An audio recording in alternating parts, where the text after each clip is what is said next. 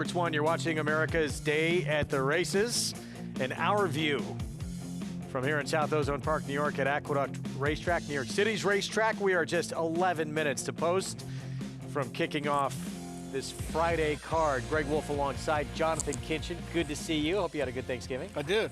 I ate a lot of food, watched a lot of sports. It's really the only thing to do, I think, on Thanksgiving is food and sports. Well, we have the return, long-awaited return with the Angels. Came back after almost 11 months. And I thought impressive performance on the comeback. Was entered the other week. Didn't run there, so we'll see start number 2 back. What'd you think of that comeback performance from this undefeated 3-year-old filly for Linda Rice? Well, I mean, I think she's just one of those horses that, you know, when she won on debut at Saratoga, you knew she was a pretty special New York bred. And then to have all that time off, clearly there was an issue there. And then to come back and to run as well as she did off the break, I think it feels like there's going to be a higher ceiling for her. And this might be the next step in which she takes another step forward to be what I think we all thought she would be. I mean, look, she's undefeated. She's done it the right way. She seems to be extremely talented, and she seems to have come back faster and stronger. Didn't look great for her early in the stretch, but then finally got running room and just found another gear. Put this field away pretty easily. Again, this was off 11 months away. And if this was the starting point, you would think there's a forward move. She's never lost. She's 4 for 4 here at Aqueduct. Multiple stakes winner, but she is getting a test of some tougher company today. Yeah, but I think if Linda got to draw this thing up perfectly, she would probably say, I'd love a 5-horse field and for us to be drawn outside. You know, that way you can avoid any trouble. The worst that she could be is 3 wide. The worst she could be is 3 wide, and I think that she's good enough that shouldn't matter at all. She'll be in the clear. She won't have nearly the drama that she had last time. I think she'll be fun to watch. Meanwhile, we have coverage from Tampa Bay as well, and maybe since you've been with us, is maybe the biggest surprise Grade 1 winner that we've ever seen in Saratoga. Was it Nutella? Man, I got to tell you, it's close. I could probably think a little bit harder, but it's up there. I remember Timberlake was in that race, who I absolutely loved, who turned out to be a nice horse in his own right. And there was a couple of other ones in there, and Nutella was able to get it done. To his credit, though, he's come back and won some very big races post that hopeful win at 54-1. Absolutely. The rest of his career makes it not feel as shocking. You know, he's probably not the Grade 1 type animal that he was on that afternoon at Saratoga. But he's got a trainer change now. We could see if maybe, you know, a change of scenery could wake Nutella up. The problem is that he's one of those horses, kind of the Derby fatigue types. You could call it a Grade 1 Saratoga fatigue type, where they just seem to be a little bit overbet moving forward because of that name recognition and because of that big performance once upon a time. I think the horse on the inside, Uncashed, I believe is his name, is a nice rival for that one. There's 11 of his 22 career starts. He'll try and win a 3rd in a row. He's actually the morning line favorite from that rail position. He's the speed, it looks like, of that field as well. That's race 8 later today at Tampa, 4:13 Eastern time when we switch over to FS2 coverage. Here's a look at what's ahead, presented by Claiborne Farm, the entire card from New York, where we are fast on the main track. Chilly day today. The other day was hot. The other day it was hot. I had to like take my jacket off walking around the city, but then it got cooler yesterday, and it's still cool out there today. Fast and firm at Tampa, and again, this first race, not just 7 minutes to post, going to kick off the card with a 20,000 starter allowance, 6 furlongs. You could play it all right there at Naira Bets. Get that bonus $200 deposit match. New customer bonus with bonus 200 when you punch that in and sign up at NairaBets.com. But this field, even money on Gatsby right now, who had a 6-length gate-to-wire win for $32,000 claiming last start. Yeah, I mean, I think a lot of these starter allowance races, I like to look back to say, well, like, at what point did these horses qualify for this condition, and are they significantly better moving forward now than they were when they qualified? You know, unfortunately, there's not any in here that really stand out as one of those types that, like, ran in August, you know, or September of 2024. They get qualified, and now they're just much better than that. All these horses are kind of right in that same arena. I think for me, the conversation starts between the 3 and the 5. The 3 Forgiving Spirit and the 5 Gatsby. Gatsby ran extremely well last time for $32,000 by open links with a fast figure.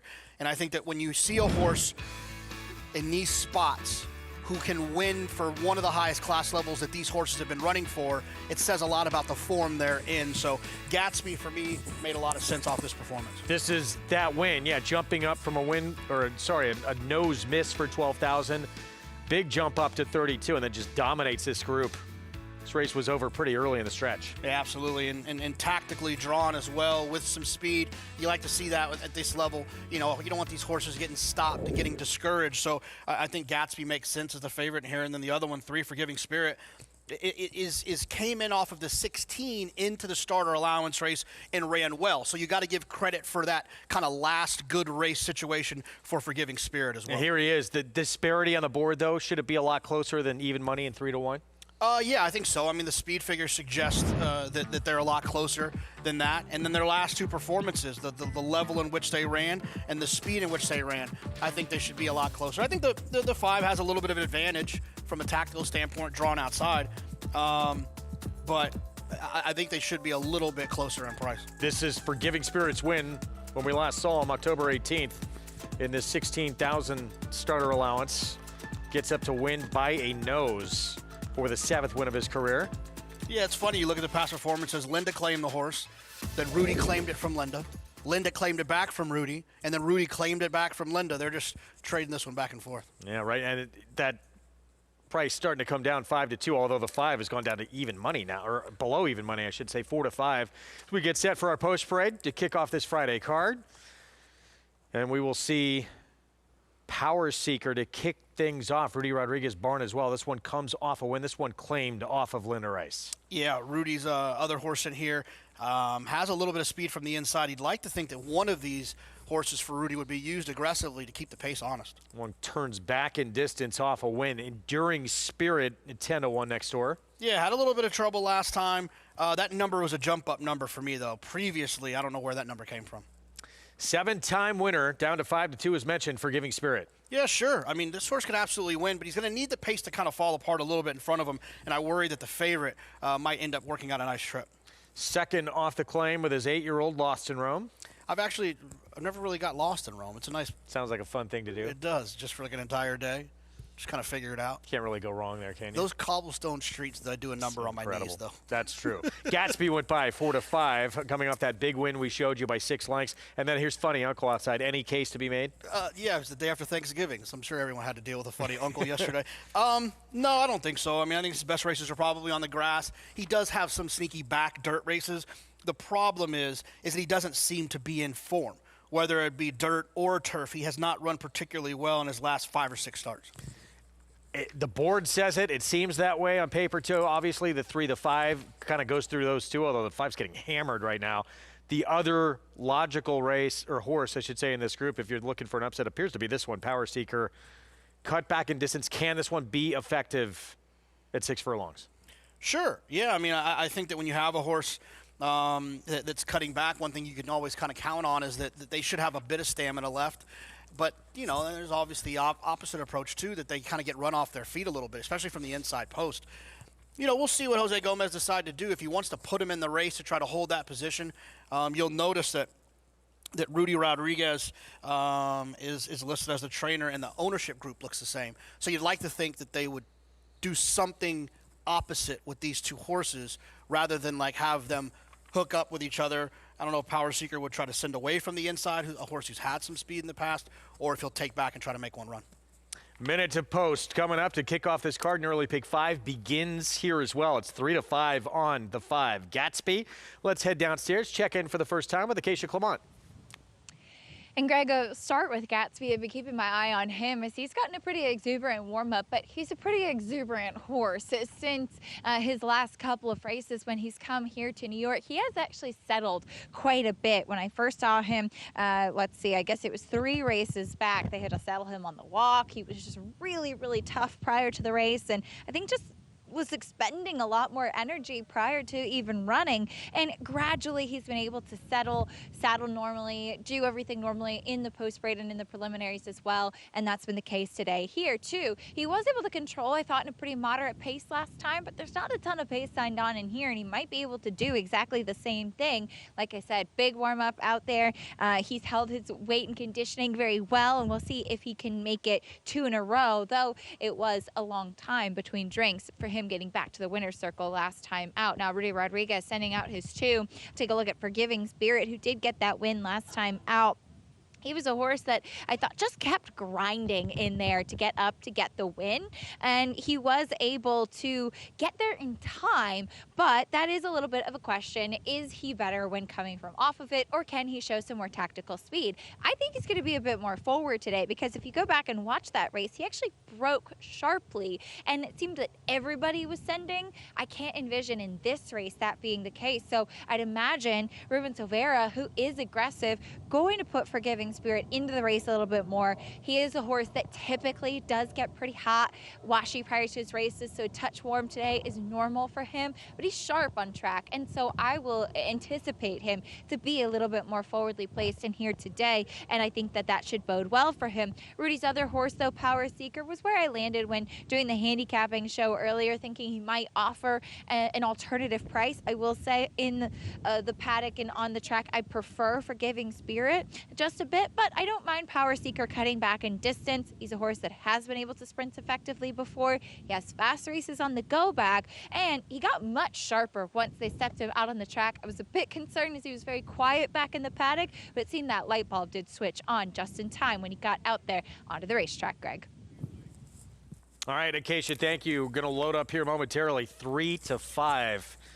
Gatsby holding at this incredibly short price in this opening race, even though Forgiving Spirit, talent-wise, seems to be pretty close.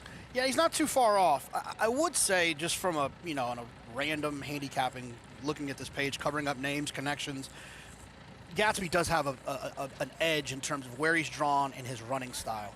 I don't think it's that big of an edge. Ultimately, I believe the 5's going to get his picture taken here. But as these prices get further and further apart, the 3 seems like the more likely, the more intelligent win wager. From a pick 5 standpoint, give me the 3 and the 5. I'll pick up some prices along the way. 6 furlongs, 20,000 starter allowance to kick off this Friday card here at Aqueduct. Let's send it upstairs. Chris Griffin, the call. And Funny Uncle. Last to load to the outside. Funny Uncle. Eric Cancel.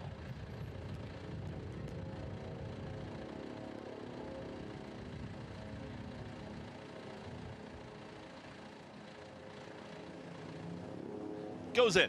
All set for the opener.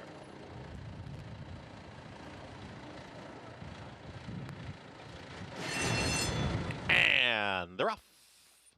Gatsby is asked for speed, gets the first call. It's Gatsby who's up by a half length. To the outside, Funny Uncle is a clear second. At the rail, here comes Power Seeker to join that early mix. In between horses, Forgiving Spirit. Just behind them is Enduring Spirit. And the Triller, Lost in Rome. They work up the backstretch here in the opener. Gatsby's got the lead, calls the shots, and Gatsby is up by a full length. Here comes Forgiving Spirit from in between horses. Ruben Silvera now under the shove is a clear second with to the outside a 3 wide Funny Uncle. 4 wide is Lost in Rome. Patiently ridden at the rail is Power Seeker, the trailer in a tightly bunched field. Enduring Spirit, 23 seconds flat for the opening quarter mile.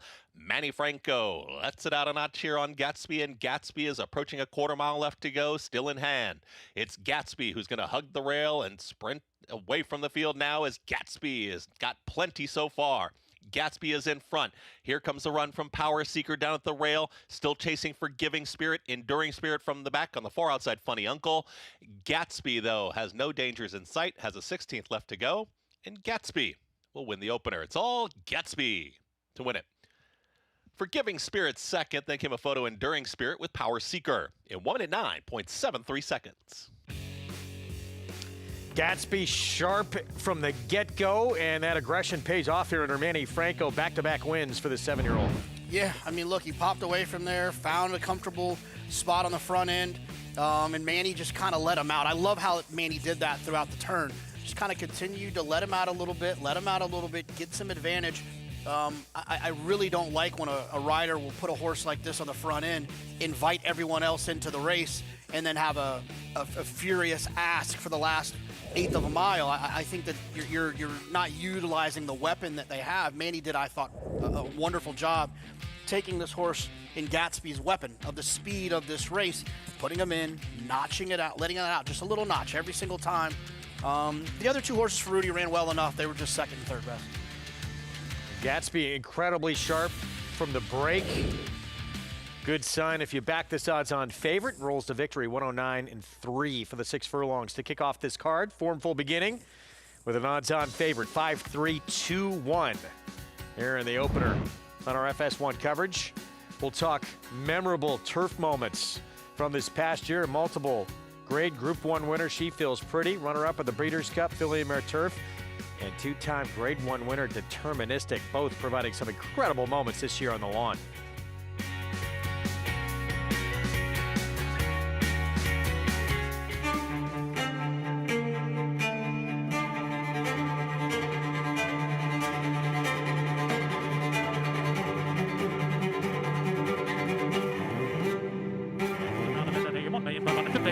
$1,600,000, $1,600,000 bid now bid now $650,000, $1,650,000.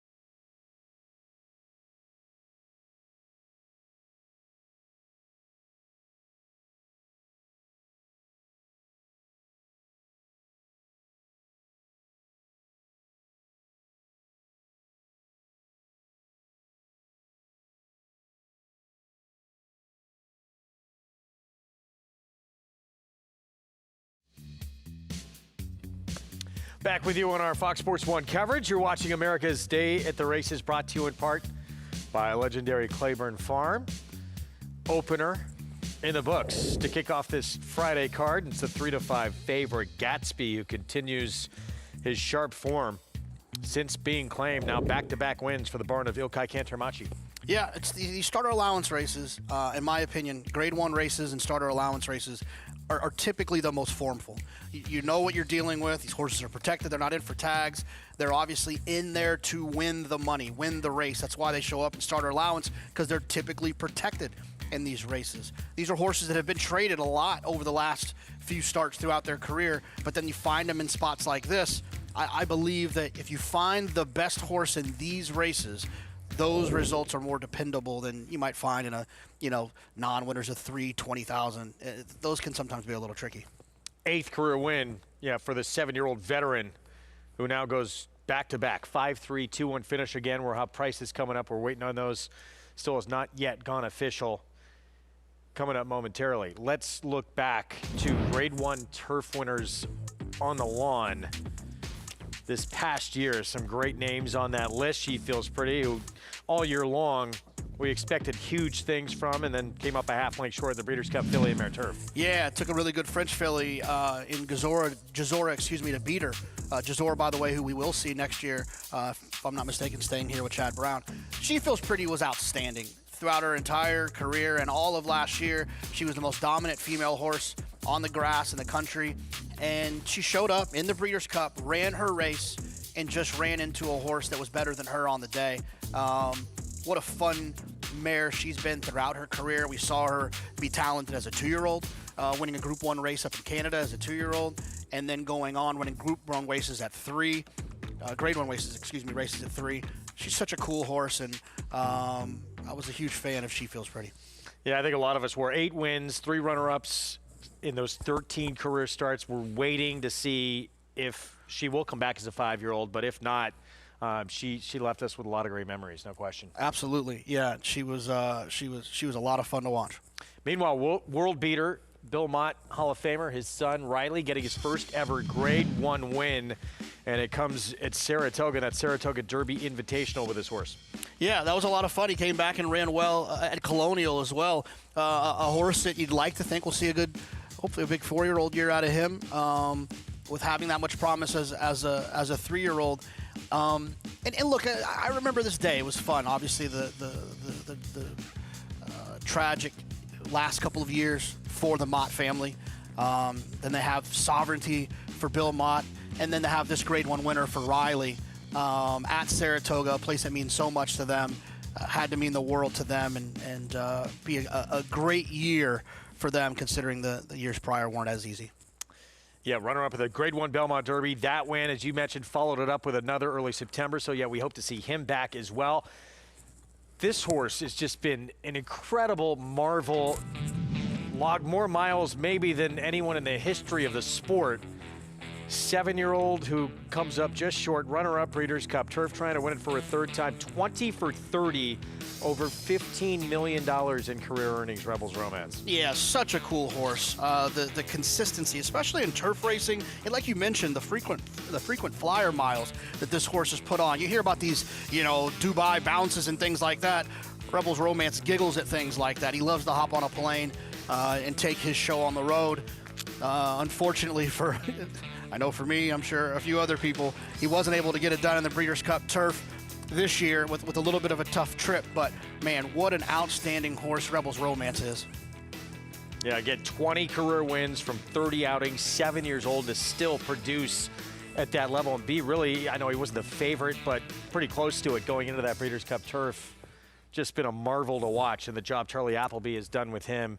Some other big performances, one pretty close to her heart. Let's go downstairs. Acacia Clement, where are you going to wind up? Going with the bias on this one, Greg, as deterministic. Had 2 Grade 1 victories this summer, but in particular his win in the Grade 1 Manhattan, the first Grade 1 victory for Miguel, my husband, just a week after taking over the stables. So an incredibly special horse. Obviously, the Manhattan had been rescheduled due to weather. The distance had been changed. He fought it out there with the win, but then for him to come back and back that performance up with a win in the Grade 1 4-star Dave, and I think really validating that as well, and just the really strong summer that he did have with those 2 Grade 1 wins. After that, and after those 2 really tough performances, the win in the Fort Marcy prior to that, and even his dirt race to start the season, he needed a little bit of extra time, and unfortunately was not able to get to the Breeders' Cup, and deciding that the best choice for him was going to be to point instead to a 5-year-old campaign. But He'll be back in training shortly and cannot wait to see him. And got a chance to see him at the farm, and he looks spectacular. He's a horse that means the world, I think, to our entire family, and a horse that also has been very, very good and has improved a lot, especially since switching to the turf after winning the Gotham as a 3-year-old. I think Kendrick Carmouche really got to figure him out as well and using his speed. So I think the Manhattan and what he was able to do this summer will always be something that I'll remember with a lot of really special emotions, Greg. It was like a Hollywood ending, what happened with that horse. And you went back-to-back grade ones. And I mean, that's big time, obviously. You do it at Saratoga, back-to-back grade ones, even extra special. Absolutely. You know, it meant a lot to Acacia and her husband Miguel and the rest of the family. We're going to take a timeout. We'll be back. More coming up. We'll get into the early pick 4 when we return. We're approaching the 15-minute mark to post. Ryder has made an incredible impact since shifting his tack here full-time to New York. Ricardo Santana Jr. We'll see a lot more of him in the winner's circle, I am sure, when we come back.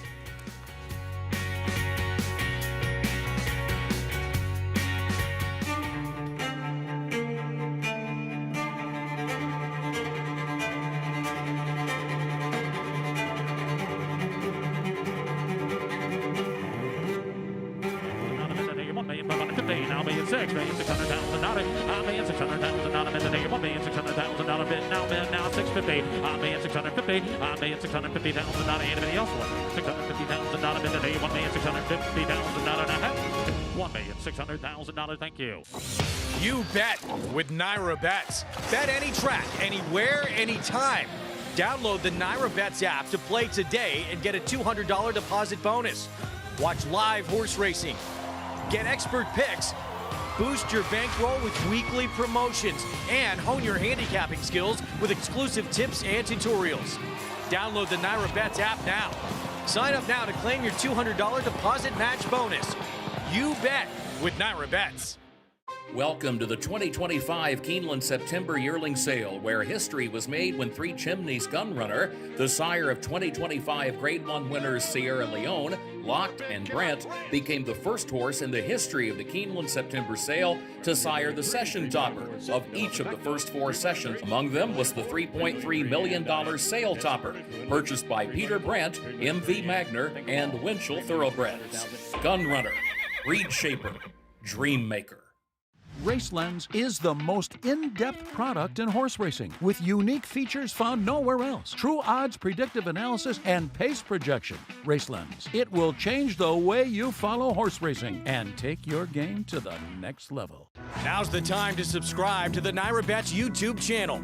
Join Matthew DeSantis and Kaylee Shapiro for stakes previews, in-depth analysis, and handicapping strategy and tutorials. Subscribe to and like Naira Bets on YouTube. Trainer David Duggan has always had horses in his life, starting from an early age in his hometown of Tipperary, Ireland. We were on ponies when we were younger. We grew up as farmers now. My uncle Matt had a couple of horses. He was a permit trainer, and there was always ponies around. I went to the apprentice school in Ireland. Some gravitated towards being jump jockeys or flat jockeys. We got into a good yard and they got us on horses and had like a mini career as a jockey for a while. An injury ended his career as a jockey before he arrived in the United States, but that did not derail his dream of working with racehorses. Duggan would go on to assist trainers Neil Drysdale, Owen Hardy, and John Kimmel. A purse increase at Naira emboldened Duggan to go out on his own. We saw opportunity in New York when the slots came here, and we thought that, if we were ever going to take a chance, it was obviously here, and we had a history of being here. Dave's not the only Duggan destined to work with horses. I was born and bred into racing. My dad used to ride. He was quite a famous jockey in Ireland and in England. So I've been riding since I was 3 years old and involved in racing all the way up. We lived on the car, so my sister and myself were totally spoiled. We had our own ponies. We took off on the car and did whatever we wanted to do. We were really lucky. Since the very beginning, the Duggan barn has been a family affair. We think along the same lines probably 95% of the time, and I think that just makes things work. As I always tell my kids, Dad's the boss at the barn, I'm the boss at home. So he basically does all the set lists and the plans for the horses. We do discuss what's best, go back and forth a few times that way, but mainly Dave's the main decision maker. Partner! Partner! Poke that head in front. Can't hurry, love wins the Dancing Renee. It's Sunday Girl. She's gonna win impressively. Here's Drafted coming on to win the Grade 3 Run Happy Stakes. Through it all, Duggan strives to compete with the best in the game. You have to keep on upgrading your quality as a trainer and how you communicate with people and the service that you put out. To be consistently good at what you do and keep on churning out the right kind of horses for New York, because New York is very competitive. You look at Chad, you look at Todd. Why are they successful? That's the reason you keep on trying better every day. Just an incredible turnaround for David Duggan, who was going to walk away from the sport. Decided he could not do it. He's just too stubborn. 2023, 24, and this year have been the three best of his career. It's the nicest guy in the world, too. I got a chance to talk to him this summer, and he's just like a super nice guy and a great horseman as well, and happens to be the trainer of the 3 Egyptian in here, who I'm going to pick on top off of that maiden win last time, which I thought was pretty impressive compared to this other group. I think Egyptian could be tough, especially getting a little bit of added distance with his style. Yeah, that was Egyptian's first and only try on dirt to this point, so undefeated on the surface with just one effort, but an inflated number right now. 9-1 as well. Price is finally in from the opener. It's Gatsby, $3.28 for the victory. Forgiving Spirit, Enduring Spirit, complete a modest trifecta with a formful opening race on the card. Yeah, when you have the 3 to 5 shot win, the second choice runs second. A lot of the intra race, exactas, trifecta, supers, going to pay a little bit light, predictable outcome. But Gatsby was good. Showed that 3 to 5 was probably a bargain. There is a look at Adventurous. Linda Rice trains. Man who rode deterministic to those Grade 1 wins in the Manhattan and 4-star day will be aboard. Kendrick Carmouche. And along with the 4 at even money right now. Let's go back to November the 12th. Missed by a neck for 30,000 non-winners at 2 Life. To me, he's just going to have to show a little bit more speed. I don't think you want to rely on this style going the mile and an eighth on the dirt.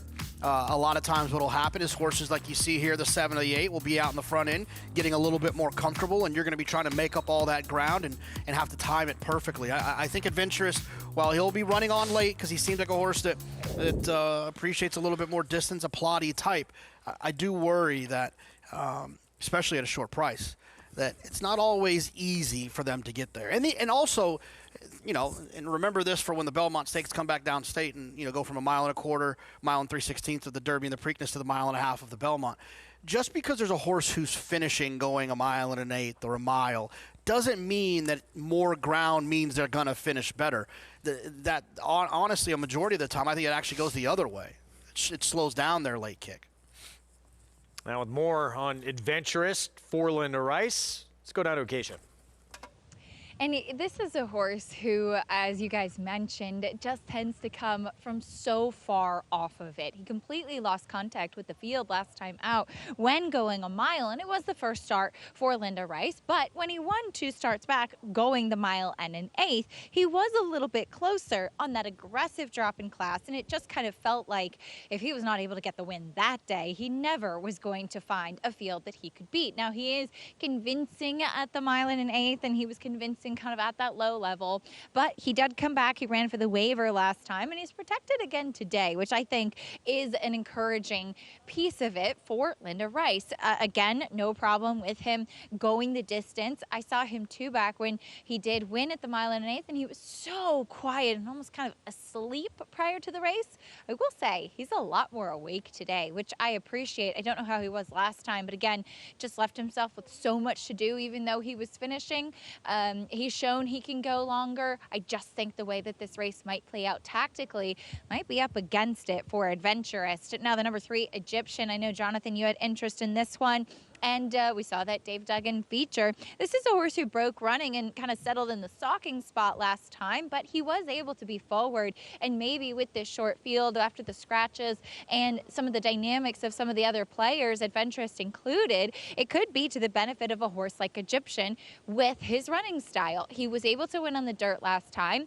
I felt last time, and I still think he looks more like a turf horse, but clearly he's able to handle the main track. And that being said, he continues to improve. Last time I thought he'd taken a huge step forward, and today he's taken another step forward. He's put on more muscle mass and conditioning. He looks tremendous in his coat. You would not know that it was getting into the colder months and the cooler temperatures where sometimes they can get a little bit wintry looking, a little bit longer in their coat. I was a little bit concerned about the distance for him coming into this, but in the face of what he's facing today, he stacks up just fine to go the 2-turn mile and an 1/8, and he was able to handle going a bit longer on the turf. Again, tactics might really be the biggest feather in his cap for a horse that does really seem to be trending in the right direction, Greg. Yeah, we knew we were not going to get the price we saw on that board early on in the wagering. As you get another look there at David Duggan. And Egyptian, start number 2 on the dirt, and that surface switch paying dividends immediately with that maiden breaking win. Yeah, I mean, it's one of those situations people always will say is, oh, they're facing winners for the first time. But like, okay, but to me, that's kind of what speed figures are for. I mean, that's what speed figures were designed for, and why I think that they rose to prominence is because they are a way to evaluate different days, different surfaces, different distances to put them all on the same scale. And a horse like Egyptian, fits in that mix. And it feels like there's a lot more upside with Egyptian, right? As like you mentioned, his first start on dirt, first opportunity going 9 furlongs. And he's got 2 things that I like a lot for doing that. He's got a style to suggest he'll do that. And his pedigree suggests that he should be able to handle a little bit longer as well. So, I struggle a lot to take horses like Adventurous. Well, they might look the best on paper. They make those furious runs. They've got figures. They just need things to go their way. And at a short price, I don't love that. Hopping aboard, always be smart. The man we talked about going to break, Ricardo Santana Jr., who had announced he was staying in New York, and he's made a huge impact here, but going back to where he has had incredible success, one of only 7 riders ever to win more than 700 races. That's out in Hot Springs at Oaklawn Park, where he's won $38 million in purses and won 8 of 9 riding titles from 2013 to 2021. Yeah, I mean, I was excited. I thought Ricardo was going to stick around, but I'm sure that him and his agent sat down and weighed the situations, the scenarios. Ricardo's, like you mentioned, you just rattled off the accomplishments he's had there. Maybe they just felt like it made a little bit more sense for him to go back down there with that name recognition, those clients, and the business that he has there. Riding for Tom Morley here in the race, too. Here's Egyptian again for Dave Duggan. Yeah, this is one that I just think can get loose and could be tough in here. Drop down for Toga Dan, 8-5. Yeah, another one that's a little bit interesting, probably, kind of forgotten between the conversations of the 5 and the 3. I wouldn't be shocked if Toga Dan won. I just wish he was a better price. Expensive Son of Curlin, who's the favorite at 6-5, Adventurous. Yeah, I just think he wants to, he needs some pace. He's going to need horses like Egyptian and Toga Dan to hook up a little bit early and kind of have their own race out in front and set it up for Adventurous. Look, I'm not trying to convince anyone that Adventurous can't win. I'm just saying at 6-5 with his style in a short field like this, where there's no way they're going to really have to go that fast, he is going to have a perfectly timed ride from Kendrick to figure out, when do I go on this horse that resembles a bicycle quite a bit? You got to pedal this horse. And at what point do I go? And do I go too early or do I wait too late? Look, if I had to pick someone, I think Kendrick has a great clock in his head, but I just think at a short price, there's other opportunities here. 2 minutes to post. Let's go back to Acacia. And speaking of Toga Dan, I'm with Jonathan. I think he's very interesting in this spot because he, in contrast to some of the other players in here, is taking a drop in class for the first time, which I appreciate. And look, I know he was very disappointing last time out, but it was against New York bred Allowance Company and running against a horse like King's Leap, who was a horse that had boasted several wins, particularly up at Finger Lakes, and because of conditions was still able to come down with his earnings and be eligible for that New York bred one other than allowance. And I thought he was very much the horse to beat in there that day, and they kind of went 1-2 around the racetrack. So maybe not really what Toga Dan wanted to do. He's also such an energetic type of horse that I've throughout questioned if demeanor-wise he is best suited to the toe turn mile and an eighth, but he's won at the distance before. He has a lot of good size and substance to him, so physically he's built like it. And I just think the dropping class is really going to make a world of difference for him. Not to mention, he's run some good races against some pretty decent company like King's Leap, like Iron Dome, 3 back as well. He was a New York bred stakes winner. And for his standards, he's actually doing very well today. He's sharp, but not over the top, which I appreciate. Now, the number 1, Always Be Smart, is going to stretch out as well. This is a horse who just kind of similar to Adventurous, just has no early speed. And I really liked him last time. I just was concerned about the pace dynamics for him that day. And the winner, Broderick, at a big price, ended up being able to wire the field. And while Always Be Smart was not the quickest out from the inside, and Dylan Davis, who was aboard that day, did everything he possibly could to get him into the race, and he was finishing well, just left himself with a little bit much to do, and I'm worried that might be the case once again. But he's continued to do well. He's going out for Tom Morley, who's been having an exceptional meet here in New York, and he's had a pretty aggressive warm-up from Ricardo Santana. We'll see if Ricardo can get him into the race, and with this short field, as our friend Richard Migliore always likes to say, it becomes more of a rider's race, and that intent, everybody's going to be very aware of where everybody else is, especially in just a group of 4 where there's not a ton of confirmed pace, Greg. Post time coming up, so 4-1, Always Be Smart, Santana on board. Yeah, for Tom Morley, has had a tremendous meet. 5 for 15 coming into this afternoon, and this one took a big step forward, but now is jumping up from 17 non-winners of 2 to 30 non-winners of 2. Yeah, I mean, it's, you know, to me, this feels like we need more ground. So if we have to go up in class to get the 9 furlongs, and so be it, that's what we have to do. That's what that feels like to me. I'll tell you right now, Wolfie, my first thing I'm going to look at is who's on the lead, and are they trying to nurse the lead, right? We saw that earlier with Manny, where he kind of let that horse out a notch or 2 throughout the race. Are they going to let someone get comfortable on the front end, and how far back is Adventurous going to be? Are we seeing even money just because Adventurous won for maiden 20 at a mile and an eighth? I think it's Linda. In a slow bottom-level race? Yeah, it's got to be something. Chris Griffin, the call. Here's the start of the early pick 4. Adventurous, Kendrick Carmouche, all set.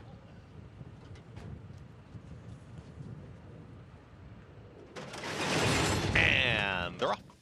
Egyptian asked for speed, broke outward. Now Egyptian straightens up and sprints towards that first turn. It's Egyptian, and now a rank Toga Dan towards the outside, trying to slow down Manny Franco, and now going to stalk from second. Tightly towards the inside. Always Be Smart, and the trailer, 2.5 lengths to cover the field, is Adventurous. The leader is Egyptian. Egyptian is in front, is up by a full length now, is more relaxed, and Egyptian will take him to the backstretch up by that full length. Here comes Toga Dan, ready to challenge towards the outside. More settled now, is within 3/4 of a length of the leader. Adventurous has picked up a spot, is now a nose in front of the trailer. Always Be Smart. They work up the backstretch here, 24.60 for the opening quarter mile. Egyptian and Luis Rivera Jr. going to try and take them all the way. Stalking presence towards the outside. That's Toga Dan and Manny Franco looking for a quick double. Toga Dan right to the outside is ready to challenge. Adventurous gets the hurry up from Kendrick Carmouche. Is now a clear third, as Always Be Smart. Ricardo Santana Jr. now gets asked the question as they've got less than a half mile to go and work into the far turn tightly bunched. The leader is Egyptian, is ready to challenge Toga Dan. Toga Dan now puts a nose in front of Egyptian, who's all in. Adventurous made that move, caught up to the pace setters, now is losing some ground, is a clear third. Always Be Smart is losing touch with the field as they get set to reach the top of the stretch. A quarter mile left to go. Toga Dan is now up by a half length, almost a full length. Egyptian starts to drop out of it. The run from Adventurous is up on the outside, but has 4 lengths to make up on Toga Dan, who starts to sprint away. A furlong left to go. Now Adventurous has got his nose down, is coming after the leader. Adventurous, Toga Dan, a 16th left to go. Toga Dan only up by a half length, needs the line. Adventurous will time it up perfectly. Adventurous won it. Toga Dan second, Egyptian, and Always Be Smart in 1 minute 50.71 seconds. Now those large strides of Adventurous, you could see cutting into that margin of Toga Dan late in the stretch, and gets the win here at odds on 4-5. That was Kendrick Carmouche at his finest, right? You know, you look at the fractions, 24.6, 29.1. Kendrick was never really farther back than 2 lengths, 2 or 3 lengths back. He stayed connected in a situation where he knew that when it came down to the stretch, if he was close enough, Adventurous would grind them out. And it's exactly what happened. Egyptian, I don't know. If Egyptian goes, you know, much faster, does he put Adventurous in a bind? Probably not. Toga Dan did what Toga Dan should do, sit right off of Egyptian and try to time it perfectly. This one goes to Adventurous and Kendrick Carmouche, staying connected to a slow-paced race where that when they turned for home, he didn't have too much to do. 5-4, 3-1 finish, and 2 races in, and 2 odds-on favorites to start this Friday card here in New York as we head to Tampa Bay Downs. Get set to kick off their card, $16,000 maiden claiming race, so everyone for sale for that $16,000 price tag. Mile and 40 yards, and 3-2 favoritism with the 6. Somerset Mia, start number 2 in a drop in class, although the debut was at Canterbury in Minnesota. Yeah, I mean, I don't necessarily have a problem with that. I just wanted the horse to run better, a little bit faster. I mean, I know that there's no world beaters in here. Take a little bit more money. The other horse in here that was taking, you know, that did take some money on debut was the 4 Kasachek, who's been scratched. Gosh, yeah, I'm trying to find where do you go, right? An alternative. There's upside, I guess, right? Lightly raced with the favorite. Yeah. Golly, I really don't want to. I would almost look at maybe the 3. And here's why. Because I can't. I have a hard time settling on the 6, considering the horse didn't do much running, got a slow figure, didn't take a lot of money there, is stretching out a lot of answers, a lot of questions to answer. The one thing I'll say about the 3 is the 3 does have some experience, and just maybe the 3's just been on the wrong surface. There was the dirt race that didn't go well, but that was going short. Look, I'm legitimately throwing a dart here. I just don't like the 6 at a short price, so I'm looking for an alternative. And I thought maybe the 3 was just at least a little bit interesting as an alternative. I guess you're looking elsewhere, and at least with the 1. The debut was on turf, then has that 5.5 furlong sprint at Monmouth, then 2 wet tracks. So getting back to a fast track, going long for the first time on a fast track, at least you're getting something the horse hasn't really done yet. Yeah. But it's that kind of race where you got to really nitpick. It is. The one thing you can say about the 6, though, is that the horse hasn't gone this far before, is drawn well outside, does have, for this group, a fine figure, and was running protected last time while the rest of them were running for sale. I guess, but at 6-5, it's a lot of guessing. Ready to kick off this card at Tampa Bay Downs. This opener, mile and 40 yards, maiden claiming group of 2-year-old fillies. Jason Beam, the call. A fast main track, firm turf course. Chilly day here in Central Florida. As we get set for a Friday. Somerset Mia goes in. They're in the gate. Now Just Good continues to act up in post 1. Settles down. And the race is on. Now Just Good out well. Somerset Mia from the outside. Also Ease Yours right there in between horses. Those three vying for the early advantage as they run to that turn. Just in behind them, Insta Purchase, Coquette Blue going to shift to the outside. As crossing over there, Somerset Mia right by the 7/8 pole grabs the lead by a length. Easy Yours and out wide. Coquette Blue starting to make up some ground, is now put a nose into third. Shuffled back a touch. His knowledge is good down on the rail. And Insta Purchase the trailer, but they're just separated by 3 lengths as they work their way toward the backstretch journey. It's Somerset Mia in front. Somerset Mia 3/4 of a length. Coquette Blue out wide. Easy Yours right there in between horses as they start that backstretch journey. With just over 5 furlongs left to go. On the lead, Somerset Mia. Coquette Blue presses closer now. 2 more lengths. Back to Easy Yours, who's in third. A length and a half after that to Knowledge is Good. Insta Purchase continues to trail. So they have a half mile left to go in the opener here. Somerset Mia, Coquette Blue, 2 of the favorites right together. Coquette Blue on the outside, Somerset Mia on the inside. They're right noses apart as they go past the 3.5. They have 2.5, 3 lengths now. On Easy Yours, who's back in third. Knowledge is Good, pushed along from fourth. Insta Purchase is fifth as Coquette Blue now going to the front. Coquette Blue in front now by a length. Somerset Mia not keeping pace right now as they wind around to the quarter pole. Coquette Blue and Jose Ferrer let it out a notch in front by 2. Somerset Mia going to switch to the outside of that runner. It's 3 more. Back to Knowledge is Good, Insta Purchase, and Easy Yours. But into the stretch, Coquette Blue has gotten away. Coquette Blue suddenly in front by 6. Somerset Mia spent back in second, 3.5 more. Back to Knowledge is Good and Insta Purchase. But by the 16th pole, it's all Coquette Blue. Coquette Blue here in the opener at 5-2. Going to win this by a big margin. Coquette Blue and Ferrer geared down. They won it by about 9 or 10 in the end. Somerset Mia held on for second, Insta Purchase third, fourth. Knowledge is Good. Coquette Blue dominates this group. It is a hard one to find coming up with this type of performance, so there's not a lot in this field. Maxfield filly with the victory to break her maiden. Had not hit the board 4 prior starts. Yeah, I mean,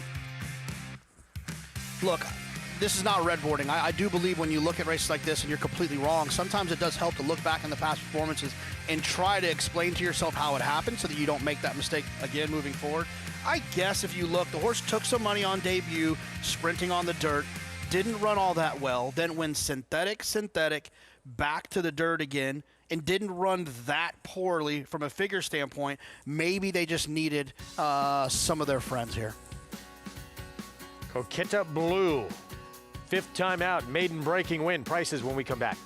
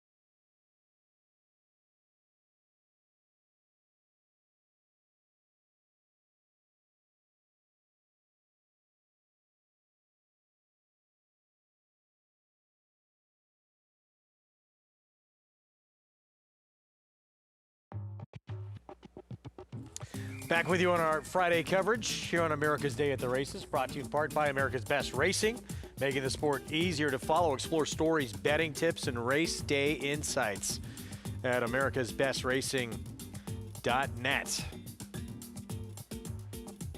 Second, much like the first, very formful here in New York. And Kendrick Carmouche, as you said, making the right move, keeping this one close enough early to pounce late.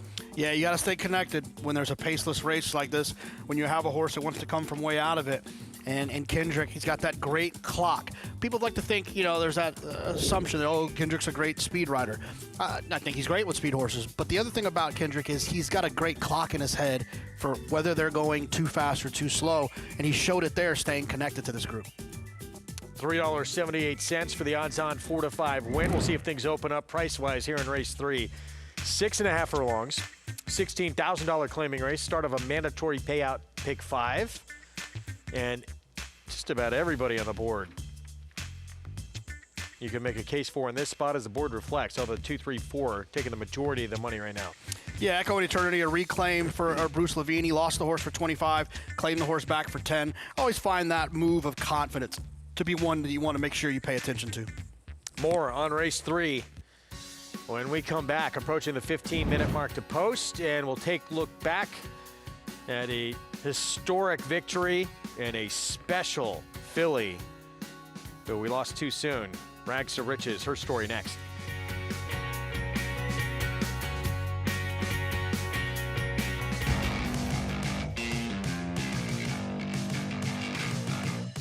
Charge It is pouring it on, winning the Dwyer by the length of the stretch.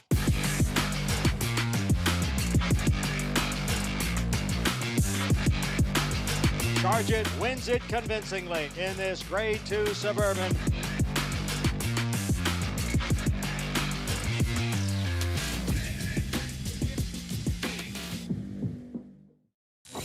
You bet with Naira Bets. Bet any track, anywhere, anytime. Download the Naira Bets app to play today and get a $200 deposit bonus. Watch live horse racing, get expert picks, boost your bankroll with weekly promotions, and hone your handicapping skills with exclusive tips and tutorials. Download the Naira Bets app now. Sign up now to claim your $200 deposit match bonus. You bet with Naira Bets.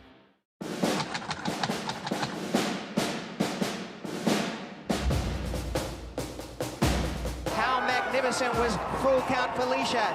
Never in doubt. Coming down to the finish, First World War. Fort Washington on the outside.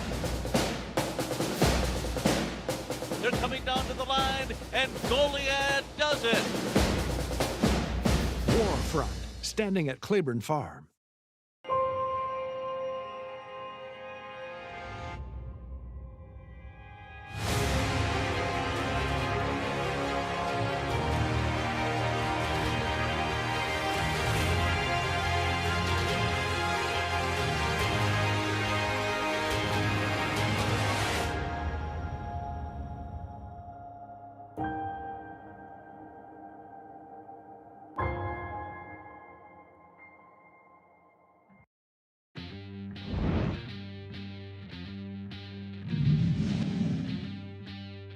And Rags to Riches is coming with a 4-wide sweep, and Tiago is in behind them. And at the top of the stretch, a filly is in front of the Belmont, but Curlin is right there with her. These two in a battle of the sexes in the Belmont Stakes. It is Curlin on the inside, Rags to Riches on the outside. A desperate finish. Rags to Riches and Curlin. They're coming down to the wire. It's going to be very close, and it's going to be a filly in the Belmont. What an incredible battle to the finish in the Belmont. The first filly in 102 years to win the Belmont Stakes. Todd Pletcher, her trainer, still says the most exciting race he's ever been a part of. Look, 102 years of history in that point when she won. But here's the other thing. She didn't just beat a bad Belmont field. Let's give it a shot with this good filly we have. She beat a horse that went on to win Horse of the Year, a Breeders' Cup Classic winner, and and one of the greatest stallions we've seen in the last 50 years in Curlin. That was outstanding, and not to mention it was one of Tom Durkin's absolute best calls. Incredible call. As you look at, there's only 3 to do it. And Todd Pletcher said he talked with, his team, the connections at so much length. Should they do this? Should they go into the Belmont? And then they see her stumble out of the gate and they say, oh, there we go. All this effort for nothing. Still winds up winning the race. It's funny, I had Michael McCarthy on my podcast, who was Todd's assistant at the time with Rags to Riches, and he told a story about how vicious she was. Like, she was a mean, determined type, and you could see it in that stretch. She was not going to not run by Curlin, and she wasn't going to let him run by her. Just around the barn, too. She was not one you want to go up and pet. Passes away, unfortunately, at the age of 21. Incredible, incredible filly. We'll see if she gets her due. She was nominated to the Hall of Fame this year, did not get the required amount of votes to get in, but 4 grade 1s in a row, including that Belmont first filly in 102 years to get that win. We'll see if she eventually gets in. Of course, John Velasco is aboard for that historic victory. Johnny V, he has had some incredible mounts. Loaded Breeders' Cup weekend. Got that victory with Ted Nafi. We're going to see more of him coming up.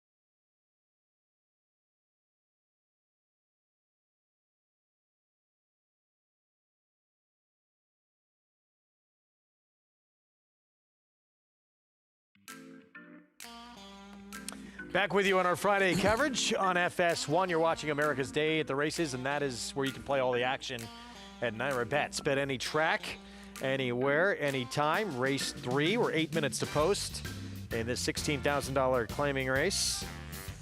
That's the offer for playing with NYRA Bets, that $200 deposit match new customer bonus with that code right there. So 8-5 favoritism. Echo in Eternity, the 2 that we had talked about earlier. Bruce Levine claiming off of Linda Rice, reclaiming, had been in his barn prior and coming off a victory for 10,000 last start. Yeah, I mean, he wanted to get back in and get back involved. He lost doors for 25, came back and got doors for 10 off of a win. with Linda. So, you know, when you see a reclaim, it says two things to me. One is, what did Bruce Levine do with this horse prior? And Bruce Levine had some nice horses with Echo and Eternity. So if Echo and Eternity is in good form for what the horse just did for Linda, you'd like to think that Bruce would be able to maintain that form. The other thing, I just think it says a lot about the confidence of a trainer who loses a horse. You know, remember, a lot of guys and girls will drop horses to get rid of them. They'll run them in claiming races to allow them to move on. Try to win the race, take the claiming money, and move on. To then come back and claim the horse again, it says that they were hoping to not lose the horse the first time, and now they're coming back to get the horse again. So 8-5 here. And claimed, you know, out of that race. What do you think about that, though? Was in for 20, claimed for 25, ran for 25 again, and then Linda Rice had to drop this one down for 10 to win. Well, I thought the horse ran well enough for 25 in that in-between race that you mentioned, right? So that gives me a little bit of comfort. But that's also why Linda has the success that she has. She has a lot of owners that when they do claiming as well, is that she's able to place them where she knows they will win. So she put him in a spot where she was in a spot, that was odds on. So she won odds on. She won the purse money, and they got the $10,000 for getting her claimed. No, so not particularly. It doesn't bother me too much that took place for $10,000. So 8-5 favorite here on the reclaim. Next story, you have First Lady Rosalind, Kendra Carmouche. He'll look to go back-to-back on one who was on a wet track at Penn National last start. Yeah, this one's just going the wrong direction. I mean, there is some numbers from the spring for Brittany Russell, but Michael Trombetta didn't find any of those performances. Was just much slower than what they'll need to be able to pull this one off. There's Kendra Carmouche getting a leg up on the 3. Next door, the 4 here, Jackie the Joker. 8-time winner for this 6-year-old mare. This one's a little sneaky. This is one that has some pace. And if you look at the last couple of races, has been involved in quickly paced races and then got a little tired late. Against Better. Yeah, against Better. You look at those pace numbers. And one of those races was going a little bit longer as well. But you look at the pace numbers. This horse could be forward and shouldn't get as much pressure as they did in the last couple of starts. So here's Jackson's Dixie from the rail with Jamie Rodriguez. Yeah, the last two have just not been good. That race 3 back on September 11th, that performance can certainly win this one, but you got to find a reason why they ran so poorly in the last 2. The reclaim here in a winner last start for Bruce Levine, Echo and Eternity. Yeah, confident reclaim here for Bruce Levine. Let's see if Bruce can keep that form that he had with Linda, or maybe even find some of the form that Bruce had when he had this horse previously. First time in New York, First Lady Rosalind. Yeah, First Lady Rosalind just feels like they're going the wrong direction for me. Would need some of those races that we saw from Brittany Russell last spring. Talked about Jackie the Joker and her speed, and then maybe the quick of the quick. I mean, latest edition has turf sprint speed, but going long the last couple of starts, will that dull that speed at all? I love a speed and fade type. Getting in a little bit easier, drawing well, and then not having to deal with all the pace. I mean, this is where I'm going to land. The 4 will be my pick, Jackie the Joker, based on the pace scenario and how this horse ran last time. Let's go down to Acacia. And as you can see by the board, it does seem to be a relatively evenly matched group. And starting off with Echo and Eternity, as you guys talked about the reclaim for Bruce Levine, and I did get a chance to catch up with Bruce and ask him about dipping back in for this mare. And he said she just tries every time, and you have to respect a horse like that. Now looking at her record at the age of 6, making start number 22 today. And he said, I felt, you know, she was good enough for 25. She was good enough for 10, good at this level. In other words, towards these lower level claiming races, she can run and she can fit and she can show up and potentially pick up a check. And with claiming and playing the claiming game like that, you have to always appreciate the ones that you know are going to show up with their biggest effort. He did also say sometimes she looks better than she runs, and I can always agree, as I've always had a soft spot for her. Beautifully put together mare, and she looks tremendous once again, and now back in Bruce's care.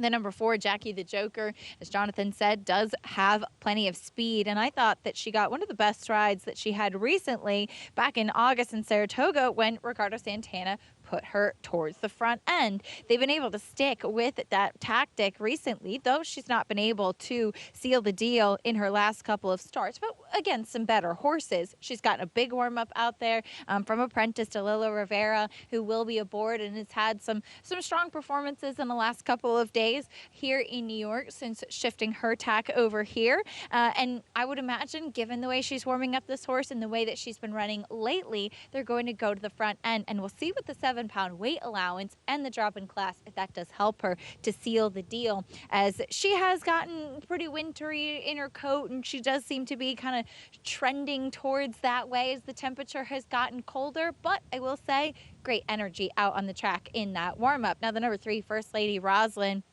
has just not been able to run back to some of those fast races that she ran when with Brittany Russell. Last time out, though, I will say it was very wet on that track at Penn National, and she just never looked comfortable any step of the way, never looked like she was traveling or into the bridle. She's a beautifully put together filly. By Munnings, very compact, very powerful looking. After they got the tack on, though, she got pretty amped up in that she was really kind of shaking her head, throwing her head all around, just looking like a horse that maybe lacks some focus as well. One that seems like she's probably a little bit tricky to ride. So Kendrick Carmouche warming her up well away from the pony, trying to get acquainted with her, but she has just not stopped shaking that head around. And I'm wondering if she is a horse that just is a little bit tough to channel some of that energy. We'll see if she's able to do so, as it does seem to be a vote of confidence with Mike Trombetta bringing her here to New York, Greg. We'll see if that out-of-town form can translate here. That last start does not give you a lot of confidence. No, it certainly doesn't. And that's what you're trying to look for with these horses. You're trying to look for horses that are in good form. But I think the same theme kind of stands here that we saw in the first 2 races is kind of what's the pace going to look like here. And one of the oldest adages in racing is pace makes the race. So I think it's always just a great place to start, is to identify how the race is going to be run. So many of these races are determined like that. Based on the pace figures, Timeform US, it feels like the 4, Jackie the Joker, should be pretty forward here, especially off of those last races facing a little bit better. I think could get comfortable on the front end. I'd like to think we'll get comfortable on the front end, and I think the price at 2-1 makes the most sense for me. I'll land on Jackie the Joker, but my eyes will obviously be on the 2, Echo and Eternity, to see how this horse is ridden for Jose Lezcano on the reclaim for Bruce Levine. With your point to the 4, the 4 does look like the speed of the speed. This is the one that's sort of the thorn on the side. Does this one pressure the 4? I know coming out of longer races on the lead, but this horse has turf sprint speed as well, the 6. So this one, if they decide to go after the 4, then things get a little more difficult. Yeah, it's funny, but I think those last 2 races, yes, you're talking about July 18th. There was some turf sprint speed in there that could make you feel like this one could find the front. But the last 2 starts, this horse has made the front end, but the pace in those last 2 on the turf going long has been slow. Now you're going to go shorter. You're going to switch surfaces, and you're going to probably have to work pretty hard to challenge the 4. It seems like a losing recipe that I'd be shocked if they took those tactics. Double-digit odds from that outside post. Jackie the Joker, 2-1. The 8-5 favorite, though, it's the 2, Echo and Eternity, off that win for $10,000. Now claimed from a barn that she used to be in, and now he jumps her back up in class. Jose Lezcano rides race 3, start of a mandatory pay pick 5. Let's go to Chris Griffin. Latest edition. Goes in. All set.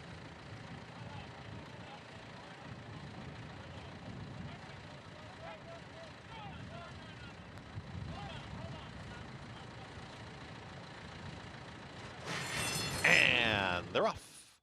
Latest edition breaks with early speed, so does Jackson's Dixie towards the inside. And now Jackson's Dixie will assert is up by a half length. Slows things down immediately as Jackie the Joker now comes into the pace. And here comes Jackie the Joker to challenge these 2 head-and-head up the backstretch.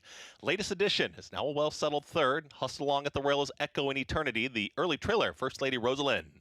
Jackie the Joker's in front, 22.43. Quick opening quarter mile, and it was pressured with At the Rail Jackson's Dixie. Latest Edition is on the move, and here comes Latest Edition right after the leaders.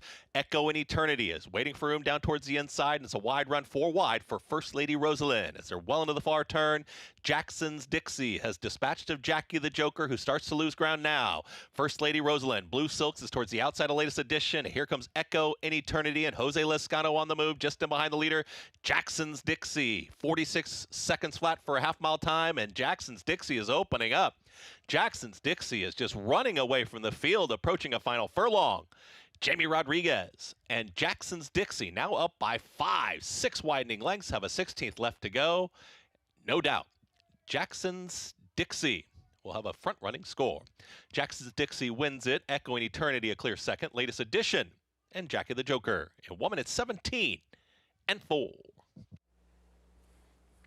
Jackson's Dixie unexpectedly very aggressive early and plenty of finish left late. Yeah, we talked about earlier. I can typically look at a race and I like to call it kind of red board and try to figure out how that horse won, what I missed, what angle. You've been around this game long enough, you can kind of see them all, and sometimes after they happen, but you can see them all. I have no idea. I mean, the horse ran well 3 back, but the horse ran awful the last 2 starts.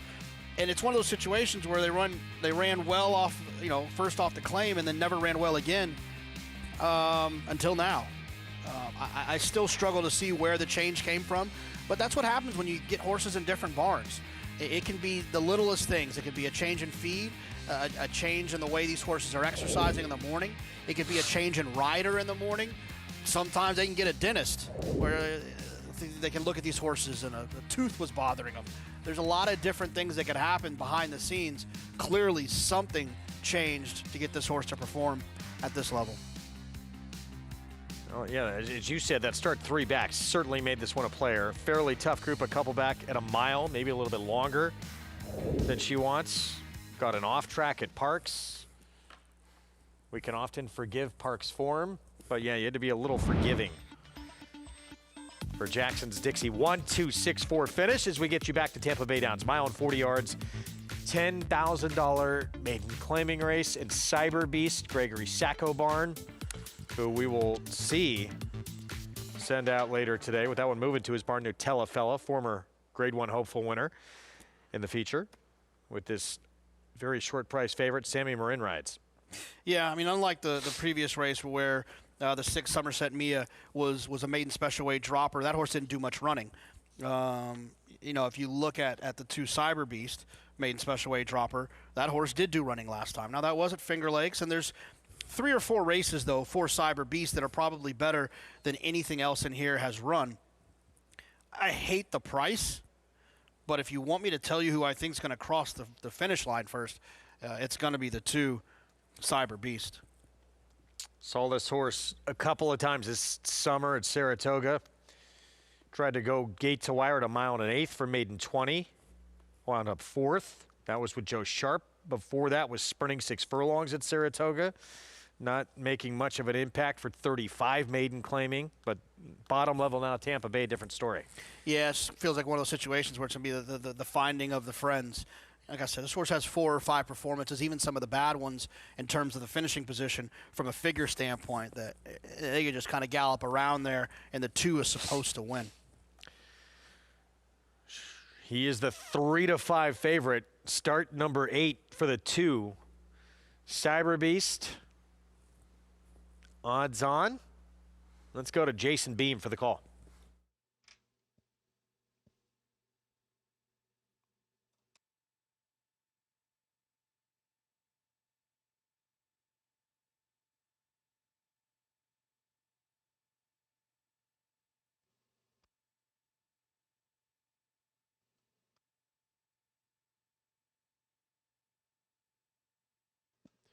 Here's King Reigert to the outside.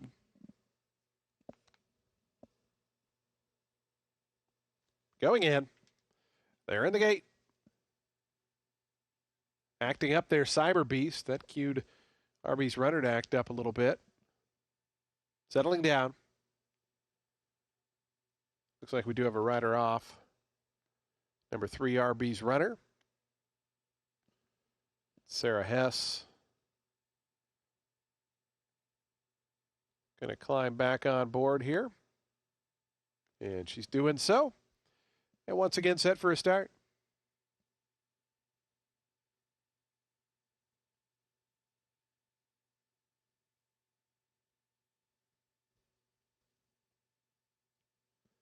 And the race is on. My little Kaibo away just a half step slow.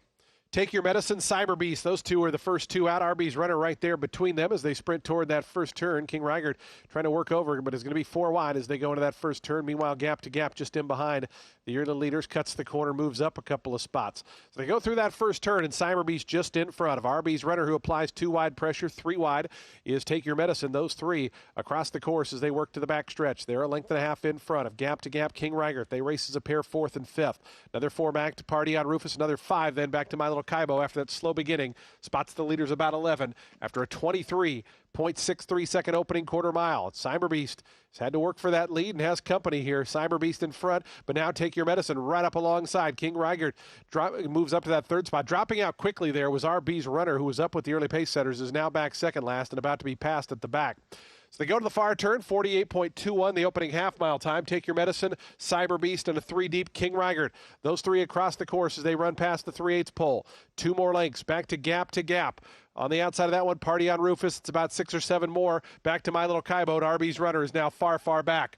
Around the turn, this 3-prong battle continues. King Reigert out wide. Cyber Beast down toward the inside. Take Your Medicine right between them as they come to the top of the lane. Take Your Medicine and King Reigert try to get away from Cyber Beast. The favorite battling toward the inside, though. 5 more back to Gap. A final furlong left to go. King Reigert and Gadiel Martinez narrowly in front. Cyber Beast trying to battle back toward the inside with Take Your Medicine between horses.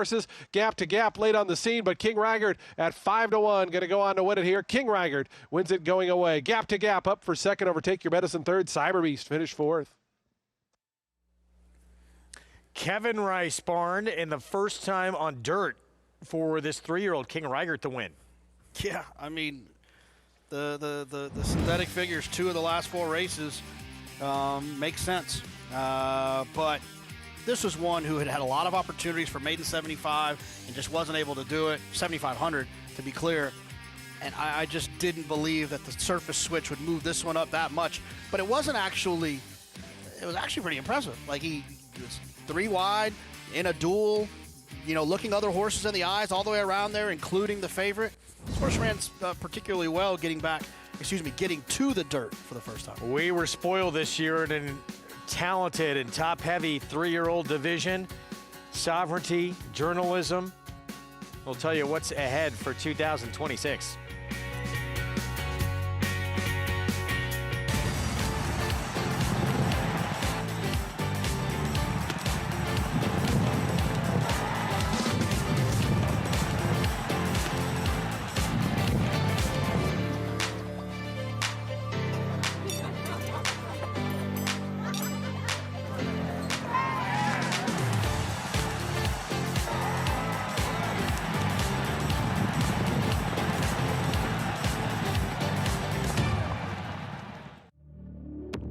Cyberknife was a very talented horse from day one.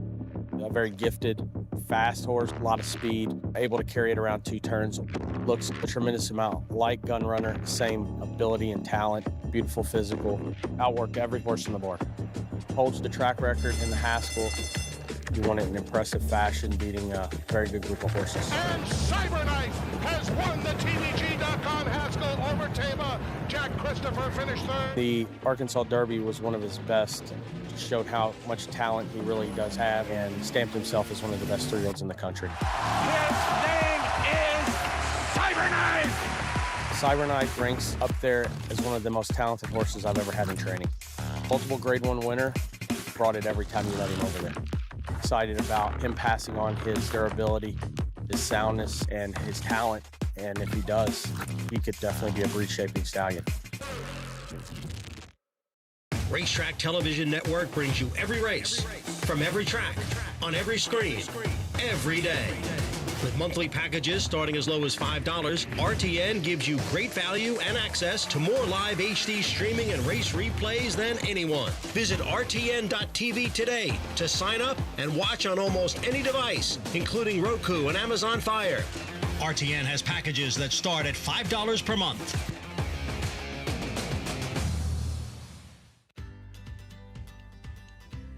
Back on our Friday coverage, America's Day at the Races here on Fox Sports 1. And we'll get into more from Tampa.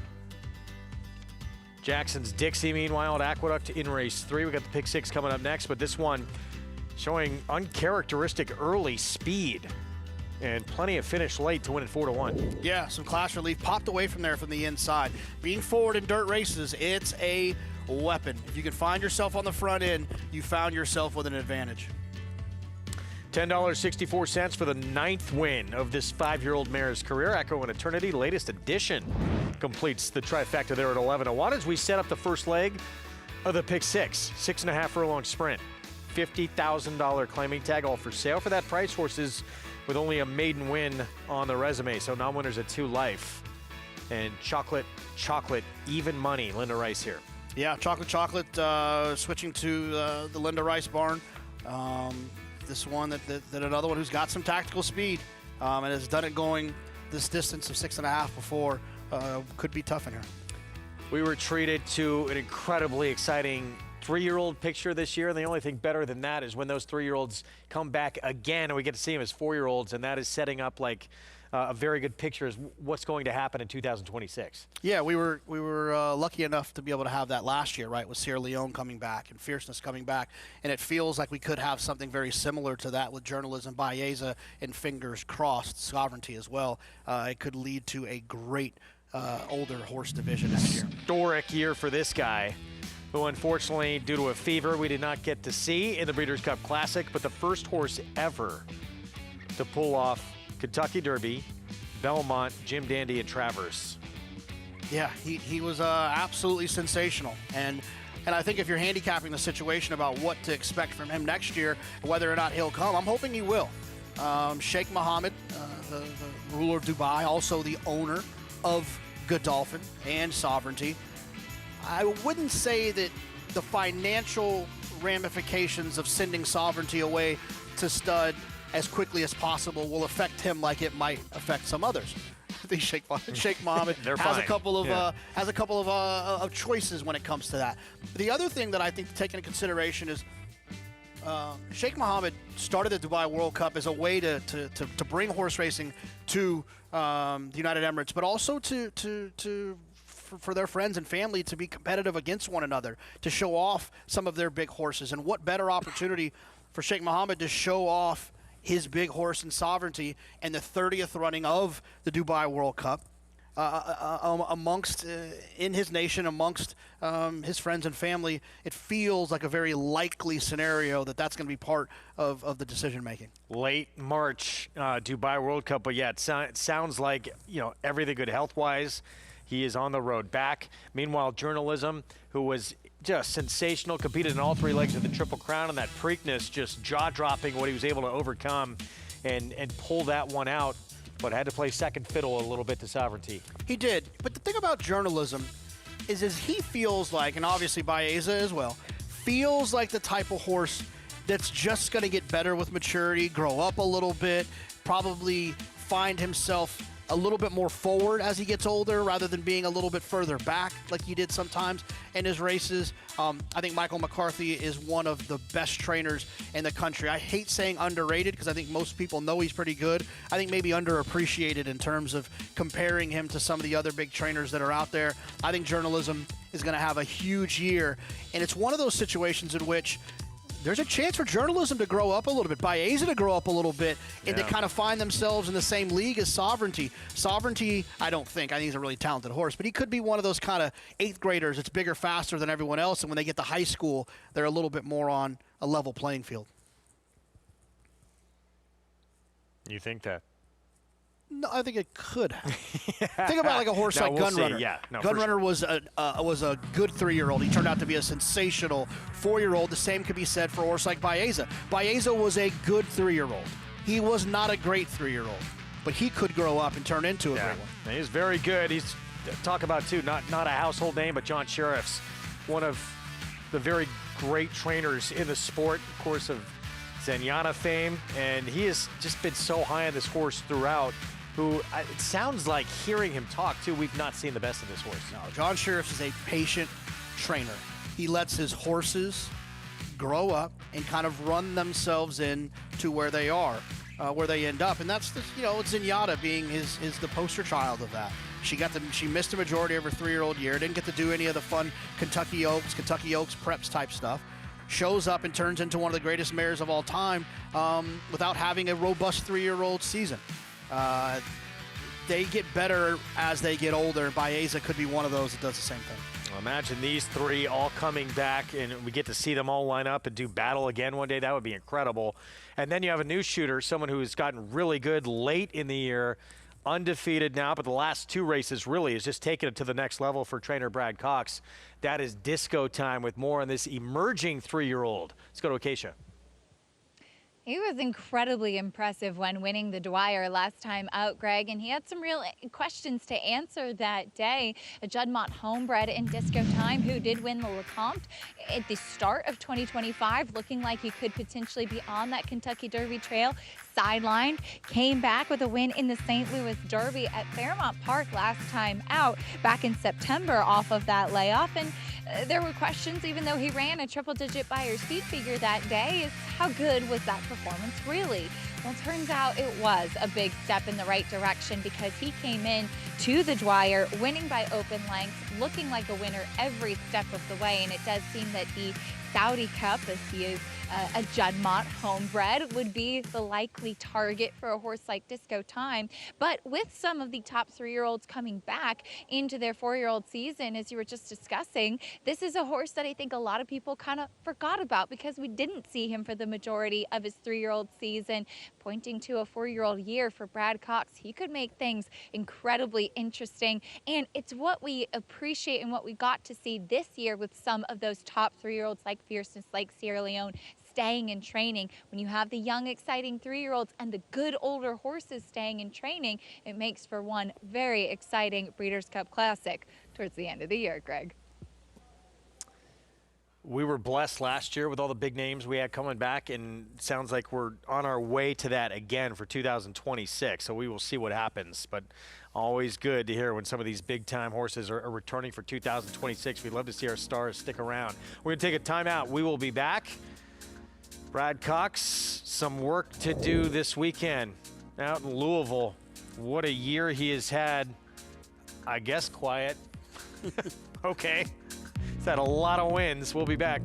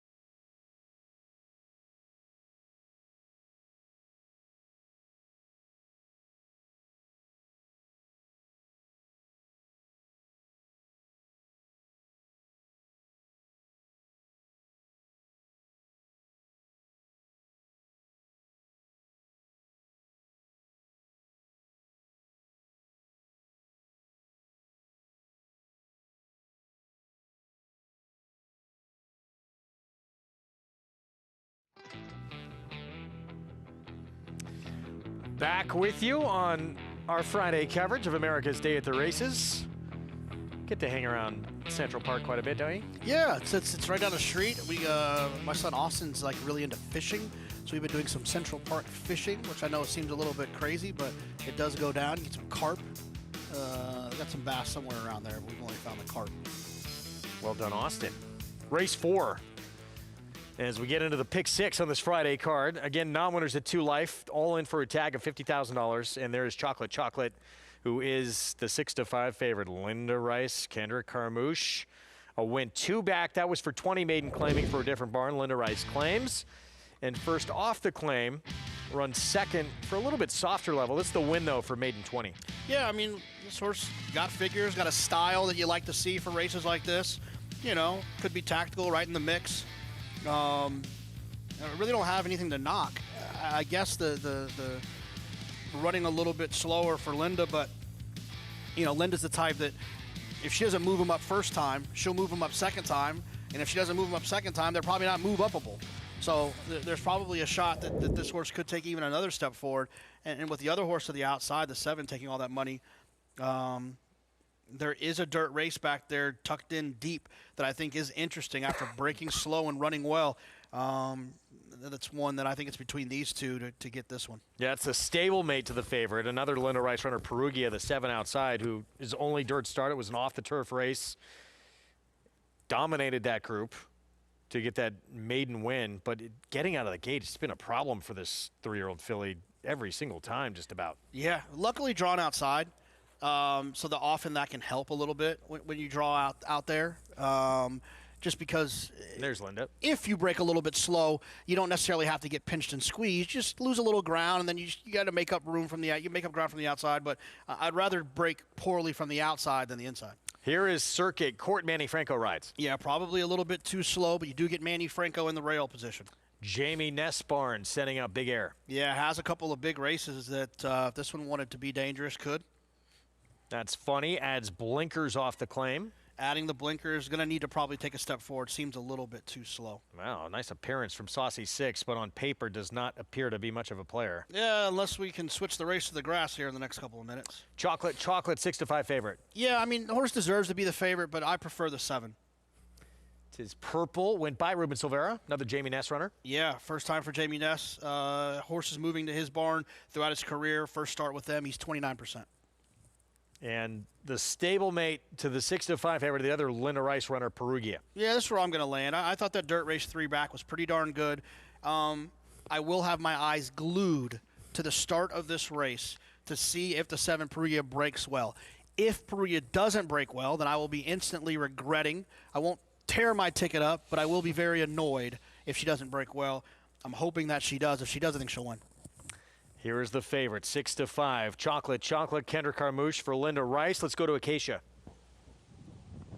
And starting there with the favorite, as she is a short price, she's a funny filly. She just took a long time to break her maiden, and she finally was able to do so for $20,000 after taking some money, being a relatively short price in most of her starts, and having a habit of finishing second. Then she won. She had that pretty good figure, certainly better than any other race that she has run, was claimed, came back for Linda, and finished second. So I do wonder if there is just a little bit of a lack of a desire to win in there with her. She is a very small and assuming type of filly. There's just not really much of her. She's incredibly fit, good in her coat. It's just, she is what she is. So could she win? Absolutely. And Kendra Carmouche giving her that patented warm-up, keeping her moving, circling out there on track.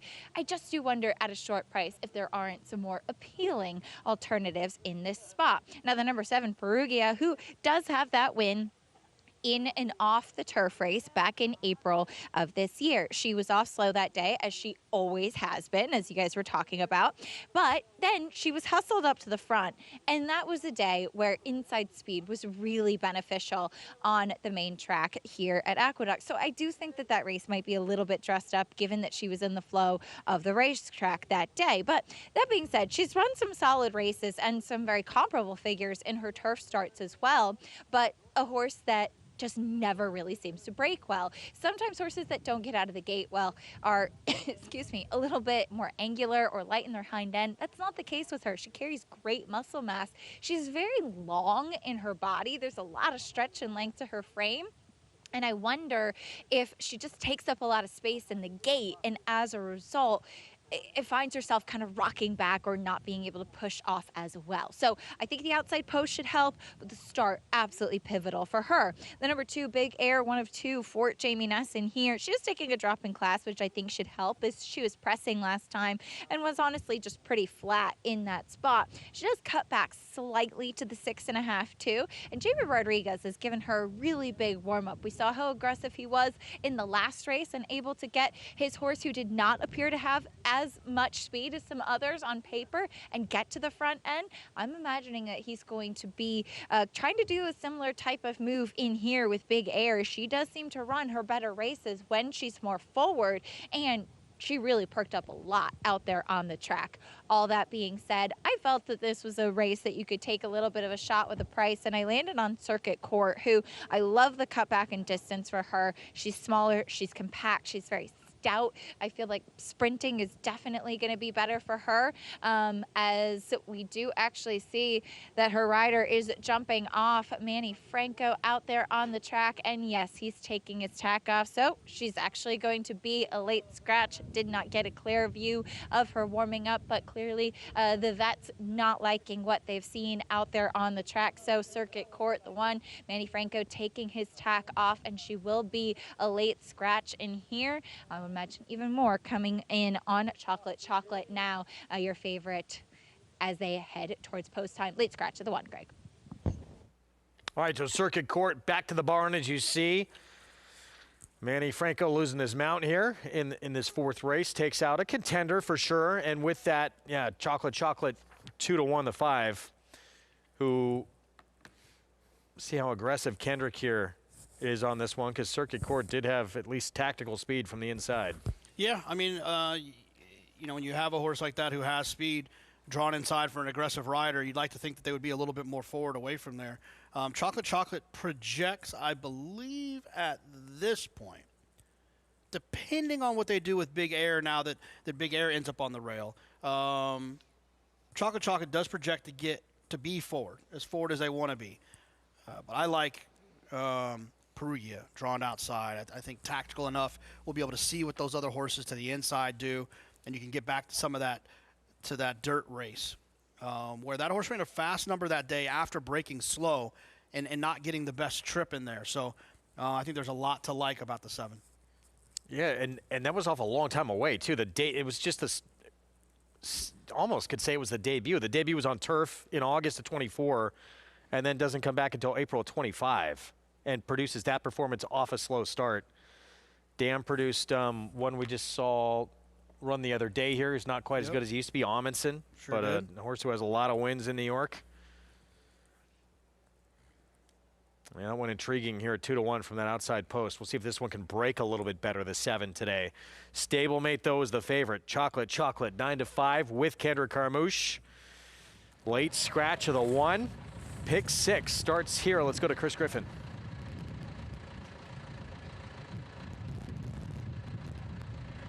Chocolate Chocolate.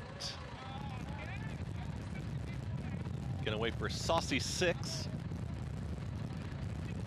Goes in first. Chocolate Chocolate. Tis Purple. Tis Purple. Ruben Silvera. The gray goes in. Perugia. Last to load.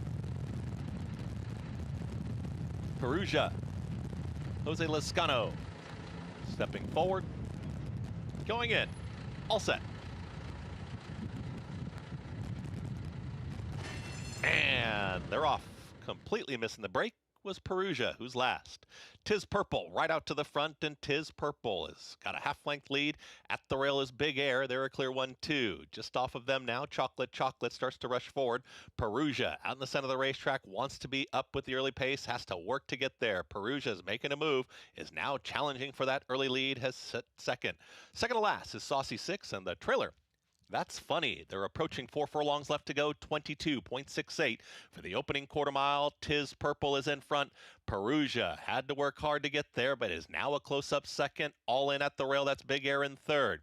To the outside of them, patiently ridden, Chocolate Chocolate in fourth. Saucy Six is now encouraged to keep up here second to last.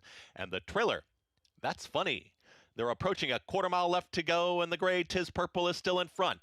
Perugia ready to challenge towards the outside. Chocolate Chocolate travels nicely 4 wide as they reach the top of the stretch. Saucy Six, and the red cap is making a run too.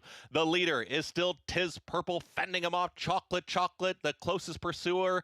Chocolate Chocolate to a very game Tiz Purple, who tried to hold him off early and is holding him off late. It's Tiz Purple, who has a 16th left to go. Chocolate Chocolate tries one more time. Tiz Purple won it.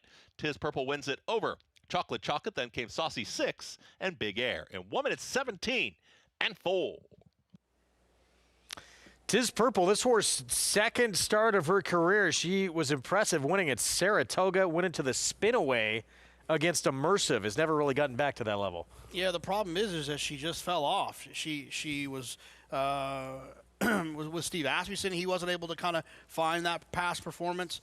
And then when this horse switched over to the Jamie Ness barn, we talked about it in the post parade. Throughout Jamie's career, when he gets horses moving to his barn, making the first start with him, 29%. Anything above 20% in horse racing is pretty good.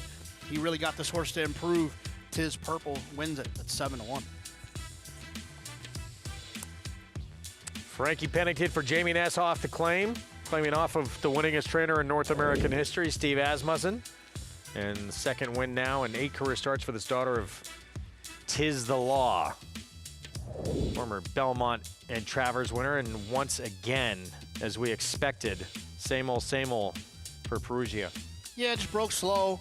But in fairness, I think that, you don't want to become too results oriented. She wasn't winning if she broke well. So take that into consideration. Moving forward, if she's going to continue to be the type of horse that breaks like that, she's going to be the type of horse you're going to try to beat. 6-5, 4-2 finish, 7-1 upset, Tiz Purple. As we get you back to Tampa for race 3. $5,000 claiming race. 3-year-olds and up who have not won a race since May 28th. The condition in this spot, as you look at the current odds on the board, 5-2 favorite Growth Capital. Outside, slight drop down, but has not been on dirt ever. Surface switch, try and switch things up. Yeah, I mean, there's a lot of horses that all kind of look the same in here. The 4, well, at least some of them. 4, 3, 2, and the 8. I kind of wanted to give the 3 a little bit of a look here. Has been running on the grass, but has been running well enough. Has been running, okay figures, right there in the mix. There's not a lot of dirt to lean on here. But I'm hoping this is just one where we're getting to this $5,000 claiming will be enough to help Consultant, the 3, find a way to get into the winner's circle here. Here's race 3 from Tampa. Jason Beam, the call. So we still have the running order from the previous race up there. We'll try to get that taken down.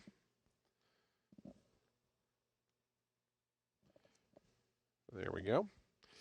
Growth Capital to the outside. They're in the gate. And the race is on. Slow start there for Silent and Violent in the center. Out wide, Growth Capital was out quickly. Speedy Hans showing a little bit of early initiative, and Midnight Onyx down toward the inside. Growth Capital trying to clear as they get to that first turn. Is out about the 3 path, but is in front. And now Growth Capital will ease over toward the inside, a length and a half, almost 2 to the good of Speedy Hans. Midnight Onyx toward the inside, third in the all-white colors. It's a length and a half more back to Consultant in that 4th position. Break of 2 after that finds Wizard Surratt. Down along the inside, Cox Canyon is second last. And after the slow start, Silent and Violent is the trailer, about 11 or 12 off the lead. They're well strung out here down the back stretch. Growth Capital in front. Just 24.18 seconds. So things going the way of Growth Capital. Length and a tail to the good of Speedy Hans and Alex Gonzalez, who stock in that second spot. It's 2.5 more back to the team of Consultant and Midnight Onyx. They race 3rd and 4th. They're 4 off the top. They head past that half-mile pole. The opening half, 48.50 seconds. Growth Capital now just a half length in front of Speedy Hans.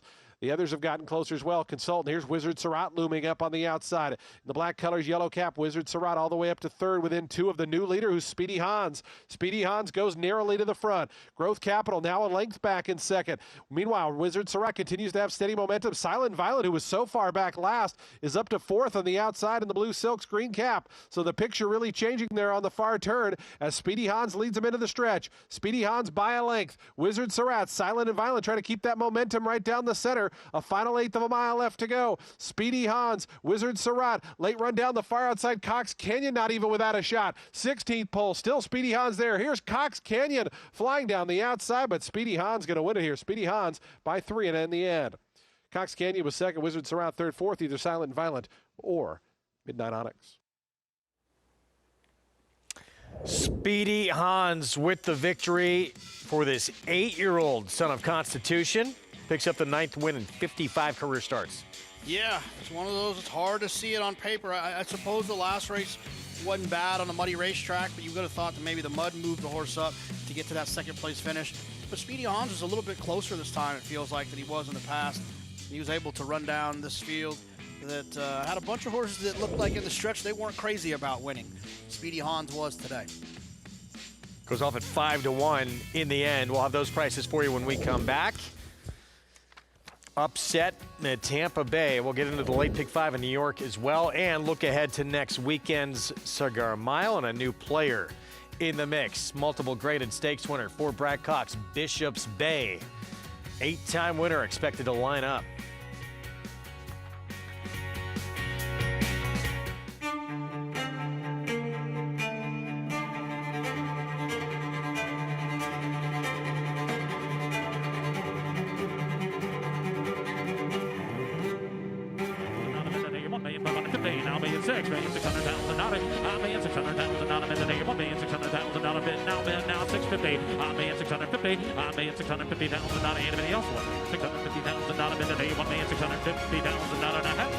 $1,600,000. Thank you. You bet with Naira Bets. Bet any track, anywhere, anytime. Download the Naira Bets app to play today and get a $200 deposit bonus.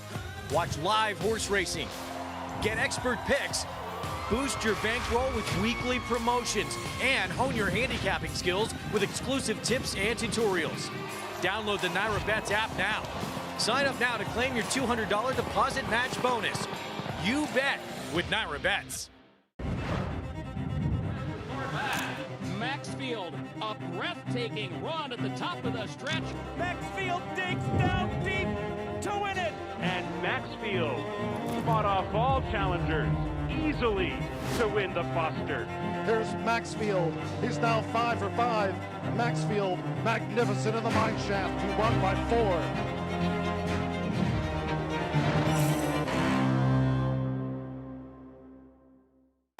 It's America's original sport, and no one covers it better than americasbestracing.net. From the sport to the lifestyle, the best races, horses, and destination venues, cocktails, gambling, fashion, and more. americasbestracing.net is a sport for you.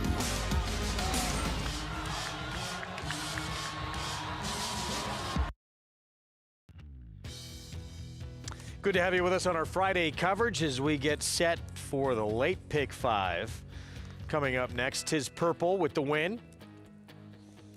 To start off the pick 6, Frankie Pennington, Jamie Ness first off the claim. And this 3-year-old filly wins for the second time in her career. Definitely spice up the early pick 5. And if you're alive, a great start to the pick 6. If you're not alive, like Wolfie said, at least the pick 5 starts the next race. Yes, it does. We'll get into that in a moment. Chocolate Defeated is the favorite. Tis Purple, the upset, paying almost $18 for that win. And let's move on to the late pick 5. It starts with this race. $35,000 maiden claiming group, all trying to get that first win. 6 furlong sprint. And first look at the odds. Outside, Carol Annie for Brad Cox. Big drop down in class, the one to beat. Yeah, big drop down in class. But a horse that Brad Cox turf sprinted 2 starts in a row. For me, the drop, the surface switch, feels a little bit like either it's more likely that it's a kind of guess and give up. Maybe this horse wants to run the dirt, or if someone wants to take him, great. Tough to lean on at a short price like this.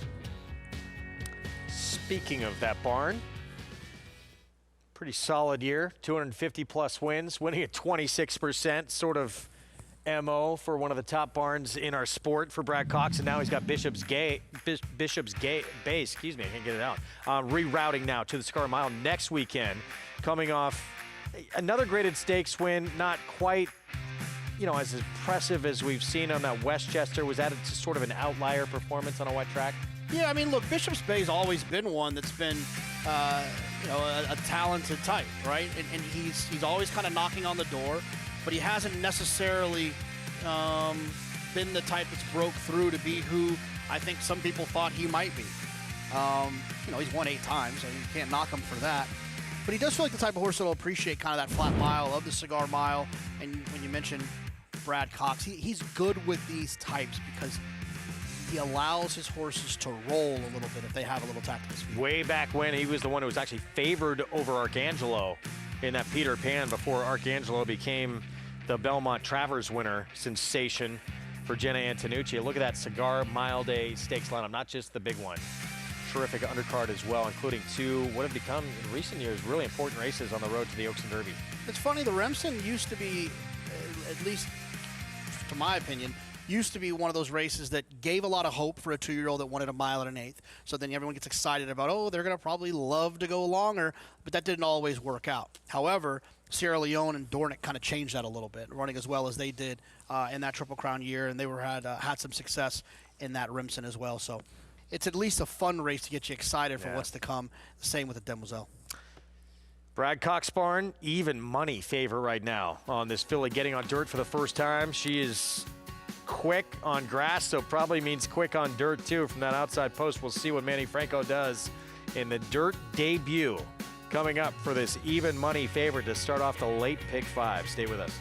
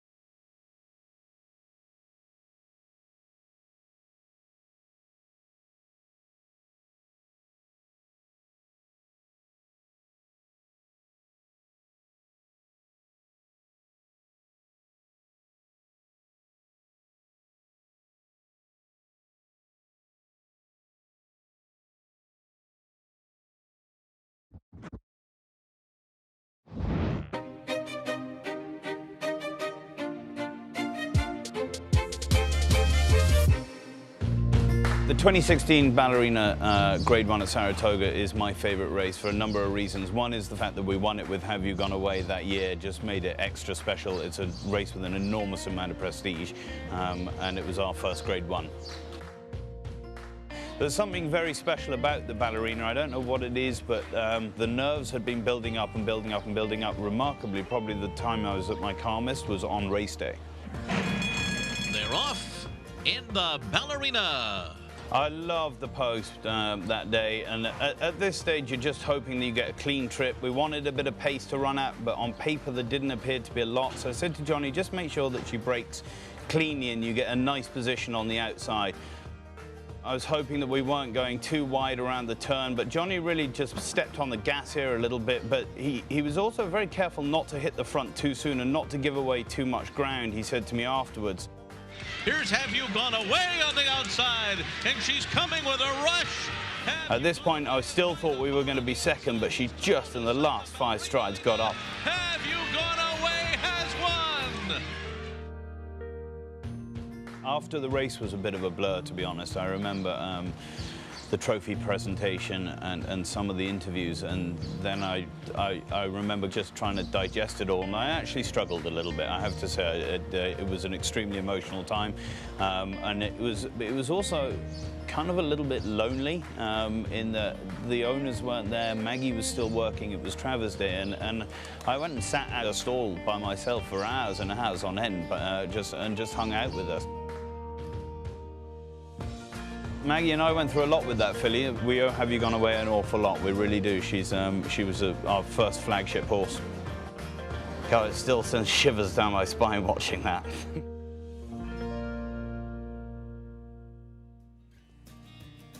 What an incredible moment to win a Grade 1 at Saratoga, and we saw that embrace that moment on our air in Tom Morley's barn, sending out this one to start off this late pick 5 here, American Mink, the 7. Yeah, American Mink is one that's been running on the grass, but does get a chance to try the dirt here. This is that time of year, right, where you try to figure out what we're going to do with these horses. Do you give them a little time off if they don't want to run on the dirt? And it's a good time to find out here. So we'll see if American Mink can do so. I thought ran well enough last time. Seems to be improving. Sometimes that's a good sign, at least if they're going in the right direction. But it's more a matter of will the horse handle the dirt. The pedigree suggests they will, right? A Connect being by Curlin, AP Mink obviously being by AP Indy. That screams dirt. I guess we'll find out how much it screams it here in a few minutes. Dan produced Bezos, pretty expensive horse. Didn't quite live up to expectations, but had some good efforts. This one, Surface Switch. First time on dirt with turf season all wrapped up here in New York. But wow, the betting public all over this Brad Cox filly on the outside here. Carol Lanny getting on dirt for the first time, start number 3. Yeah, I mean, the horse took money in both starts, so there's obviously something there. It was on a different surface, but you do have the connections of Brad Cox. You do have Manny Franco drawn outside. There's not a lot to lean on paper, but these types of horses win for Brad Cox and Manny Franco often. You don't, especially at this level, they're not supposed to really scream out on the paper that they can't lose because that's why they're running in these types of spots. There's a level of inconsistency and uncertainty that come with horses like this, but there's an awful lot of money being bet into the teeth of this horse. Look at the disparity between the 8 and the 9. And with the 8, you have a couple of turf sprints against better. Similar drop to what the 9 is doing. But, yeah, I guess you have that. The debut, I always forgive a debut. That was on dirt. 37 Beyer didn't show a ton, but it was a straight maiden race. Is there that much of a difference? And I know, look, Brad Cox Barnes is one of the best in our game. Should it be that big a difference between these two? I mean, I guess the problem is that the 8, although the 8 figures aren't too far off, has been beaten pretty heavily. And the 8 also had a chance on the dirt and didn't do much running. Got a pretty slow figure that day while being bet. So they definitely don't need to be this far apart, 10-1 and even money. But I can understand there being a little bit of a disparity between the two of them. Man, look, the 9's expected to be forward as well, but then you have another one, too, on the rail getting on dirt for the first time, who showed speed first out, did not get out well. Start number 2, that's probably going to show some speed from that inside post as well. Exciting time on our show right now. Winningest rider in the history of this racetrack, the MiG, joining us. Richie Migliore for the first time on our Friday program. MiG, happy post-Thanksgiving. Yeah, thank you, Greg and Jonathan. I hope you guys had a wonderful Thanksgiving. It's a little cool out here. I'm ready for when the sun goes completely behind the grandstand. It gets a little cold. I got my hat. I've been out here in my skivvies riding racehorses, so I guess I shouldn't complain. I got a coat on. Let's start with the 3 Cravings from the Chad Summers barn, dropping in class. Has run, I thought, okay against much tougher. Love the way she looks. Extremely well turned out, this daughter of essential quality. And Chad Summers has just had a terrific year. I mean, just really put together a tremendous year, and Cravings looks very live to me here. The 6 horse, I'm sorry, guys, said I'm going in the right order here. I'm sorry, the 5 horse, Alma's Law, went to turf. I thought she showed a little bit of ability in her 2 dirt races at Monmouth, and now gets back to probably her preferred surface. But she's already kind of been proven at that maiden claiming level where the 3 Cravings has not. The 6, Clara Vidente, if I'm saying that right, Clara Vidente, that sounds about right. This horse has actually, I thought, been pretty competitive in several spots, has natural speed. I do think you want to be forward on a day like today. And I'm just really impressed with how well turned out she is in the coat. This is a tough time of year to keep horses with a good coat. You're getting some nights when it's very cold, and then some nights it's not as cold. So horses are kind of in between their changes, getting ready for winter. She looks fantastic, really well turned out. And then the 8 horse, Mara Jolene. I've got all these names I got to struggle with today, my first day back after an extended period of time off. This horse went to turf after showing brief speed at Monmouth, going 5.5. And you're going to see this time of year. Horses going from turf to dirt. Their connections got to decide if they're going to keep them in New York or in training, or what jurisdiction they're going to be in for the winter. And I thought this filly getting back to dirt looks like, from a physical perspective, she can handle it. Where the 9 is also trying the turf. She's taking all the money. I would not be surprised if she wins, but do you want to take that short a price on a horse that they've tried turf the first 2 times? It kind of tells me maybe this horse wasn't impressing training on the dirt before her first start, but maybe the class relief will see her through. Thanks, Mig. Good to have you. You know, back to the 8 real quick. I know our post parade starting. Took money in a maiden special in that debut, too. And again, you can always forgive a debut. Got off to a poor start, and we'll see how that one fares. 11:01. Medium cool, more speed potentially from the rail. Yeah, another one who's been running on turf. Didn't take any money last time. Didn't do much running either. 2 dirt starts for the 2 have not shown us much. Not much at all. Beaten 28 lengths last time. Cravings, Chad Summers barn, start number 3. Yeah, the horse ran okay first time out in October. Sprinting, and then last time didn't run particularly well going the 7 furlongs. Big drop in class, though, out of 2 straight maiden races to maiden 35. Here's Alma's Law, Joel Rosario. A couple of opportunities for 40 on the dirt. Those didn't go great. Clara Vedente, Christopher Elliott rides. There's a Finger Lakes race in here that's a little bit sneaky. The problem is there hasn't been anything to win out of that race, so I wonder how good it actually was. The Tom Morley runner, we saw that feature on him on his favorite race with that ballerina victory. First time on dirt. Yeah, let's see if the switch to dirt wakes this one up. Mara Jolene, again, dirt debut, went off at about just under 3-1 against maiden special at Monmouth. Yeah, certainly took money that day, but then the switch to turf is a little bit curious. And odds-on favorite, Brad Cox barn, first on dirt, speed, outside post, Carol Laney. Yeah, taking a lot of money. Took a lot of money in the first 2 starts. That comes at times with Brad Cox trained horses. I mean, they're betting this horse like the race is basically over. And if you look at her last race, the way that she ran on the grass, the figures she earned, it checks out that she's probably supposed to win this race. She looks good on the racetrack right here. I just, at a short price, I'm still kind of guessing. You're still guessing that she's going to be good. I don't know for sure. It's just a guess.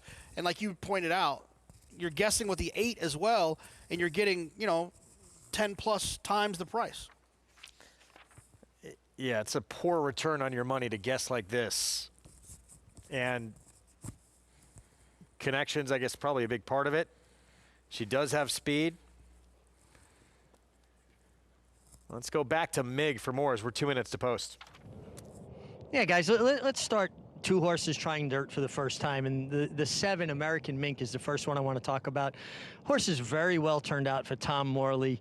And she is 11-1. And I feel like she looks very similar in a lot of ways to the 9, Carol Annie, who is, 4-5. And Tom Morley's horses are always really well turned out. If I'm going to take a swing with a horse trying the dirt for the first time, I think I would go with the 7 American Mink as opposed to the 9 Carol Annie, just because of the disparity in price. And I just don't think they look that different, to me at least, on paper. And maybe it's connections. I'm not really sure why, but I wouldn't want to take 4-5 on a horse trying something for the first time. Again, I'm not saying she can't win. I just a personal preference. The 3-horse Cravings, I was vacillating back and forth between her and the 6 Clara Vidente. Cravings doesn't have as much natural speed. Love the way she looks warming up. Like the way she was turned out in the paddock. Like I said, Chad Summers having a terrific year. I went with the 6, Clara Vidente, because there are some races fast enough there, and she has natural speed, and I want to be forward. I'm not saying there's a bias, but I just feel like, particularly in lower-level races, you want to be in a position where your horse is not going to get as discouraged with kickback and different things. Good horses overcome adversity. Lower level horses, not as much, not as often, if you will.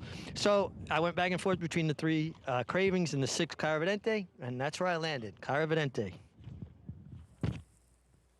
All right, Mig, thanks. See what happens here coming up as we get set for the start of this late pick 5. What do you think in terms of this sequence? How'd you feel about later on our feature race? We're going to be off the air by then. It's over on FS2. But with the Angels as a key for some players. Yeah, I think it makes it an approachable sequence. Is with the 5 with the Angels, and I think with the Angels is going to be very tough, especially drawn outside. The comeback race I thought was impressive. Obviously, she's shown how much talent she had in every start of her career. But I think she really is set to take a really nice step forward. So I think definitely a single for me. And that late sequence, especially in a race like this, to start it off where I'm not crazy about the favorite, there's an opportunity to pick up some equity, pick up some value, try to find one in this first leg. Pick 5 starts here, 4-5 favorite. Guessing game with one switching surfaces. Carol Annie, first time on dirt, start number 3 here for Brad Cox. Does drop down to face easier, but we'll see if she's able to handle this surface. As this one looks like, if the 9 wants to go, this one, assuming breaking clean, might be able to pressure early. Here's the thing. I'll say this. This horse has worked, what? 1, 2, 3, 4, 5, 6, 7, 8. I can keep going. 9, 10. This horse has worked like 15, 20 times on the dirt. So Brad Cox, his team, they've seen the horse work on the dirt. They've got an idea whether the horse can handle it or not. And the fact that they show up here in this spot, you'd like to think they probably can. It's just too short of a price for me in terms of hoping, thinking, guessing, maybeing. It doesn't work for me. Here we go. Start of the late pick 5. Chris Griffin, the call.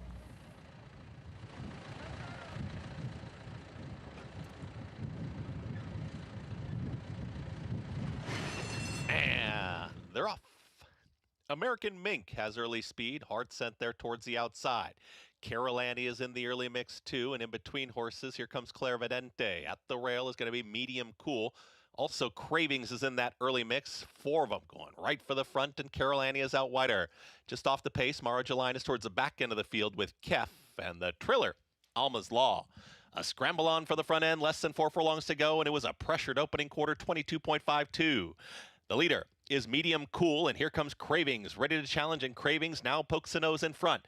Clara Vidente is 3 wide. 4 wide, here comes Carol Annie, is making up ground while wide. From the back, trying to run on American Mink, who took off the early pace. Out very wide as Mara Jeline is making up some ground. From the back, Alma's Law. The Triller is Kef.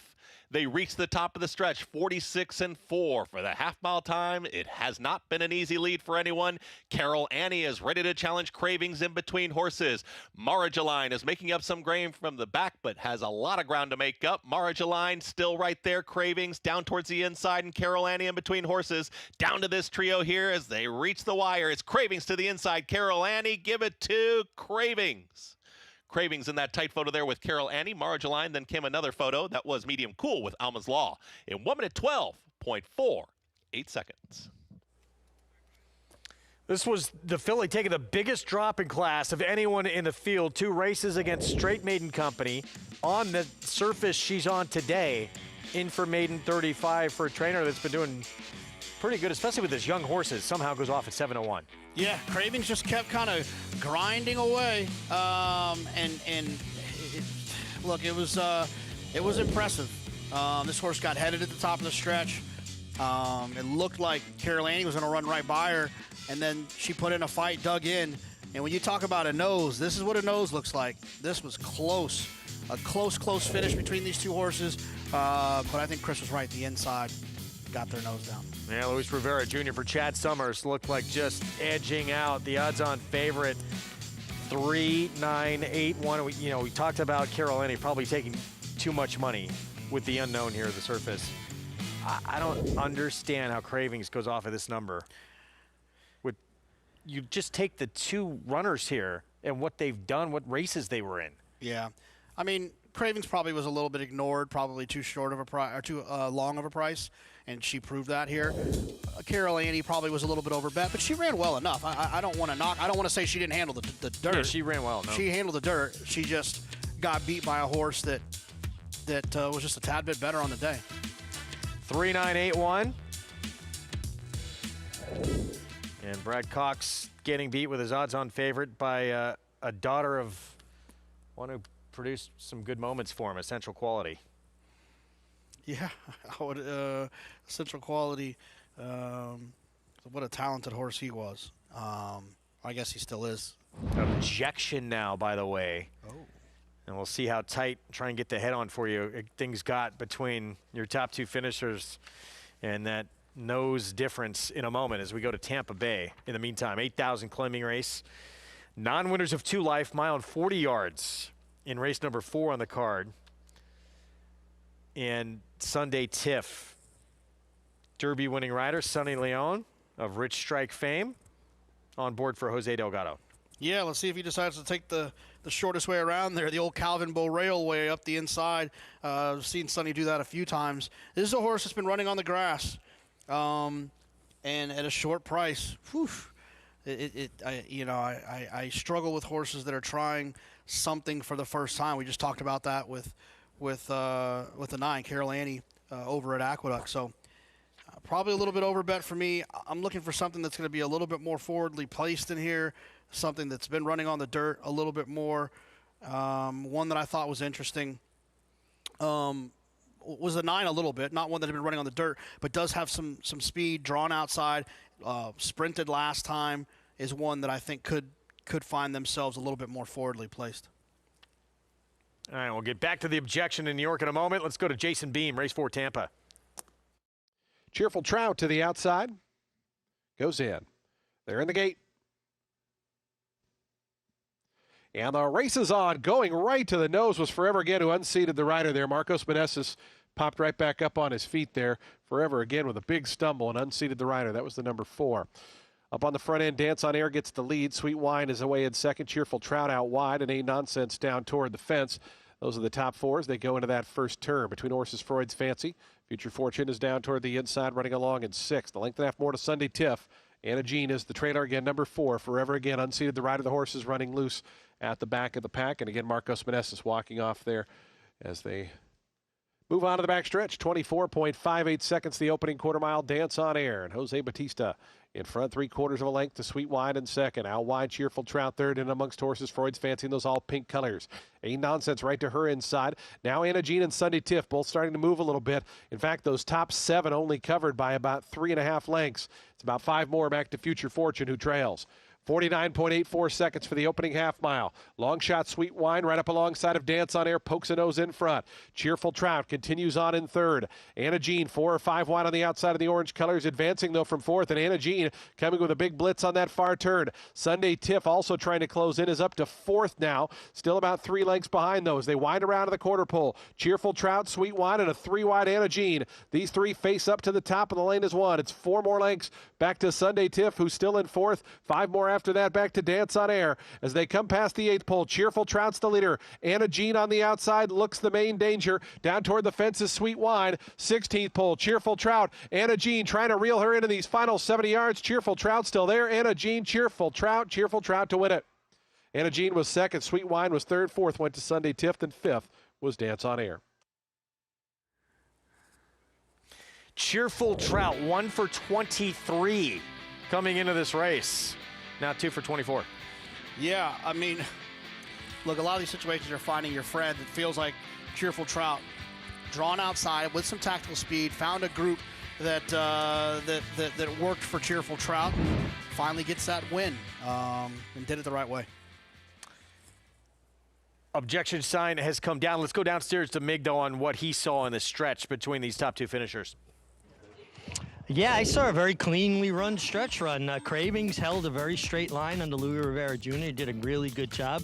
I think it was more a function of Manny Franco coming down to the winner, Cravings, with Carol Annie when he felt that filly fighting back. And, you know, you take a shot, you have them look at it, but this was one I thought it was very, very clear cut that really there was no foul at all involved. And if anything, you could put more of the onus on the runner-up than you could the winner.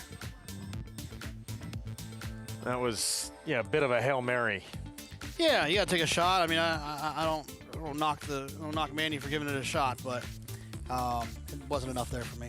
3-9-8-1 result stands. Cravings, Luis Rivera Jr. for Chad Summers, and big drop down in class.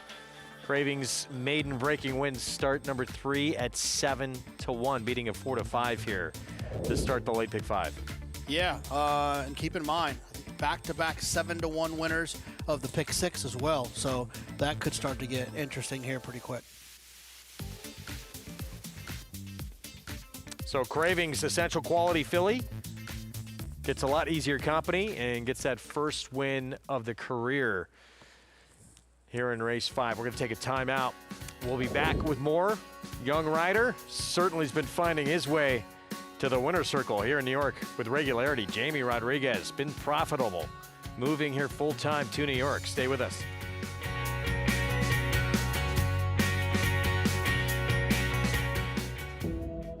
Deep in the heart of horse country, from these Kentucky hills has sprung a legacy rivaled by few. From the all-time greats of yesterday to the breed-shaping bloodlines of today, our roots hold strong with the promise of tomorrow. For over a century, our passion has guided us to where we stand and everything we stand for. Claiborne Farm, the tradition continues. You bet with Naira Bets. Bet any track, anywhere, anytime. Download the Naira Bets app to play today and get a $200 deposit bonus. Watch live horse racing. Get expert picks. Boost your bankroll with weekly promotions and hone your handicapping skills with exclusive tips and tutorials. Download the Naira Bets app now. Sign up now to claim your $200 deposit match bonus. You bet with Naira Bets. Twirling Candy, proving Lane's End's stallion-making tradition. Twirling Candy has seen success on the track and in the sales ring, siring multiple Grade 1 winners and millionaires, including Kilwin, Ice Cream U-Screen, AG Bullet, and Fian, and reaching 7-figure yearling and 2-year-old sales. Twirling Candy, a leader of his generation. RaceLens is the most in-depth product in horse racing with unique features found nowhere else. True odds, predictive analysis, and pace projection. RaceLens. It will change the way you follow horse racing and take your game to the next level. Weekends are for winners at Naira Bets. Opt into the late pick 5 hit and split bonuses to claim your share of $5,000 every Friday through Sunday. $5,000 hit and splits every weekend when you bet with Naira Bets. When I go to the barn in the morning and train horses that I'm excited about running, that's what drives me. Winning races, whether it be a claiming race or a stakes race or a Grade 1 at Saratoga, it's so much more fun than losing. Okay guys, Jose, I'm ready for The first one, go ahead. We're going from the half out 5/8. My father, he was a hard worker, and he was very ambitious, instilled a strong work ethic in my 3 brothers and myself, and he had a love for the horses his whole life, and he instilled that in us as well. It's double booked in front. My first good horse was a horse named Double Booked, a grass horse, when I started training at Monmouth Park, and a filly of my father's named Ready Jack Go. But I would say that City Zip was a very good 2-year-old. I brought him here. He won all 3 2-year-old stakes here. It's City Zip in front at the 16th. City Zip by 3. He would be the horse that really helped move me along the path that I am on now. He's going to win a Belmont. I like to claim a lot of young horses with lightly raised horses that I think have both potential on their pedigree side and, of course, conformation. So that's been a big asset to my claiming, which has been probably in the last 5 years I've been doing more of. Voodoo Song digs in. Is he going to do it? He is! Voodoo Song won the 4-star Dave! New York racing is, frankly, it's my home. I've been here for quite a few years. I have gone from a young trainer that was struggling to climb the ladder to being a mainstay in New York. And I think by not diluting my business at different venues, I think it's been helpful for me to be successful right here in New York. I'm all about New York racing. My father always said, well, he didn't want to die in the harness. And I think about that sometimes, but I don't know what my day would be like if I didn't have horses to train or to be around or to be excited about. Linda Rice. I'd like them to say she was one hell of a horse trainer, and she earned it. Well, if you watch this circuit, this show on a regular basis, you know that to be true. No question, the job Linda Rice does. She's going to send out Mersal, the 3, coming up in race number 6, and right now leading the way at this Aqueduct Fall meet. Yeah, I mean, she's, you know, it feels like for the last few years at all of these New York meets, it's been Linda and Chad, you know, at the top of these lists, 1, 2. They do it with different types of horses, right? I mean, I think Chad, you know, he's probably winning more maiden races and stakes types, but the way that Linda has almost dominated this claiming game in New York has been very, very impressive. So sharp. When I see that it's a first-time Linda Rice horse, you always expect you're going to get 5 or 6 more points figure-wise, or if they're making a change, you trust that it's the right change. She's, you know, she said at the end of that feature there, she wants to be remembered as a heck of a horse trainer. Well, I think that won't be a problem at all. What do you think about her Mersal's chances in this race coming up? Yeah, I mean, you know, she was wide around there last time. She lost a little ground, still was able to get it done. She had run one of the better races she'd run in quite some time, which could be expected sometimes when they move to her barn. At 7-2, she's one of those horses, kind of a tweener for me. I wouldn't talk anyone off, but I certainly wouldn't convince or argue with if someone wanted to take the 3 off a ticket. Now, going to have to beat Berzina to the inside, speed with inheriting the rail as well. And yeah, I did not think you were going to get 8-1 on I'm Buzzy, and I'm Buzzy right now outside Charlie Baker, 6-5 favorite. Let's wrap up race 5 real quick.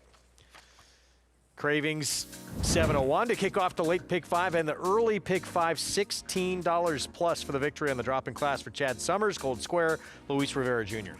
Yeah, Cravings, like you mentioned, was a dropper as well, but it had some experience on the dirt and took advantage, popped away from there, found forward position, and Carol Annie, who I thought ran well enough, just wasn't able to get by Cravings. Well, got by Cravings for a second and a half, but wasn't able to hold off Cravings when Cravings decided to come back. And probably, and it doesn't say so on the board, but probably the one to beat. Did you think Berzina this too? Yeah, I would think so. I mean, the last 2 races are pretty quick. I will say it's a little interesting, though, that off of Jamie Ness, this horse ran even faster for Rudy Rodriguez. So maybe Berzina was just getting better. You know, and off a layoff. Yeah, you don't see that too often when you're dealing with trainers like Jamie Ness. So let's see if Berzina can continue to move in the right direction. 3-1 on the inside. Brzezina coming off a near miss. This one, though, favored right now. I'm buzzy. Charlie Baker, outstanding trainer, looking for the 10th win of her career when we come back.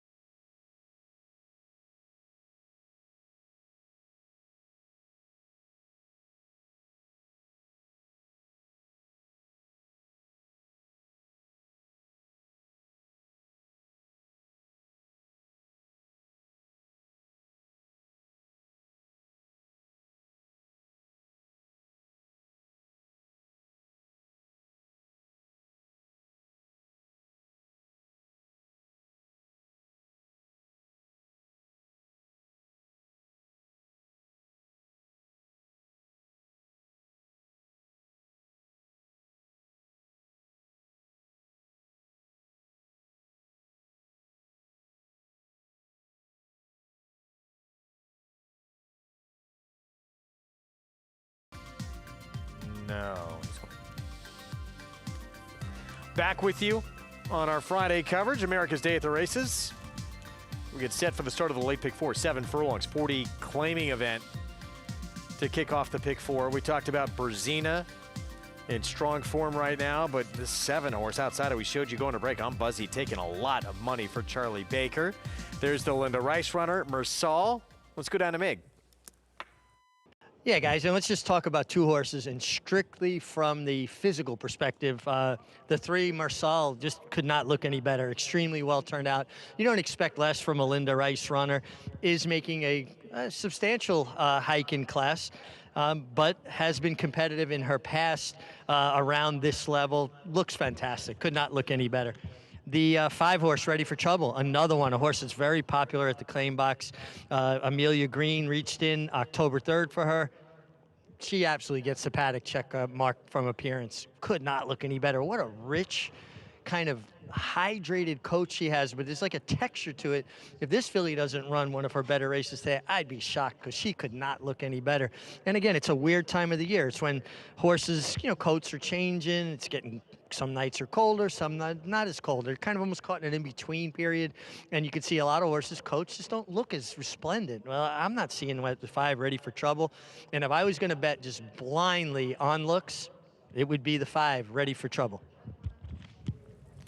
You saw trainer Amelia Green there while Mig was giving his report. Trainer of this one just claimed off of Ray Handel. Before that, off of Norm Cassidy. Been popular in the claim box, and we'll see 701 right now. Yeah, when you see a horse is popular in the claim box, there's a lot of, especially when there's it's trainers that you respect or trainers you think are pretty good. There's there's something there. There's obviously something they like. There's an opportunity they see to improve, an opportunity to win some races with a horse like Ready for Trouble. So definitely goes in the right direction. There's Linda Rice in the background there, talking with one of her main go-to riders, Jose Lezcano. And this one, again, coming off a win last start in 20,000 starter allowance company. You like to see that. I mean, she claimed the horse for 12.5 off Michelle Giangiulio. She runs the horse at a short price. The horse runs well enough at 2 to run second, for 12.5. And then she runs the horse protected after that in a starter allowance, meaning that the horse was not for sale in that race. You don't want to lose the horse. I think that says a lot about her confidence on how the horse is progressing. Jose Lezcano's such a professional rider, so good on the grass. Go wait over there, young man, while I go win this race. We'll see if that happens. But certainly a major player in this spot. Are you surprised all the money that I'm Buzzy's taking? I thought a major player, but 3-2? Yeah, I think it's probably the drop, right? A horse was single digits, was 5-2 and 3-1 for 50. Was 5-1 for 40. Before that was 2-1 for 50. So this horse obviously has a little bit of talent to be taking that much money into the teeth of that class, and now dropping down, drawn outside. It makes a little bit of sense, but not a whole lot of sense. Here is Berzina, 9-5, price steadily coming down, and Speed from the Rail. Yeah, if this horse could duplicate that performance, and you mentioned it, Speed from the Rail. If I was them, I'd want to be aggressive from in there and hold that position. Linda Rice runner with Lezcano, Mersal. Yeah, Mersal, we talked about this one a few times. Ran protected last time in here for Linda Rice. Proudfoot just won last start, claimed out of that race. That was for 20,000. Won last time for Linda Rice. Now shows up here for Ilkay Cantermasi. This one's interesting as well. Amelia Greenbarn claimed this one last start. Ready for Trouble. Very popular in the claim box since the last spring. We'll see if they can get the ship going in the right direction for Amelia Green. Talking in cursive, another one for the Cantermacci barn. Probably a little bit too slow. There is some back races, but they look like they're going the wrong direction. And I'm Buzzy. Charlie Baker, his go-to rider. It's usually Joel Rosario. Yeah, dropping in here for competitive races for 50. Checks out as one that should be considered. Probably just too short of a price. Here is Berzina. We're going to take a look at this one, getting her picture taken. 2 starts back. This was back in mid-May. 7 furlongs, today's distance, on this track for 20,000, and winning impressively. Yeah, it was for the Jamie Ness barn, who we saw run well earlier. Look, she ran well that day, and in a normal situation, I would probably want to try to beat this horse off of this performance for someone else, so on. But the horse showed up and ran extremely well for Rudy off a break, and even ran a little bit faster. Yeah, even better in defeat. Exactly. And so, obviously, the performance was more about the horse than who was training the horse, which leads me to believe that Rudy might be able to duplicate that performance here. That was off a 5-month layoff as well, so room to move forward for Berzina, who's become the 8-5 favorite. Let's go back to Mig. Yeah, guys, I'm going to go towards the middle of the field here with the 4 Proudfoot. And the reason I bring this horse up, she's a 7-year-old mare. Could not look any better for Ilkay Cantermasi. Really well turned out. But look a little deeper. This filly's got 11 seconds, 6 wins. I'm never crazy about that. She speaks more about their, ability to run with horses and maybe not so much their dominating spirit to want to, run by horses. That being said, all of this mare's best races have been when the weather turns cool. Even when she ran well late April, it was a very cool day that day. Now she finally gets some cooler. All her summer races to me are step back, a regression back. And you see that. Some horses handle weather differently. Some of them really enjoy when that cool air gets up under their tail and just they feel more invigorated.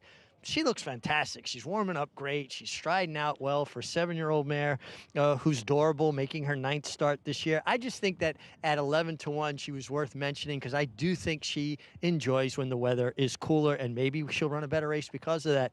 Ultimately, I picked the horse that I was enamored with in the paddock, and that is the 5, Ready for Trouble.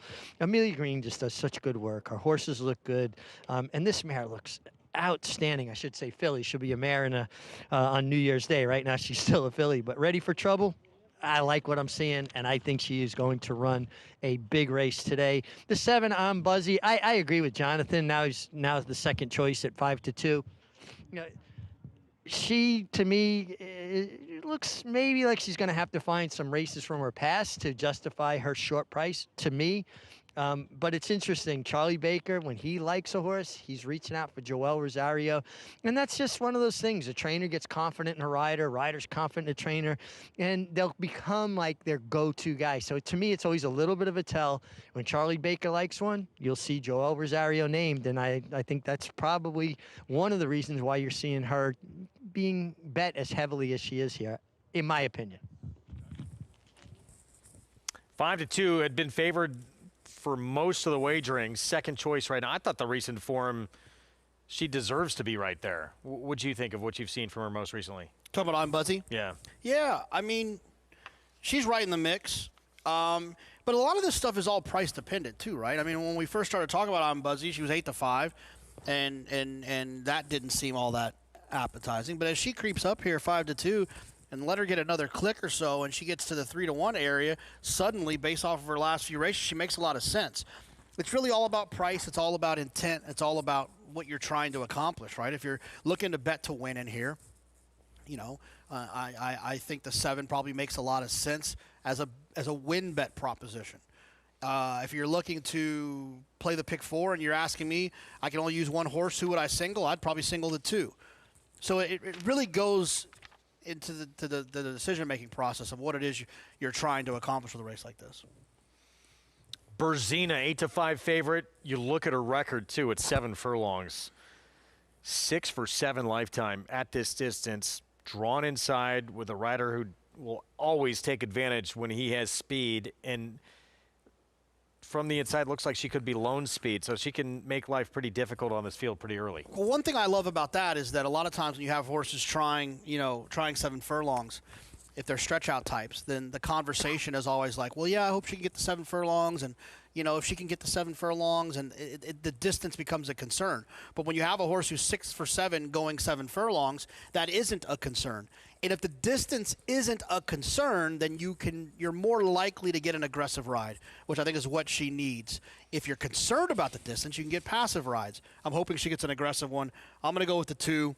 I just think tactically she's better than these. 8-5 favorite from the rail with Ruben Silvera. Berzina. Let's go to Chris Griffin.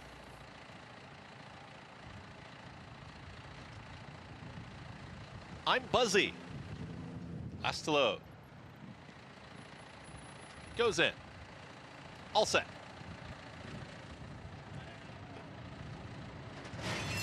And they're off. Proudfoot broke sharply from the outside. Here comes Talkin' in cursive in the early mix. Berzina wants to hold that rail position and goes right with Mersal. Now, the top duo is going to be Mersal to the outside, to the inside Berzina, who will now assert as a neck in front. It's Berzina and Ruben Silvera. They've got the lead. Mersal is a stalking second. 3 wide is going to be Proudfoot. Just off of them is Talkin' in cursive. Now a well-settled 4th is just in front of Ready for Trouble, the trailer. I'm Buzzy as they work up the backstretch through a 22.73. Opening quarter mile, Berzina is in front. Berzina has a half mile left to go and still a half-length advantage. Mersal is ready to pounce towards the outside, 2 wide. 3 wide, here comes the run from Proudfoot. Starts to cut into the margin, getting closer from the back, Ready for Trouble. To the outside, Talkin' in cursive, and I'm Buzzy. We'll have to pass them all, 45.31 for a half-mile time. Berzina is still there. At the rail, Ready for Trouble, and Manny Franco, they're on the move. They're going to follow the leader here as they approach the top of the stretch. Berzina, Ready for Trouble, is looking for a seam, will tip towards the outside. Berzina holding that rail position. Here comes Ready for Trouble, making up some ground. I'm Buzzy is races unleash in between horses. Look at I'm Buzzy absolutely rolling, and it's going to be a last to almost first move. And now here comes I'm Buzzy to push on by. Berzina's been passed by I'm Buzzy to win it. I'm Buzzy wins it over Berzina, then came talking in cursive and ready for trouble in 1 minute 23.21 seconds. I'm Buzzy far back and continuing to grind away to get by Berzina for the win as the second choice on the board. Yeah, I mean, look, it was the 7 just kept grinding away. And, look, I think the top 2 horses both ran their race. They both ran well. This is how racing goes. It's all about the trip and who runs the best on the day. I'm Buzzy was really, really good today. I thought Berzina, set honest enough fractions, set it up for I'm Buzzy, but they both ran well in my opinion. In the end, pretty dominant win for I'm Buzzy. 10th career victory in her 51st start. The 6-year-old mare who was closing in on $500,000 in earnings. It's pretty cool. That's pretty cool. It's a pretty cool thing to have when you have a horse, hard-knocking type that can do that. 7, 2, 6, 5, 17 and 1 shot, completing the trifecta as we get you back to Tampa Bay Downs. And our first look at the lawn from Tampa Bay today. Mile and a 16th on the turf here in this $16,000 claiming race for horses who have not won 2 lifetime. And Kai 31, the 2 for the Mike Deeney barn. 2-1 favorite. Yeah, ran slow last time, but the pace wasn't all that quick. So sometimes when the pace isn't fast, they can only come home so fast, and the final time can be a little bit light. But the race 2 back I thought was actually pretty good.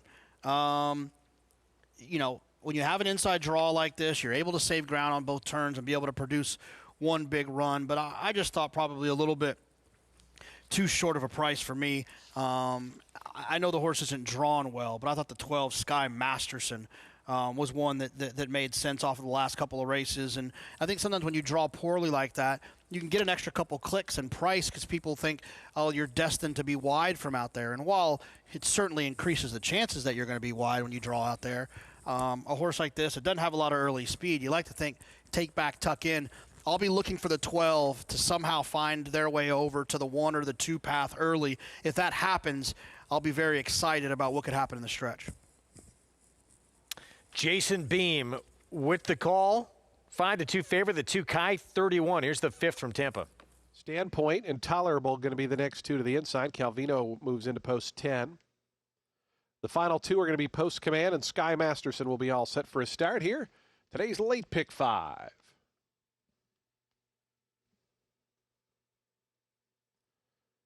Just waiting on Intolerable and Sky Masterson to the outside. Intolerable coming up right now at 5-1. Sky Masterson at 4-1. Another with give it a good chance by the bettors. Intolerable just about in. Now goes forward. Sky Masterson to the outside. Chris Landeros for Greg Sacco. Goes in. They're in the gate. And the race is on. Intolerable came away just a little behind the field there. Ragman toward the inside, Kentucky 31. The 2 inside runners away well. Jabillion starting to work over from the outside along with Post Command and Sky Masterson. So they're stacked up here as they come into the stretch. It's Jabillion narrowly in front of Post Command. Kentucky 31 down toward the inside is 3rd. Out wide, Sky Masterson now settles 4th. It's another length back to Calvino in a tight spot there between horses. Goes a reminder down at the fence is Ragman as they go into that first turn. In amongst horses there is Intolerable. Hypervenom is out wide. The 2 at the back early on are Spartacus's Dude and Standpoint. The 11 of them only covered by about 8 lengths. As they work through that first turn, it's Jabillion in front. Jabillion is a narrow leader by a length to Post Command. Out wide, Sky Masterson, 23.95 seconds, the opening quarter mile time. They're a length in front of Kentucky 31, who's on hold down toward the inside 4th and about 2.5, 3 off the top. It's another half length then back to Calvino. In between horses comes Reminder, who's racing in 6th, about 5 off the lead. Ragman tries to sneak through toward the inside. The gray, it just had to tap on the brakes, did Ragman.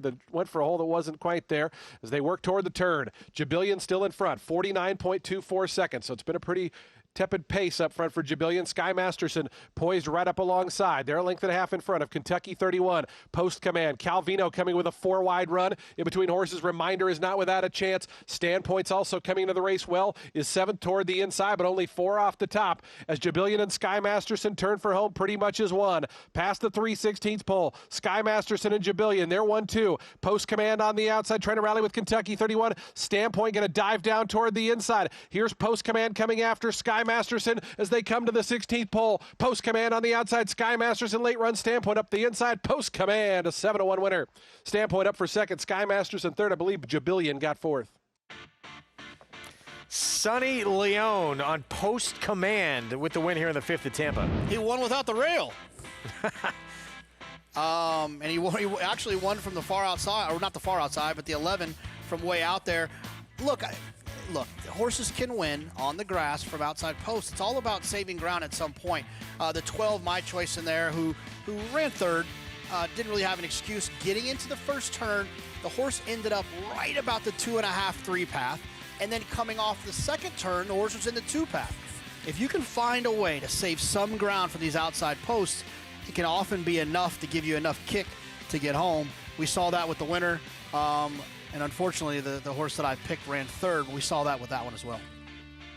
11, 4, 12, 9. It looks like your top 4 in this 5th from Tampa. So Post command. It's 1 for 16 coming in with the victory.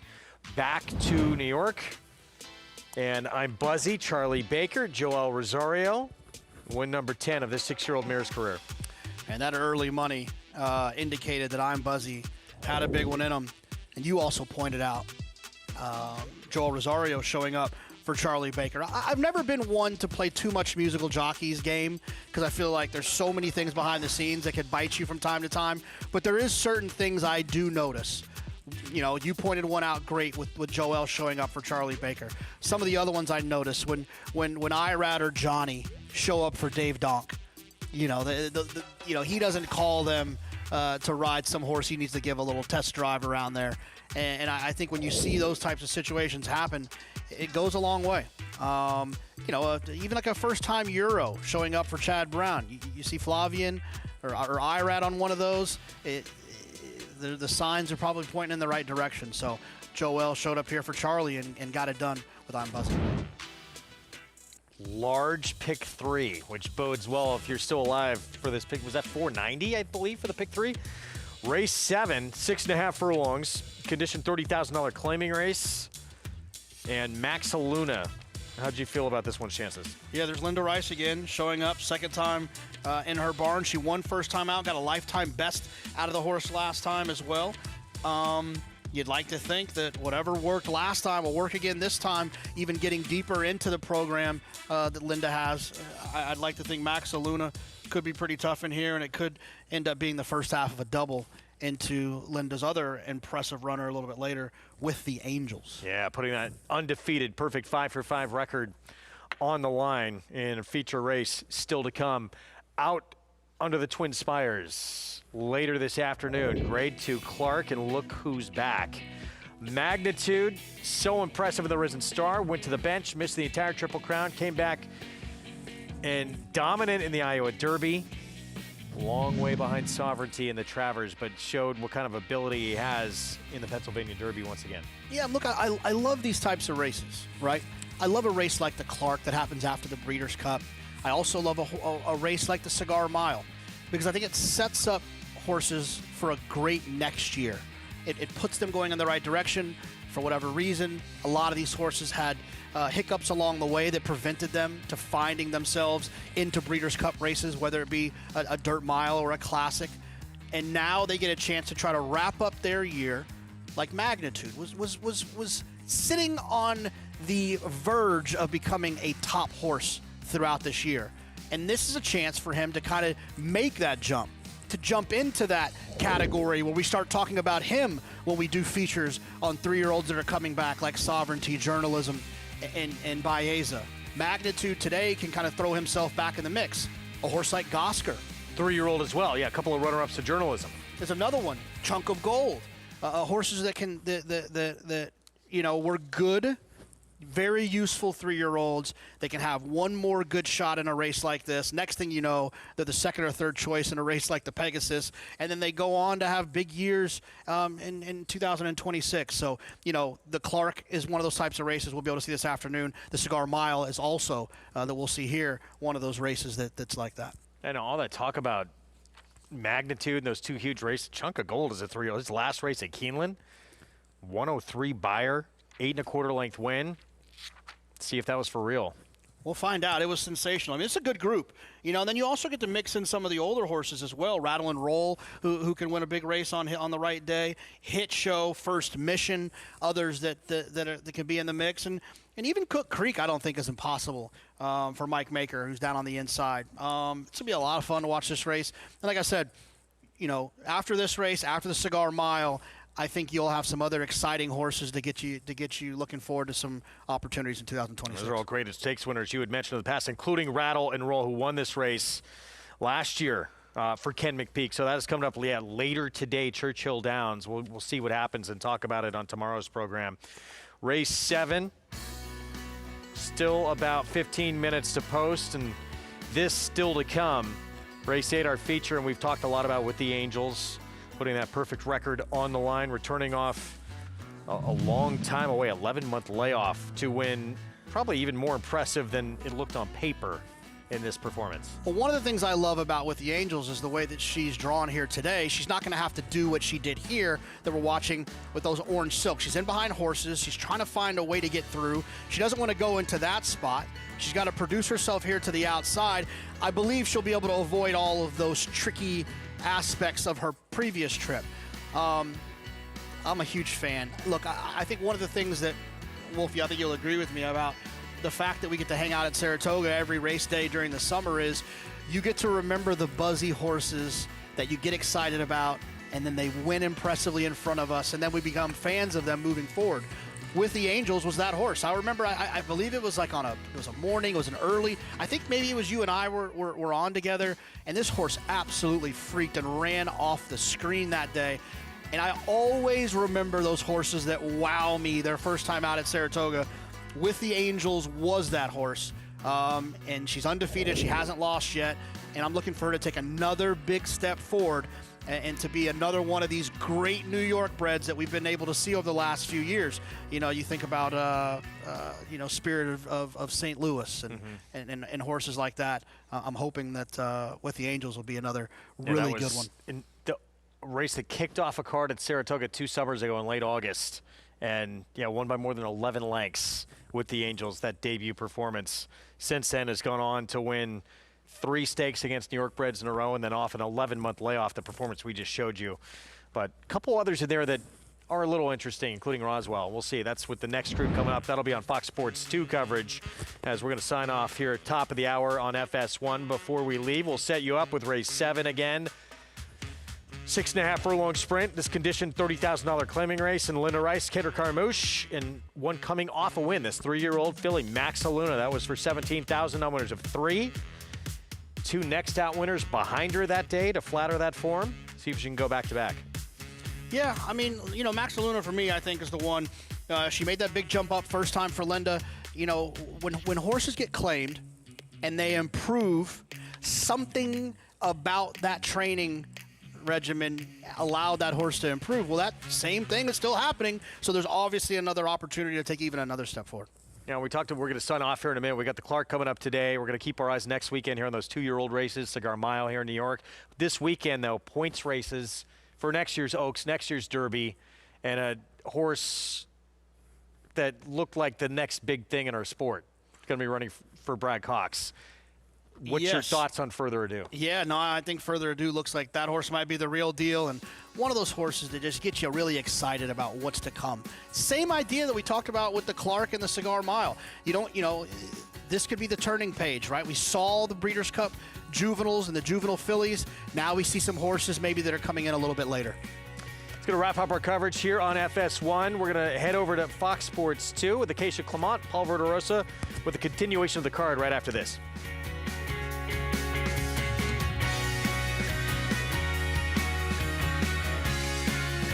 They say breed the best of the best and hope for the best. Vacoma broke well on the outside and is But you don't expect to get speed like this. It is Vacoma, the one to catch.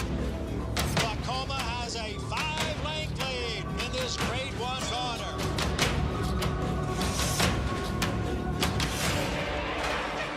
Inside, Vacoma continues to battle on down at the rail. It is Vacoma who's going to win the Met Mile. A provision in a bill passed this summer reduces the tax deduction for wagering losses from 100% to 90%. This unfair change would tax horse players on a percentage of their losses, could cost over $1 billion in handle, and threaten thousands of jobs in the racing industry. That's why the NTRA is fighting to pass the Wager Act, a new bill that would restore the deduction to 100%. Tell Congress to pass the Wager Act. Visit ntra.com/wager. New York breds. Race them. Respect them. Bet them. Respect them. Breed them. Respect them. Buy them. Respect them. Train them for a second career. Respect them. Join us in respecting thoroughbreds at every stage of life. Learn more at nybreds.com. Racetrack Television Network brings you every race, from every track, on every screen, every day. With monthly packages starting as low as $5, RTN gives you great value and access to more live HD streaming and race replays than anyone. Visit RTN.tv today to sign up and watch on almost any device, including Roku and Amazon Fire. RTN has packages that start at $5 per month.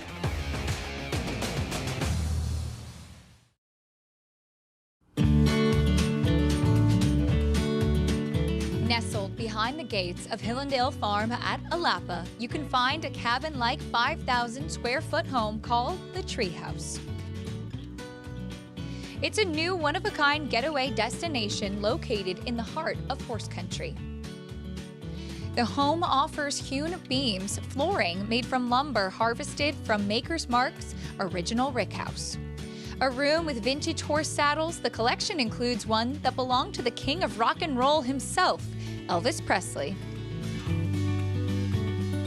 You can enjoy a drink or a meal on the back screened porch or one of 4 decks that overlook the tranquil Stoner Creek. Upon request, reservations can be purchased to experience an inside look of a working thoroughbred farm with a tour of Hillendale. The Treehouse now offers a unique place to stay on the grounds that house the famed Kentucky Stallion Station and Thoroughbred Nursery of Hillendale at Alapa.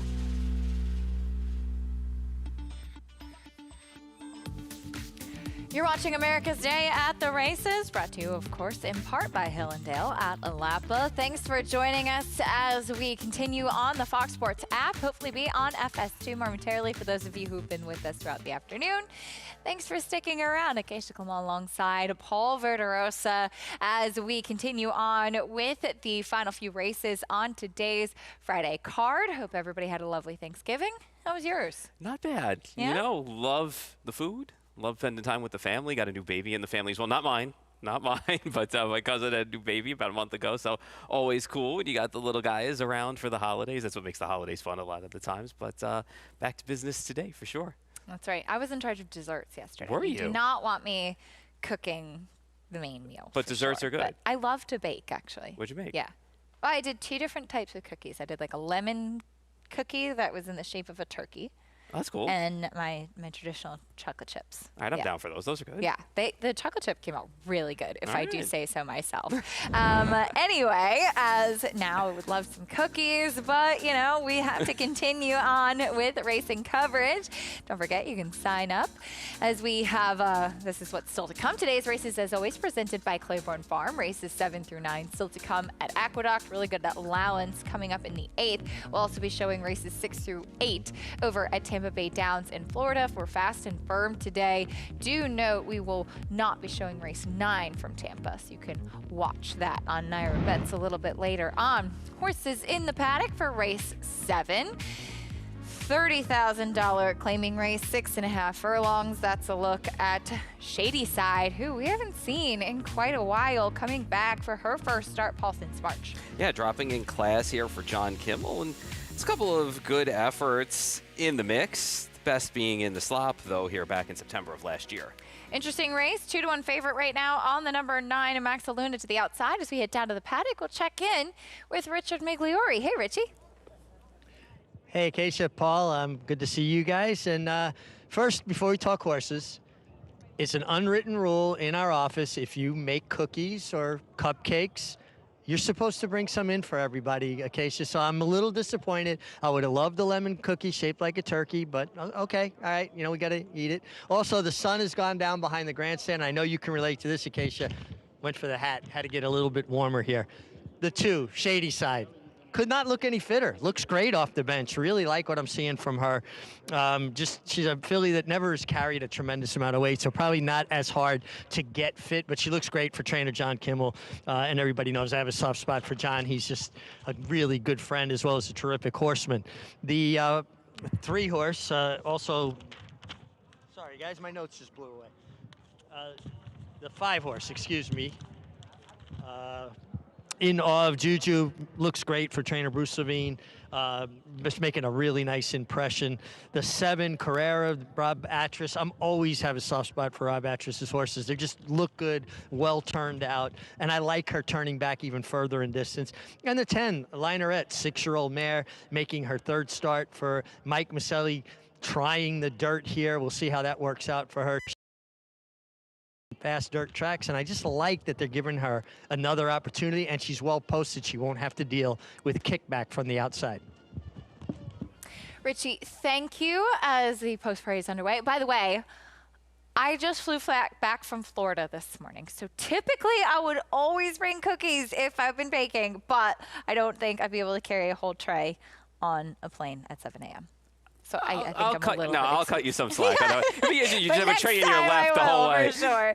Post parade underway. There's a 5 in awe of Juju. Yeah, I got a good trip back. Puts the blinkers on today for this start. Going out for Bruce Levine. First off, the trainer change. Big price on the 6th Royal Event. Is dropping in class in this spot. Has a couple of decent races early on in the career. Just low buyer figs.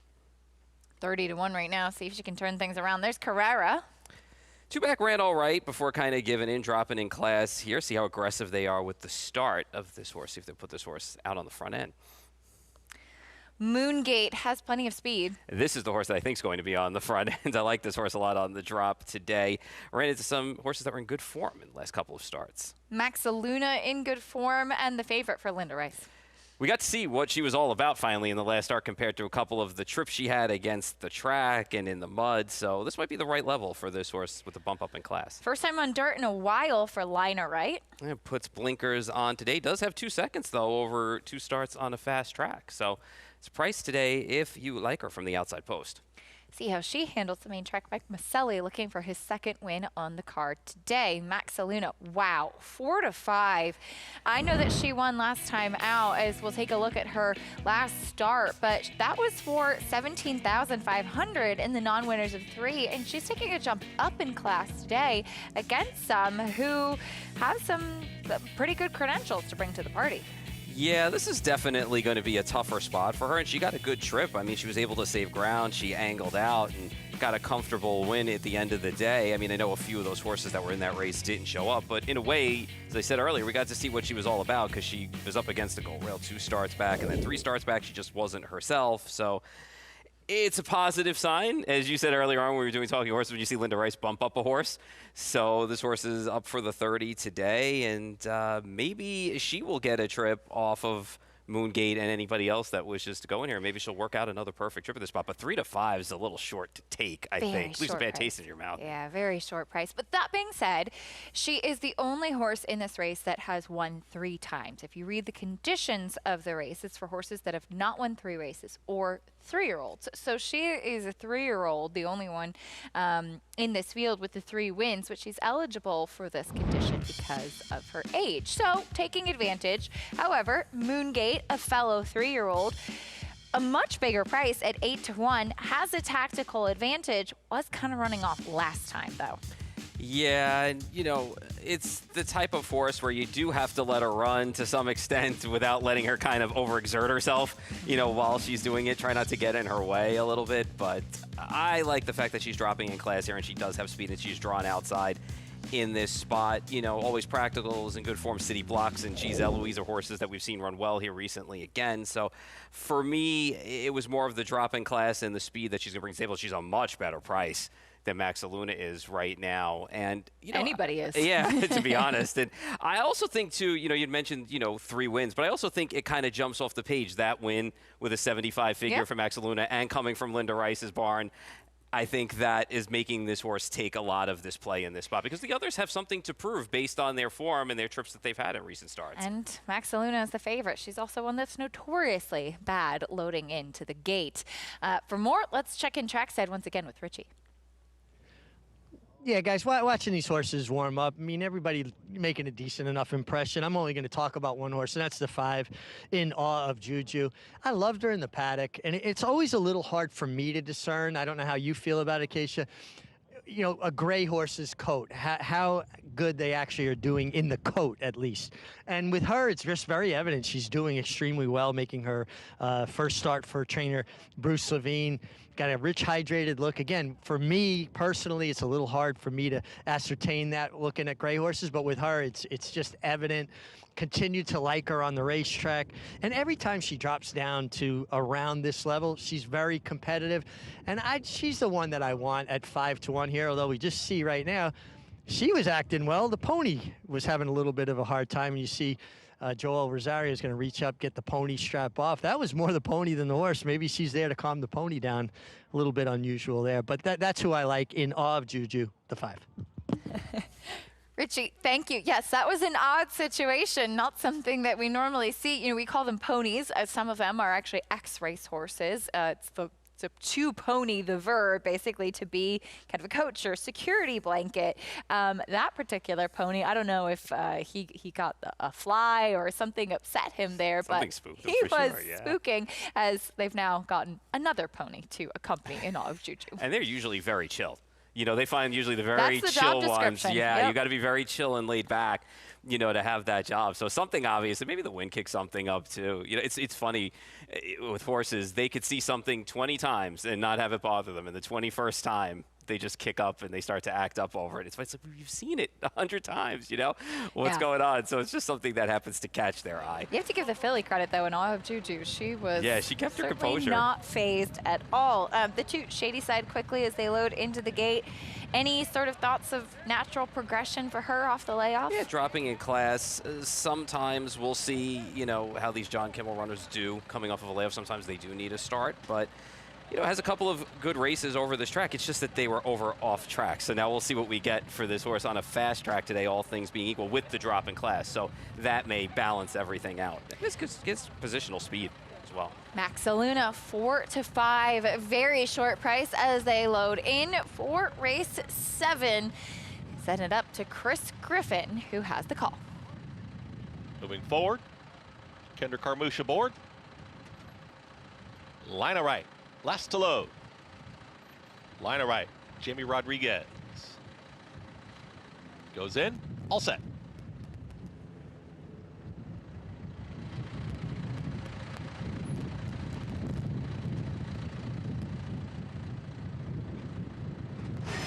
And they're off. Line of right broke sharply from in between horses. Here comes In Awe of Juju. It's a scramble on once again here for the front end. In Awe of Juju now with a neck advantage over Moongate, who's right there as a close-up second. Tightly at the rail is Spun Size. It's just held back here, is moving forward towards the outside top of the table. Is also moving right there with Max Luna. Up on the far outside, that's Line of Right. Towards the inside of that rival comes Carrara. The 2 at the back. Royal Event with the trailer, Shady Side. They work up the backstretch, 22.52 for the opening quarter mile. In Awe of Juju is the target. In Awe of Juju, confronted once again by Moongate. Here comes a run from top of the table, 3 wide. 4 wide is Max Luna. Spun Size all in. Is making hard work of it. Here comes Line of Right from the back. Shady Side has made up a lot of ground. Carrara's in that mix, and the trailer is going to be Royal Event. They are very tightly bunched here as they approach the top of the stretch. In Awe of Juju is still there. In Awe of Juju now sprints for home. Moongate down the center of the racetrack and a host of pursuers. Maxaluna's right there. Here comes Carrara. Carrara in the lime green silks. Maxaluna, they're ready to challenge the great In Awe of Juju, who's still there. In Awe of Juju, Maxaluna here towards the outside. Carrara, Shady Side is lifting late too, but Maxaluna emerges and gets the victory. Maxaluna, Shady Side, then came a photo Carrara with In Awe of Juju in 1 minute 17.54 seconds. Maxaluna continues in good form. She was able to get the right kind of setup here and wins as your heavy favorite. She had to work hard for this win, too. Kendrick Carmouche was asking her 3 wide from before they even got to the half. But at the end of the day, the speed came back to her, and she was able to get the job done. The blinkers on In Awe of Juju actually made her, with an aggressive break, outrun Moongate early on in the race as well. So, but I think probably the best horse coming into the race with the best form on paper off that big win got the job done here. I think she had to work a little bit harder than they probably wanted her to work, but the aggressive ride and staying after her worked out, and she minded her manners today. Yeah, keeping contact with the field. 4-5 now on Maxaluna, able to get the win, as you mentioned. In Awe of Juju, Ricardo Santana, he's aggressive. She did the dirty work on the front end and was pressed by Moongate. Late run from Shady Side as well. Maybe one to watch moving forward. Over to Tampa Bay Downs, race 6 coming up next. It's a maiden special weight on the main track, going 6.5 furlongs, and a first-time starter is currently 3-5. Domino Vitale to the outside, $600,000 daughter of Uncle Mo for Jorge Delgado. Yeah, we'll see if she can recoup some of that sales price in here. She's half to a decent horse in Motorcade who sprinted well. But that's a short price for a horse in here. It's drawn outside. I don't know. I kind of feel like they're kind of disregarding the 4 Bon Vivant in here. I don't know if they just think that this horse is going to need a race coming back. But obviously something went wrong in that last race at Saratoga, and that's why this horse has been away for a while, but has a couple of sprints that those figures would play well in here unless the firster is going to pop with a big number. Yeah, Bon Vivant is interesting because she's by Union Rags, but I covered her race too back when she went 1 1/8 behind Danzit, and I know she finished a distant 3rd that day, but I'd written down in my notes she was not convincing going the 2 turns, that she's built much more like a sprinter. Yeah. So despite the pedigree, and she is the half-sister to Simplification, who won the Fountain of Youth and was 3rd in the Florida Derby for Antonio Santos, so he's familiar with the pedigree.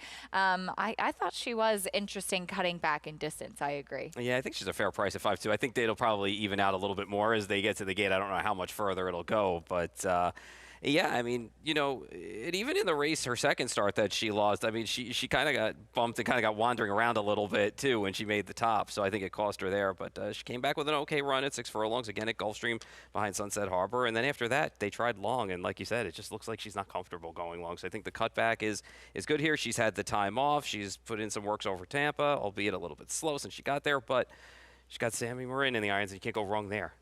He's been having yet another exceptional meet over at Tampa Bay Downs. And what about the number 3 at 7-2 right now? Taking a little bit of attention on the board. Has the pedigree for dirt for sure. You know, Valette was a Pennsylvania bred stakes winner sprinting on the dirt. And, you know, first time out got away a little bit slow in there and then kind of picked up her heels late, you know, down the stretch a bit and you know, off the turn and into the stretch. So getting to dirt today, Scott speeds up. If this horse breaks well, this horse will be closer than this horse was for sure first time out. 4-5 on a first-time starter. Domino Vitale sold for $600,000 as a 2-year-old, so it's taken about 1.5 years for her to get to the racetrack. That's some fast workouts coming in for Jorge Delgado. We'll see if the money is live as they load in. Very interesting maiden special weight coming up at Tampa Bay Downs. Bon Vivant, interesting. Popcorn and Peaches, which is a funny name as well. Blazing Affair, the 5-2. I mean, the pedigree would suggest longer on the dirt, but this horse needs a clean break. I think if this horse breaks today, this horse might surprise you a little bit at a bit of a price. She has not been able to get out of the gate. That's like her yet. key. Like that's like her kryptonite, and she's acting up in the gate actually now too a little bit. Is. She's not happy. Looks like she's giving the starting gate crew, the 5, Blazing Affair, a very tough time there, acting up. Tough to tell if it's the 6 reacting or if it's a horse behind the gate. There's tough to tell from this angle. Yeah, Looking like they're opening the front of the gate for the 6, Ola Hermosa, who, yeah, it seems they've actually gotten the 5, Blazing Affair, to settle. I think it's the 6 that's actually giving them the toughest time. Sorry, it's just a very tough angle with the shadows there behind the gate to actually be able to see well what's happening. And looking like they've gotten the 6, Ola Hermosa, in.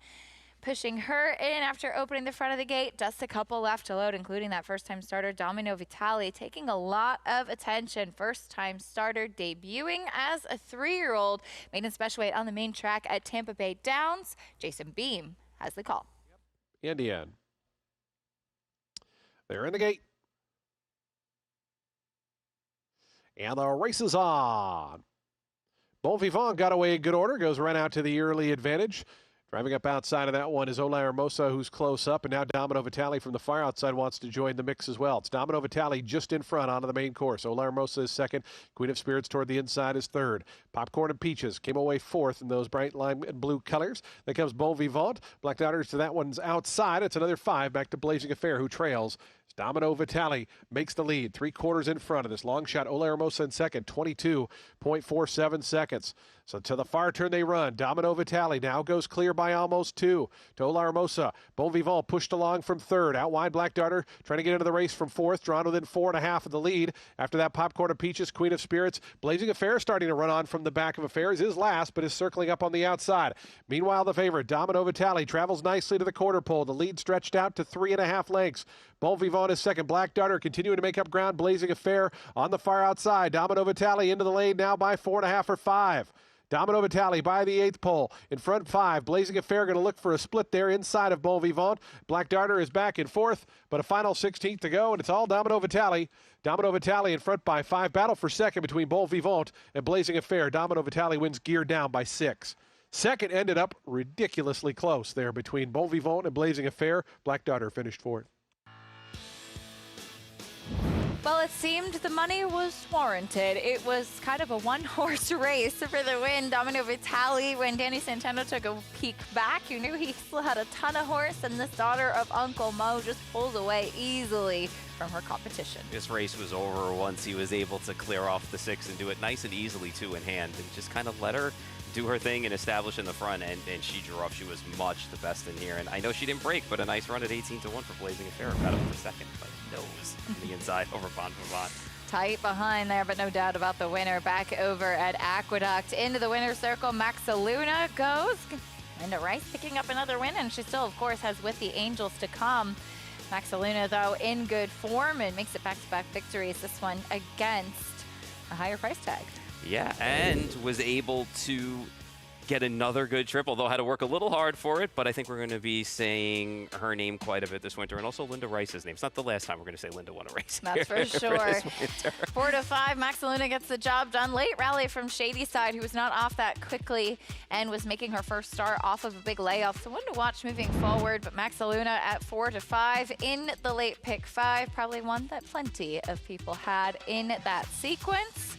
Maxaluna with the win behind I'm Buzzy and Cravings. Got some prices a little bit earlier on, as you're not going to get a price on Linda Rice's runner in the next race in race 8 with the Angels currently 1 to 9, trying to remain undefeated. Yeah, and on paper, she is the goods and she is the best horse, but that's why we run the races, and she added a new dynamic, you know, to her repertoire in the last couple of races, coming from off the pace, which we talked about on Talking Horses say that Linda Rice wanted to see, and was able to do it, and had a little trouble last time doing it, but still won the race rather easily.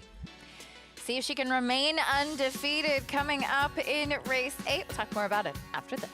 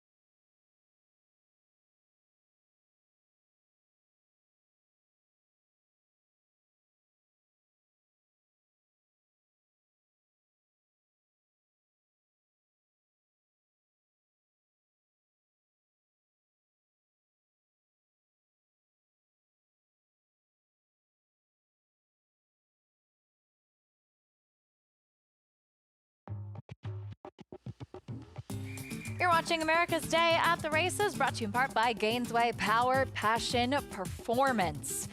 Coming up in just a couple of weeks, we'll have opening day, Friday.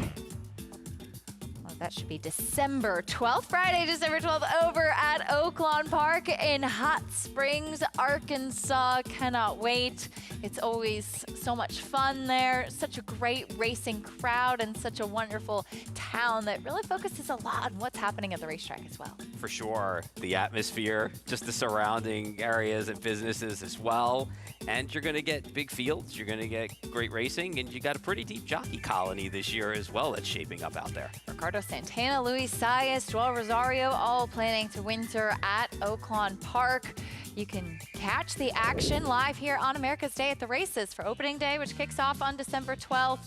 And some special races that we have to look forward to, including on January 2nd, the coach named in honor of D. Wayne Lucas, leading up to the Arkansas Derby and all of those big Derby preps that they have there as well through May 2nd. A lot of fun getting a chance to cover Oaklawn. What's wild about it is, we talk about it and look at it there and say, yeah, here's what's upcoming for those Derby preps. And before you know it, we're going to be into March and going to be like, the big dances are here. It does go quickly. And it's fun, to see these horses progress from the early races to when we get towards the Arkansas Derby. So it should be a lot of fun, and you could always count on big fields and great racing for those races as well. They never usually come up short.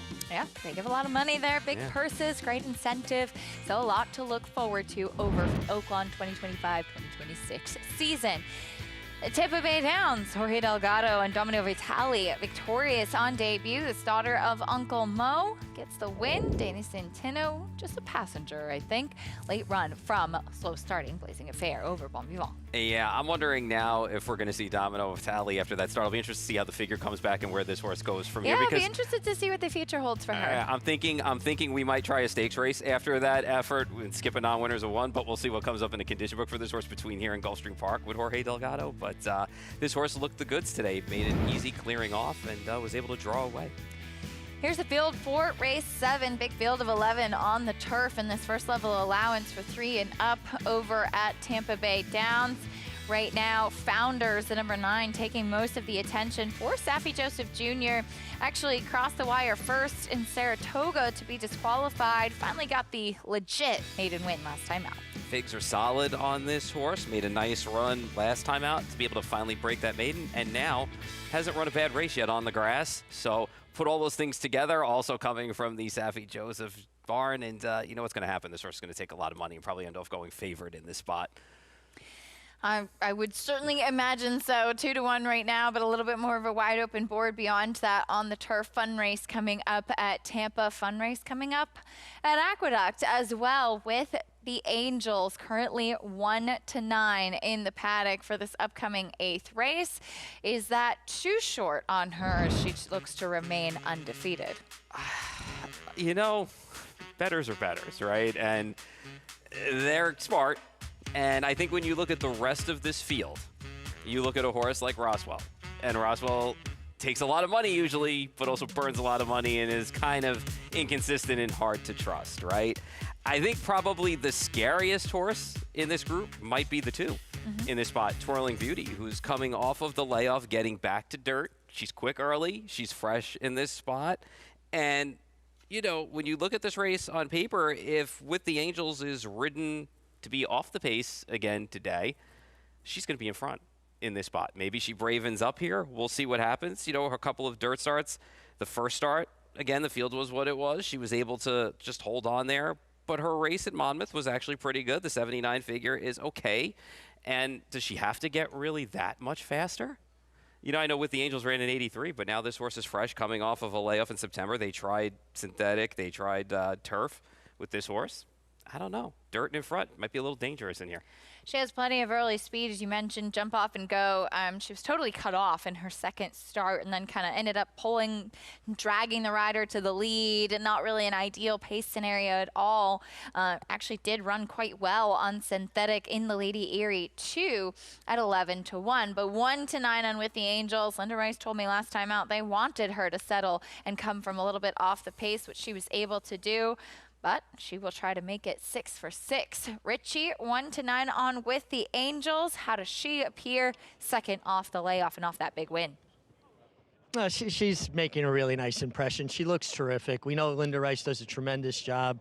And this is just one classy filly. She just, obviously she's perfect. Everybody, is enamored when you see nothing but ones across that finish line there, and with the Angels well posted.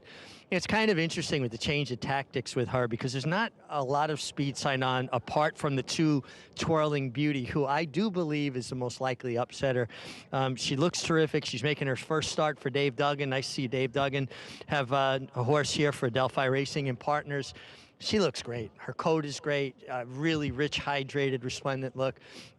From what I remember, and Keisha, maybe you can help me out here because you keep far better notes than I do. She's got a really short cheater blinker cup, meaning a very wide open blinker cup, almost a non-existent. Basically, it's going to inhibit her vision directly behind her, actually to see the rider maybe a little bit. But it's as short a cup as possible. And I thought I remembered her having more of a full blinker on previously. So maybe this will give her a little more chance to kind of just use her energy efficiently, not get into the bridle too much, even though she probably is going to be in front and they're all going to have to catch her. And I wouldn't want to have to outfinish with the Angels, or at least try to outkick with the Angels. What I'd want to do is try to get away from her and hope her give her the slip. And she doesn't have the time or the ability or time in the race to catch me. I don't want to be in the same proximity with her and then get out finished by her. And I think the horse that could do that is the two Twirling Beauty. She looks great. She has natural speed, and maybe she can take them gate to wire. If there's going to be an upset, Tall Order, though, with the Angels is very, very good. She is, Richie. We'll see if she can turn the tables. Quickly back over to the two Twirling Beauty. If we can go back to hers, Richie was touching on the equipment that she does wear. I think it's interesting discussing the two quickly on Twirling Beauty, because she started out with Ray Handel, and Ray kind of has a uniform where she was wearing a shadow roll and a short cut blinkers. Now she has no noseband, which is typical of Dave Duggan, and those tiny cheater blinkers. We're taking a quick pause to welcome in our viewers on FS2. More on this 8th race after this.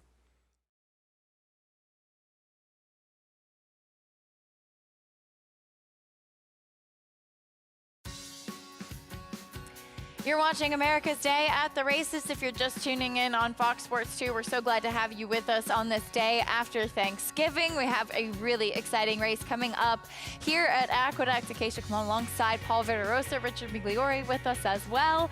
We have live racing from Aqueduct and Tampa Bay Downs. But Paul, our immediate order of business coming up is this 8th race at Aqueduct, which features the undefeated with the Angels, who's currently 1-9 on the board as she tries to go 6 for 6. Yeah, and realistically and legitimately so that she should be 1-9 in this spot. She's the goods, on paper. And now she's added a new dimension to her running style, where she's been able to sit and come from just off the pace to get the job done.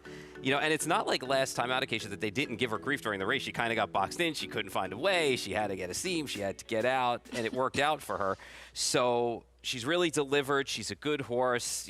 She's a solid player. And it's funny because Linda Rice had mentioned in an article I read that she was kind of gun-shy about throwing this horse into the deep waters, fairly quickly. And we talked about it earlier on Talking Horse to say how some of these level races can come up a little salty. But here, she's kind of found herself in one that hasn't. So maybe she can kind of get her feet wet, get the job done at this level. And then hopefully we'll see her down the road in some stakes this winter.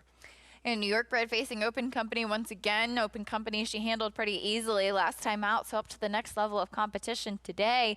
I think all of us feeling that potentially the most likely upsetter, if there could be one, would be the two Twirling Beauty because of her pace advantage and her dynamics. She is quick. She has plenty of early speed.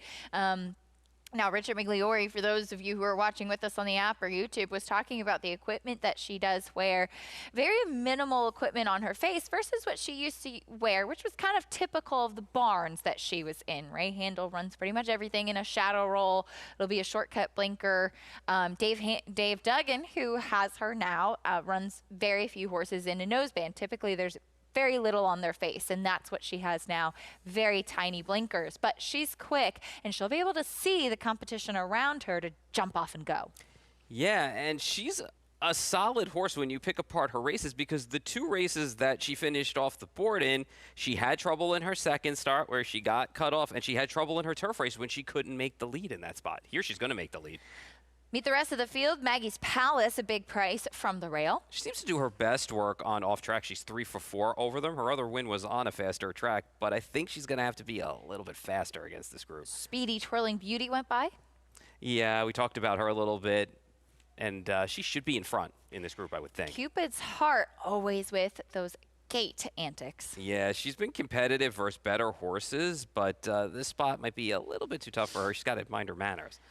We seem to never know when Roswell will show up with her big effort, but it's in there. And she doesn't have much consistency to her. She always takes money, too, but they put the blinkers on her today, and I thought that was a little interesting. And with the Angels, undefeated and a short price. Yeah, short price here for Linda Rice. Next stepping stone to stakes races, hopefully, for the winter. Take a quick time out. 8th race, and with the Angels coming up, can she remain undefeated?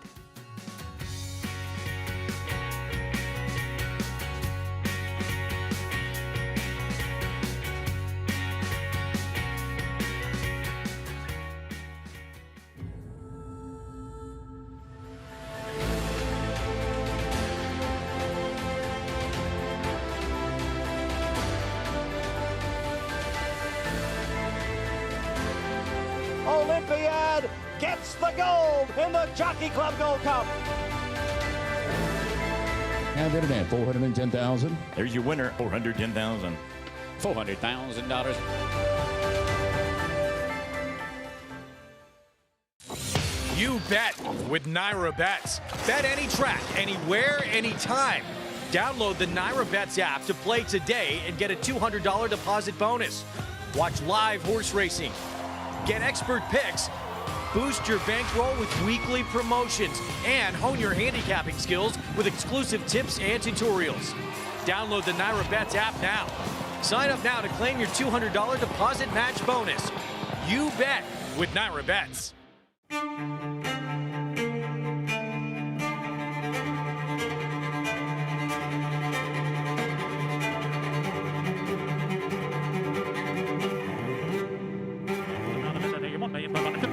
$1,600,000, $1,600,000 out of minute, $1,600,000 out of bid, now $650,000, $1,650,000 out of anybody else, $650,000 out of minute, $1,650,000 out of a half, $1,600,000, thank you.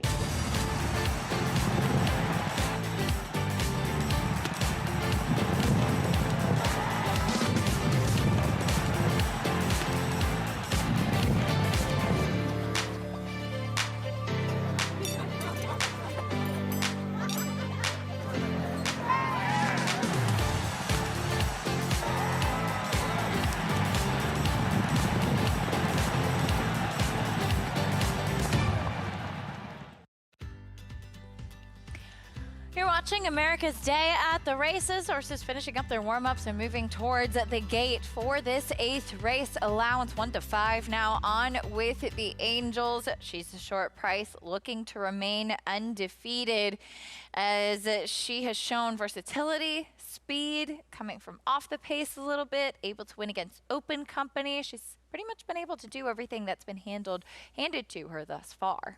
And do it professionally. You know, even from start number 1, the way she carried herself and just the way her body language is, the way she took her cues from her riders. And, you know, she seems like she's pretty easy to ride, and she seems like she'll take you, you know, where you need to be. And that's always a positive thing. You know, you can tell early on when some of them have matured faster, you know, than others, just from a physical and mental standpoint. And she's been there, you know, so obviously she's shown a couple of different dynamics. She's shown that she could win at 6 furlongs, 7 furlongs, a mile. So distance obviously is not a problem with her. So the 6.5 should be fine in here. She's drawn outside, so she can see what's going on with Jose Lascano up. And I think it's all systems go for her, but we'll see. You know, they got to run the race. Richie Migliori getting a good look at all of these horses on the track. Richie, what are you seeing?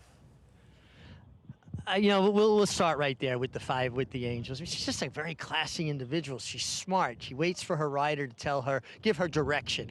And that's a jockey's dream. You don't want a horse that you can't turn on or off easily. And she just does everything well. She's well posted. She's going to be very tough to beat. I have no false illusions. She looks terrific in the post parade. And I love the spacing from her first race back off the layoff to this one. A couple nice works in between. I am going to go with the 2, Twirling Beauty, just because I think there's potential here for her to get loose. And if she gets loose, I think that's the only way maybe you can possibly, potentially upset your favorite. Twirling Beauty, to me, looks like the controlling speed in this spot. I like that she's more opened up. Dave Duggan taking over as her trainer. And full disclosure, guys, my son Joseph did buy this horse for Adelphi Racing, so I got a little bit of a home rooting thing going on here quite as well. So you can accuse me of being a homer. That's okay, Richie. Certainly welcome. 6-1 now on Twirling Beauty as she's taken some attention. But Roswell, I think, is a little bit of the wild card in here. She ran a big race, Paul Tubac, when she was able to run down the very short price of Senza Parole that day. She's run 95, 92 buyer speed figures in the past. But sometimes she just shows up a little bit flat. The blinker's going on today. What version of Roswell do we get? I don't know. And the blinkers on's an interesting thing for me because she's already run 12 times, So there's times that she's broke really sharp. There's times that she's kind of just broken, been taken back, which is usually her MO, and then she runs on late. I wasn't convinced, A, that there was going to be enough pace for her in this race, and B, I just don't know what I'm going to get from her. And 9-2, I don't know. To me, she burns a lot of money. See if the equipment change will make a difference today, but there is the undefeated with the Angels. Chris Griffin standing by. Race 8 at Aqueduct. And they're off. Roswell broke well, so did With the Angels on the far outside, and smoothly With the Angels is in front. With the Angels, here comes pressure from Twirling Beauty towards the inside, and these two hook up early. Roswell's going to take just off of them in third. At the rail, it's Maggie's Palace in fourth, and the Triller, Cupid's Heart. They work up the backstretch, and Twirling Beauty is in front. Has a neck advantage on With the Angels, the big favorite towards the outside. 22.45 for the opening quarter mile with less than a half mile to go. Twirling Beauty is the leader. With the Angels just comfortably here, stalking the pace setter. Roswell is following her move 3 wide. Here comes a run from Cupid's Heart. Is out of last, is now second to last, relegating Maggie's Palace to be the trailer. 3 of them tightly bunched here as they approach a quarter mile left to go. With the Angels has taken the lead. Roswell ready to challenge towards the outside. Twirling Beauty is battling on. With the Angels now gets the cue. Roswell is a stubborn foe towards the outside, and here comes Roswell to the outside of With the Angels, trying to catch them both as the late running Cupid's Heart. Roswell has taken the lead. Roswell trying to put away With the Angels. Here comes Cupid's Heart late. Roswell is your winner. Roswell wins it. With the Angels look to hold second over the oncoming Cupid's Heart in 1 minute 16.16 seconds. Well, it did seem that the equipment change made a difference. Roswell gets the win. We knew it was in there. She had the talent. And, Paul, you could kind of tell that she was going to run one of her better races today by how quickly she broke out of the gate. Yeah, we both said that sitting here. She made me eat my words, too. I was like, boy, she broke well again. And then just the position that she was in. She got a really good trip here. Johnny kept her just right off that pace. It got a sweet spot, behind Twirling Beauty and With the Angels, who was kind of just lightly pressing that pace on the outside. But boy, in the turn, she looked like a winner. Johnny was just cruising with her up to the top. So blinkers on, John Velasquez on, 4-1 price. And I ate my words here. I still think With the Angels ran okay in this spot, ended up pressing the pace and kind of just got a little bit short late. But the winner was like $1 million. I can't guarantee she's going to do it again next time, but today you got paid. 4-5-3-2. First defeat for With the Angels, and it comes at the hands of Roswell, who has upset the apple cart a few times. As mentioned, Senza Parole was a very short price in that Saratoga allowance. 2 back just seemed like it was wrapped up before the race even began. Roswell was able to run her down, able to run down With the Angels today as well with the blinkers on. Again, she had the ability. It's just a matter of putting it all together when the time comes, and that's exactly what happened today with John Velasquez in the saddle. Yeah, to be fair, as we mentioned earlier, she ran figures in the 90s before, so, and that was faster than anything with the Angels' run, and she ran one of her better races today, so she scored, and nice win for her. Back over to Tampa on the turf, getting a look at that beautiful turf course that they do have there. As it attracts a lot of top barns throughout the winter, coming to take advantage of the turf course at Tampa Bay Downs. Relative Value, the number 3, taking some attention, making her first start since January. Fort Chad Brown, she broke her maiden first time out, Fort Chad at Tampa. Chad often using Tampa as a track to kind of kickstart the season for a horse. Unfortunately, he hasn't run again since then. Yeah, and he beat his stablemate that day, too, as well. So, wanted to get in the race a little early, but Sammy Camacho kind of just held him back a little bit. Finally couldn't hold him back no more, and he got into the race, and he was game to get the job done. Wasn't the sharpest group that he faced that day, but he's been away for a long time. But as you said, Chad, does this before, keeps them away, and then gets them back and starts them right back where he's had experience running over, the course. I like the horse on the outside because you can't count out Shug McGahee when he sends horses over to Tampa. Funny stat for Shug. In the last 5 years, just in general, he's 31 for 101 with a 237 ROI, 62 in the money. He's 18 for 69 on turf with 43 in the money. It's a new gelding, and had a little time off from a race that he just was not getting the right trip at Kentucky Downs in that race. He ended up being wide and chasing and kind of gave way late to Sardis. Even the race before that, he was way back at Monmouth and had to come wide with a rally. I know he's drawn outside here, but maybe he can get a nice little spot, not too far off the pace, and try and get the job done at 4-1 for me in here. And has been gelded, yes, which might help him as well. Concord Green, a nice price to the outside. 2-1, though, on the 9. Founders for Saffie Joseph. They load in on the turf for race 7, Tampa Bay Downs. Here's Jason Beam. Concord Green, who will be the last one to load in. We're just waiting on Sir Magistrate, Chaz the Chief, and Concord Green will be all set for his start here. Today's 7th. Starter Eddie Boobles to send them on their way. 1 mile and a 16th out of the turf chute. Concord Green. Samuel Marin in the Janny colors. Goes in. They're in the gate. And the race is on. Temple City Taboo sent for early speed. Relative Value is close up early on as Concord Green works over from that extreme outside draw. Sir Magistrate in amongst horses there, along with Start Mo Up. So they come into the stretch. Start Mo Up now coming up alongside of Temple City Taboo. They're 1-2 by the wire. Concord Green is away in the 3rd spot. Relative Value tucked in toward the inside 4th. Sir Magistrate right to his outside is 5th. It's then a break of 2 back to Founders, who's 6th to the Madicat color. Stumbling there was Sir Magistrate, who stumbled just a touch going toward that first turn. Meanwhile, Late Call moves up to that one's inside. Founders is back running in at 7th. It's a length more back to Cupid's Dude the Gray is 8th. On the outside of that breakout is 9th. Chaz the Chief and Heathguard, those two share the back, and they're about 11 off the early lead. Start Mo Up at a big price, 23.67 seconds, the opening quarter mile time. Start Mo Up 3/4 of a length in front of another big price, Temple City Taboo, who is 2nd. Meanwhile, Relative Value stays toward the inside 3rd, just 2 off the top. Length and a half more to Concord Green, who's still on hold, is about 3.5 lengths adrift. Late Call stays toward the inside. Founders and Breakout are starting to move up. They're about 4 and 5 wide respectively, though, as they go to that far turn.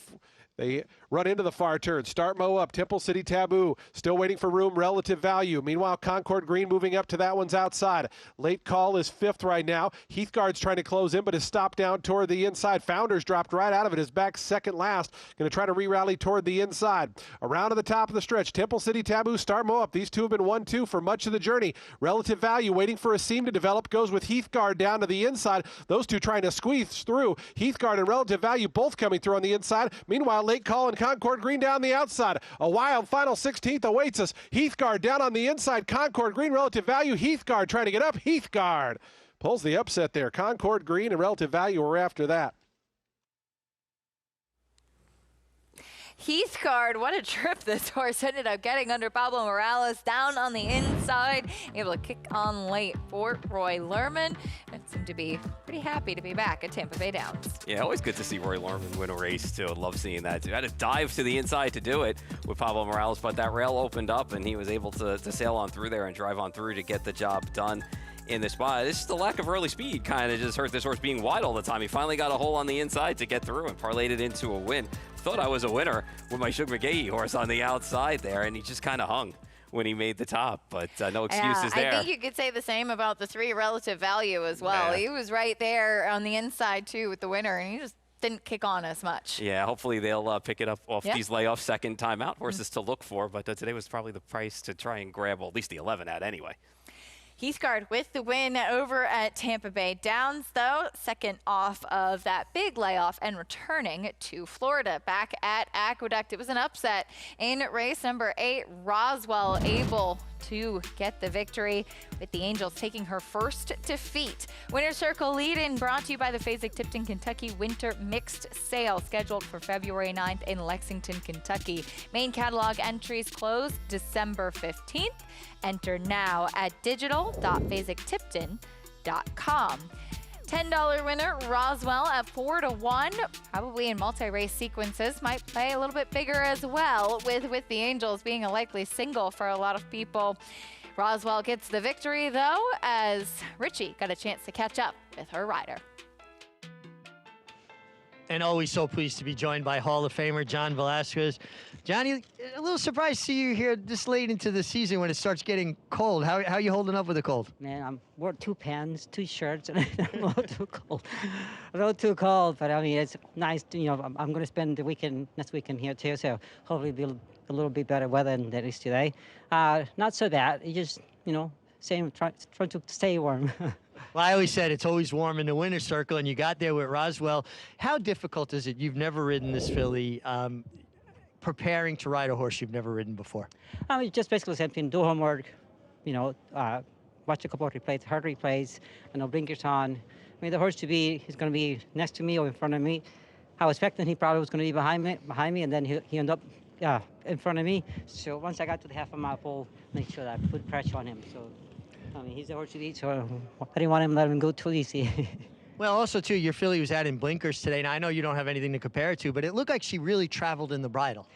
Very nicely, very nice. She broke really well that I had to take a little hold of her to let the favor go. Once I got a little hold of her, and I changed my mind half on my ball. He's up in 3 lengths on me. I can't let him do too much, though, So by the 3/8 ball, I make sure that I was right on his heels, right in, basically his back end. After that, I just make sure I keep the pressure on so that way he didn't get away with anything easier. Johnny, what are the plans now for you for the winter? Will it be Florida this winter? Yeah, just, we just got the apartment in Florida. We are contemplating California, Florida, so back to Florida. All right, well, it's so good to have you here this late into the season. Looking forward to watching you ride the rest of this week. And guys, a Hall of Fame ride by a Hall of Famer. Richie, thank you. Hall of Famer indeed. John Velasquez climbing aboard Roswell for the first time. As he mentioned, he'll be here next week as well for Cigar Mile Week and all of the big stakes that we will have coming up. And $10 winners throughout the sequence, as mentioned, though, probably going to play a little bit bigger and maybe knock quite a few out. Yeah, I think between Cravings and Roswell, and even to some extent I'm Buzzy, because I'm Buzzy's a horse who's kind of camera shy and had some bad luck over the year. I mean, his run seconds and thirds, good check getter, pays for herself, But she finally got the job done today, so I think that's cool that she finally got the win. Talking about it earlier, I would be over the moon if she won today, and she did. So happy to see a win there. But I think this pick 5 is going to pay actually pretty well because the last race is pretty wide open, unless you're latched on to the Chad Brown second-time starter in the 6th. And it is our Spencer Farm 2-year-old race of the day coming up in the nightcap, brought to you by Spencer Farms. At 6-time reigning champion General Sire Into Mischief, sire of this year's Kentucky Derby winner Sovereignty. And there's a look at the field. 2-year-old fillies going a mile on the main track. It's made an optional claiming here. And factory setting currently 2-1. As you mentioned, I've been waiting personally for this filly to stretch out in distance. I felt that she was one that really wanted to go longer and also really needed a race mentally, I think, first time out. The horse that beat her, would come back and win those New York bred stakes up at Finger Lakes for Mike Maker and Buck Butler, daughter of McKenzie. See what she can do stretching out. But as you mentioned, pretty evenly matched group, especially on figures and on paper. Yeah, it's interesting when you get to these kind of races as well because, you look at it from a perspective of you have a runner from the Chad Brown barn who obviously comes prepared with their horses, and you know this horse is going to take money just based on the connections alone.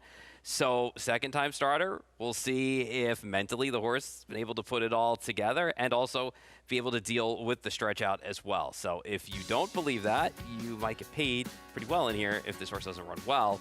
I am in the camp of I do have the horse third when we did the show earlier today, but I think we got some options in here that maybe we can beat. Talk a little bit more about the Spencer Farm 2-year-old race of the day. When we come back, we'll also look ahead to Cigar Mile. Horses like Bishop's Bay, rated by merit, waiting to take on the Cigar Mile group coming up just in 8 days, next Saturday. Looking forward to what the stakes action will hold throughout that week. We'll preview that after this.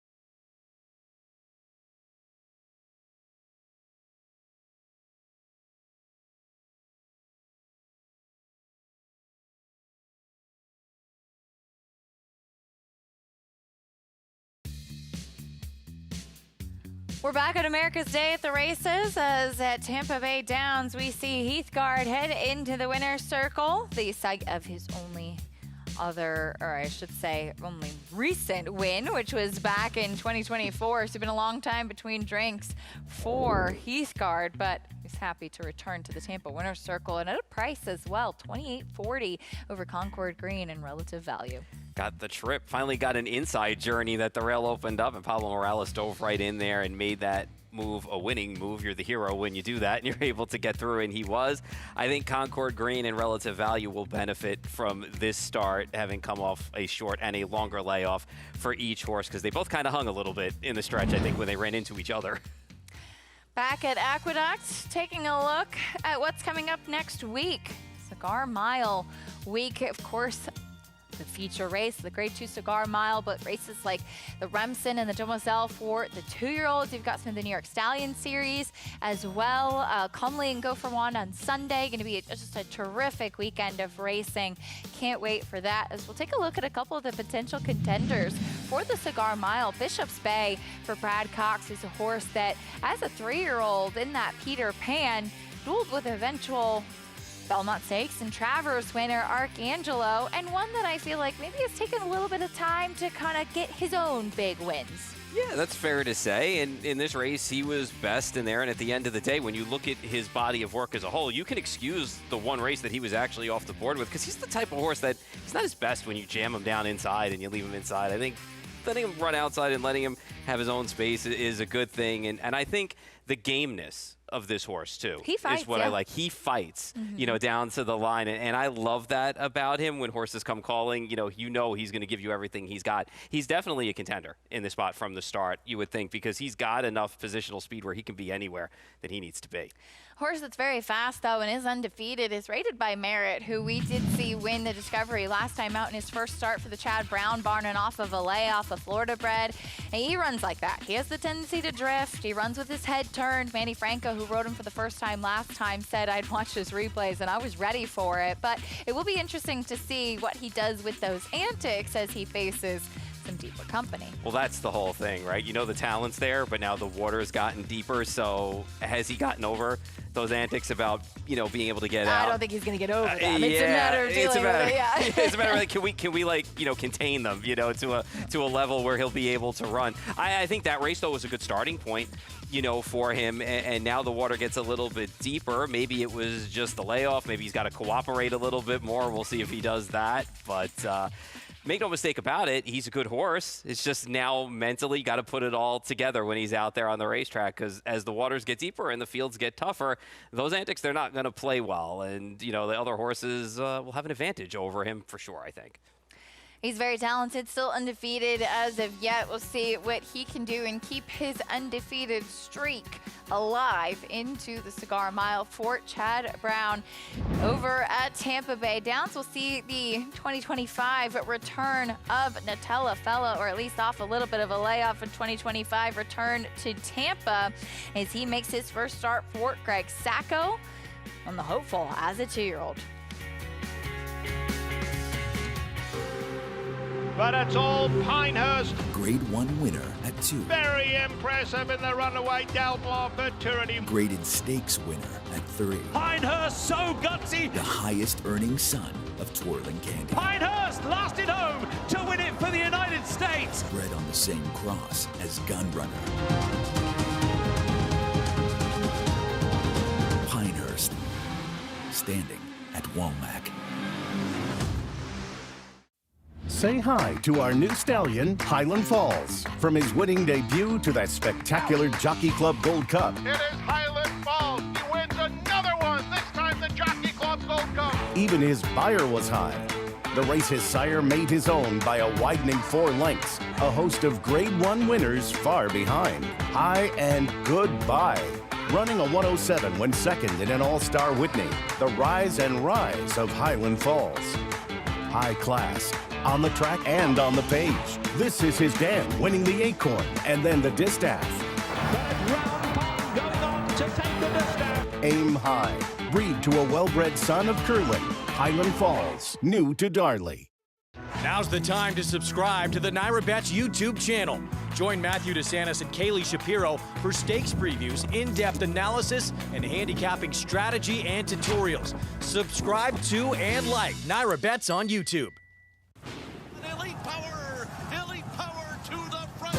And the 16th pole very clear. And going to take the rear to sprint. But Elite Power does it again. 75 and a half. In the back, 550,000. Thank you. Down a minute to get down, anybody else ground, and to get all through, well done. $1,050,000. $1,050,000 and a half. $1 million, Blake, thank you. Jugmont. Welcome back to America's Day at the Races. Just in time for Spendthrift Farms' 2-year-old race of the day. We got 2-year-old fillies going a mile here on the main track at Aqueduct. And an interesting group. We're going to start with a big long shot in the 5. Credit Risk. Ran extremely well on debut sprinting, came back and showed very high speed, was under a great deal of pressure. They went 21-4, 44 and change, and she stopped. And you can understand that you know, some horses get out of their natural rhythm, their natural frame. They don't use themselves as efficiently. They don't breathe as efficiently. And I just think stretching out to the mile, particularly with the 5 credit risks pedigree being by Tacitus, she's going to be able to show that speed, but not have to go nearly as fast, and just get in a better frame, get in a better rhythm, use herself more efficiently. I like what I'm seeing from her. I think it's wrong to dismiss her off of that last start, because I just think she got caught up in too hot a pace for her as an individual. Now, interesting that her name is Credit Risk. That sounds like a Seth Klarman name, or Carvich Stable, and we'll go to right outside of her to the 6 Factory Setting, owned by Carvich Stable. She looks great. I mean, I couldn't get past her physically. She's like a cat. She's so light on her feet, and just the way she moves is just such an elegance and athleticism to her. She looks tremendous. And then the 9 Baseball Lady, you could see how it really helped her stretching out. She's got the length and kind of scope that you look for horses, and she's extremely well posted. So I think Baseball Lady is probably the most likely upsetter of the 6 Factory Setting.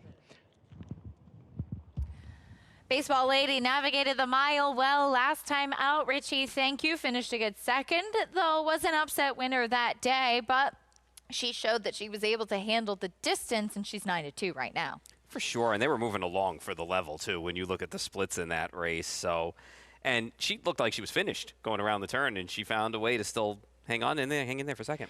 Here's the post parade. The number 1 Asking. I think it's a bit of a drop in class versus what she faced on Dirt 2 back. Yeah, I like this horse dropping in class here today, breaking from the rail.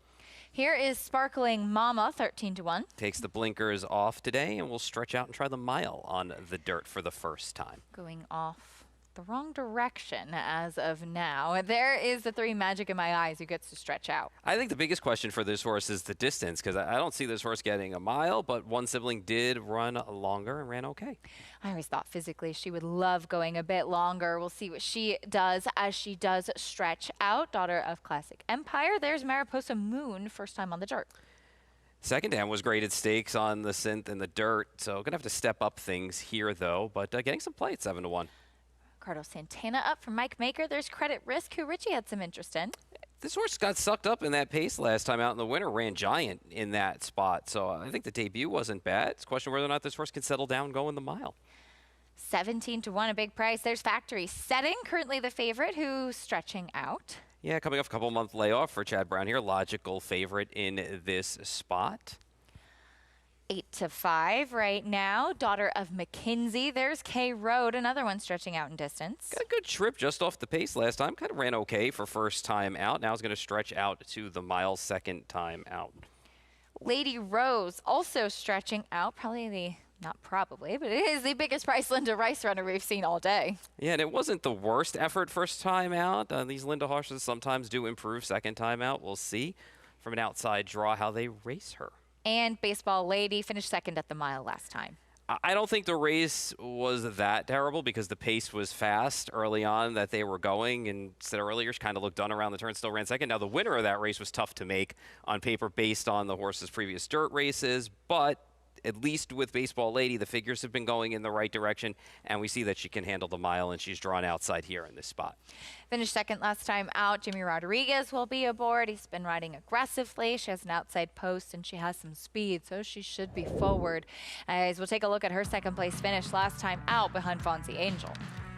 For me, I think the biggest question going into this race for this horse was obviously, was she going to be able to go the mile, and how fast was she going to go? They ended up going pretty fast for the level, and if you watched her around the turn, again, it looked like she was just going to stop and not continue on. She ended up doing so, and in this spot running second. So I guess the only thing you can hold against her in the spot is the horse that beat her, because the horse that beat her was tough to make, but beyond that, she ran well. She got a 60 figure in that spot, so with any improvement going the mile again in this spot, maybe puts her in the winner's circle today, but at least she's drawn outside so she can see what else is going on inside of her speed-wise. Warming up on the track as we head back over to Richie. Yeah, and we'll just continue right along that vein there, guys, with the 9 Baseball Lady. I'm going to pick her. I think she's just well posted outside. I liked her mile effort last time. I think she could take a step forward, and I don't think you could ever underestimate how important it is going a one-turn mile at Aqueduct. Outside posts get so much the best of it. I've seen that my entire career.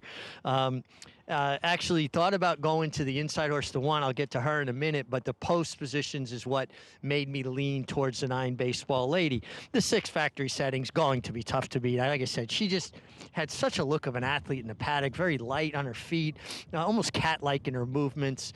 We know that Chad Brown is good with horses, certainly stretching out, coming off a bit of a layoff. I don't think that's a factor.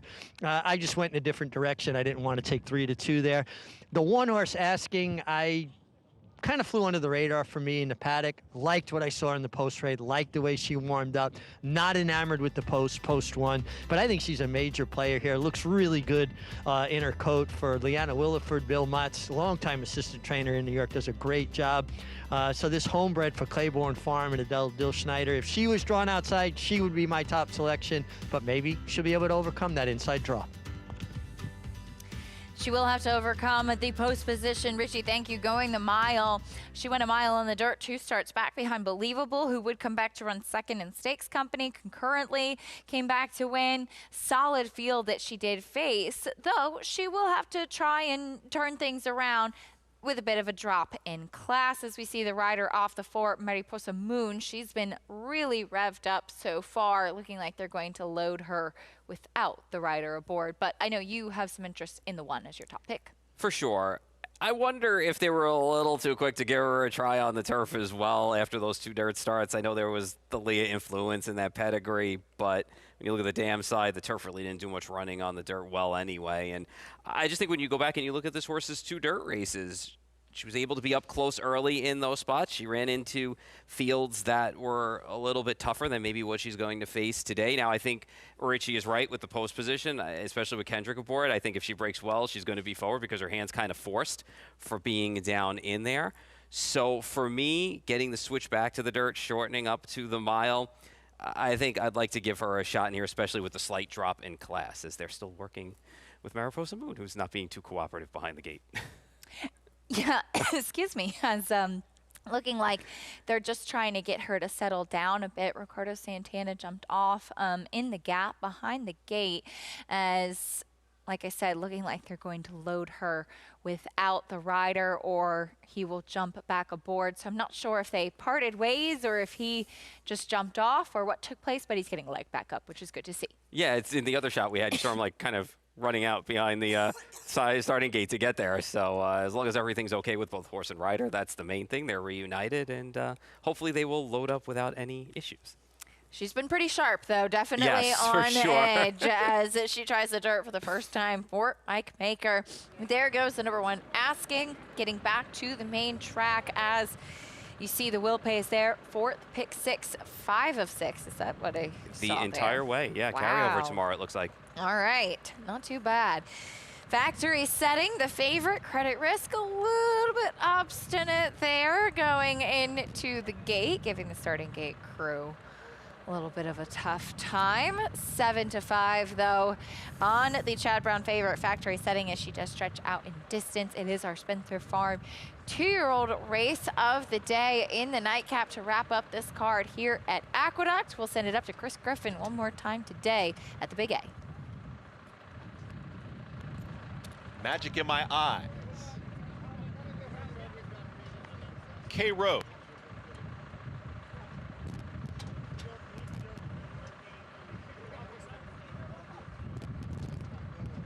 Lady Rose.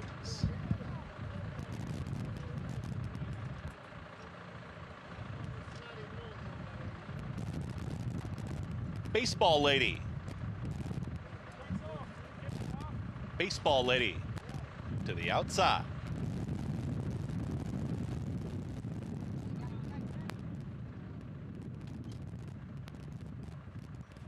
And in. All set. And they're off. Factory Setting broke very sharply from in between horses, but now takes back. It's on far outside. It's Baseball Lady, and here comes Credit Risk. Credit Risk now takes the lead, is pressured immediately by Sparkling Mama towards the inside, and Sparkling Mama now with a neck in front. Credit Risk is back to second. 3 wide is going to be Baseball Lady as they come out of the chute and hook up at the back stretch. Following them, that's Lady Rose, who's in a shared 4th position, is in between horses. Here comes Magic in My Eyes. Also trying to move forward there is Mariposa Moon. At the rail comes Asking. Right in behind them is a patiently ridden Factory Setting up on the far outside. K Road with that clear roading room, and they are tightly packed here. 22-4 for the opening quarter mile. The leader, Sparkling Mama. Sparkling Mama is in front. Pressured the entire time by Credit Risk is a clear second. 3 wide, that's Baseball Lady. On the move is Lady Rose. 4 wide. Asking is at the rail. Factory Setting has horse nowhere to go right now. Is just settled in behind this leading group. Out wider there comes K Road. Far, far back, Magic in My Eyes, and tailing off Mariposa Moon. 46.29 for a half-mile time, and still very tightly packed here. Sparkling Mama is trying to win it right now. Has a quarter mile left to go. Lady Rose ready to pounce towards the outside. Asking is looking for room. Factory Setting now cut loose center of the racetrack is trying to pick up these leaders who start to get away here from the favorite, and Lady Rose at a number, battling it out here with Sparkling Mama at a bigger number. But it is now Lady Rose up by 2, 3 widening lengths inside the final 16th. Give it to Jose Lezcano. Another one on the afternoon. Lady Rose dominates. Second went to Sparkling Mama, then came Factory Setting, and Baseball Lady in 1 minute 37 and 4. Well, we said it was the biggest Bryce Linda race runner we've seen today, and turns out it was just as live as some of her other ones. Lady Rose stretching out in distance, second time out. She gets the win at 12-1, generous price. Yeah, I didn't think the first effort was all that bad, and now with the stretch out, this horse ran even better. They were so compact going down the backside that nobody really had any place to go, and I think if you stood out of that, you were in pretty good shape. And you know, at the end of the day, Jose Lezcano gave this horse a really good ride and was able to put away Credit Risk in the stretch, who was able to be in front of this group. No real excuse for Factory Setting other than he was kind of just jammed up a little bit wide down the backstretch, but never really truly got stopped. It looked like Manny still had a handful of horse going into the turn and just did not finish up well. Disappointing third for the favorite, but an upset at Aqueduct as we head over to Tampa Bay Downs on the main track. Dirt sprint. Nutella Fella 2-1 on the board. Not the favorite, but he is making his return to Tampa Bay Downs, where he has run 2 very good races, including a win. Grade 1 hopeful winner is a 2-year-old. Makes his first start today for Greg Sacco. Yeah, I can't resist. Obviously, my love for the Greg Sacco part continues. But to be fair, this horse has done well over this surface and has a win in a second. Coming off of that effort in the Bolt. Ruler has faced so much better than what he's facing here. I mean, this is a little salty group, but from a class perspective, this horse is definitely the class of the field. We'll see how he runs in this spot. He should have some pace to set him up in here. And pace including Uncashed, who's the favorite to the inside for the always dangerous Larry Ravelli. Nutella Fella, always rambunctious and obstinate at the gate. That is very normal for him. Yeah. As they open the front and load him in. We'll see how it plays out. Good race coming up at Tampa Bay Downs.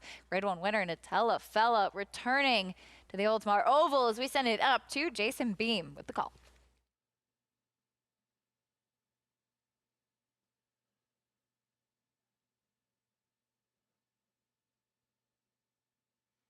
Lord Barrier to the outside draw.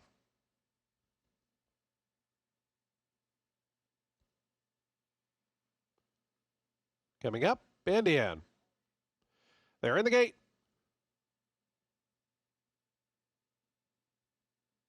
And the race is on.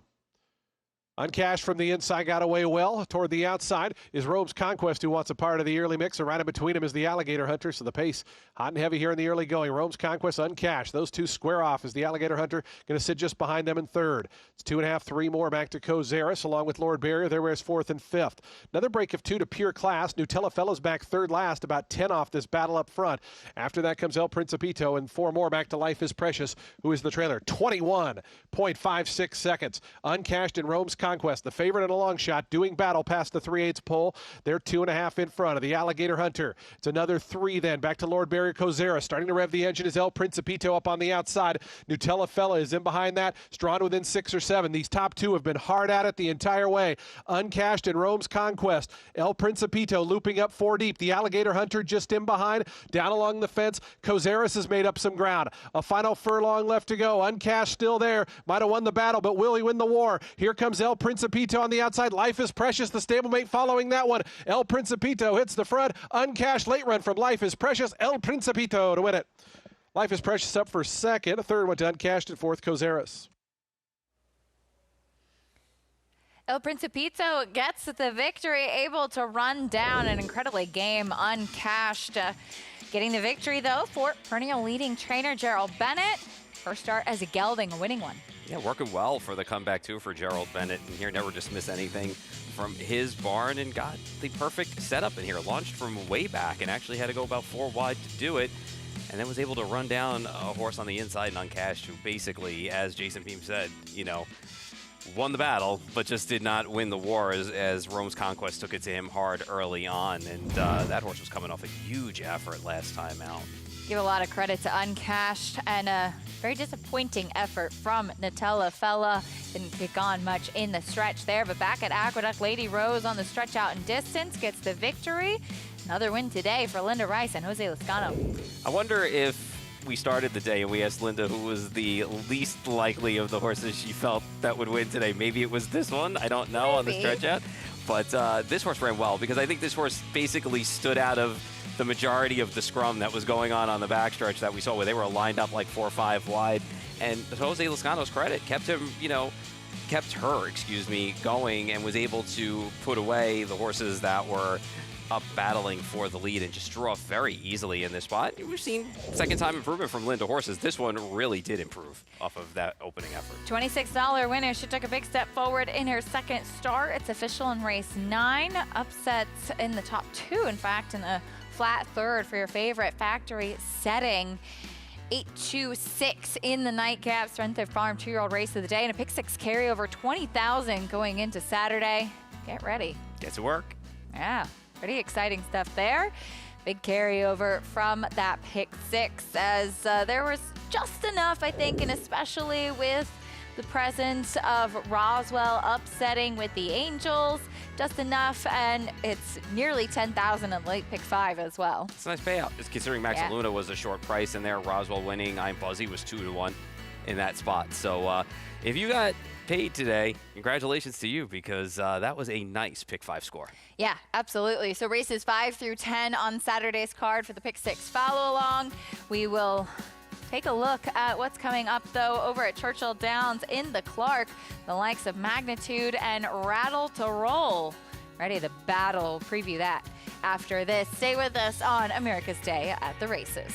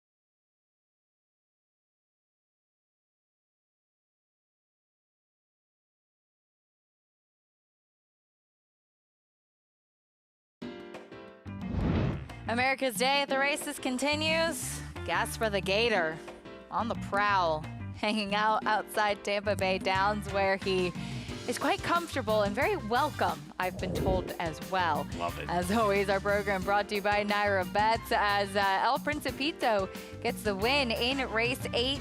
Has been gelded. He'd run some fast races on the go-back for Gerald Bennett and was able to find some of that form once again.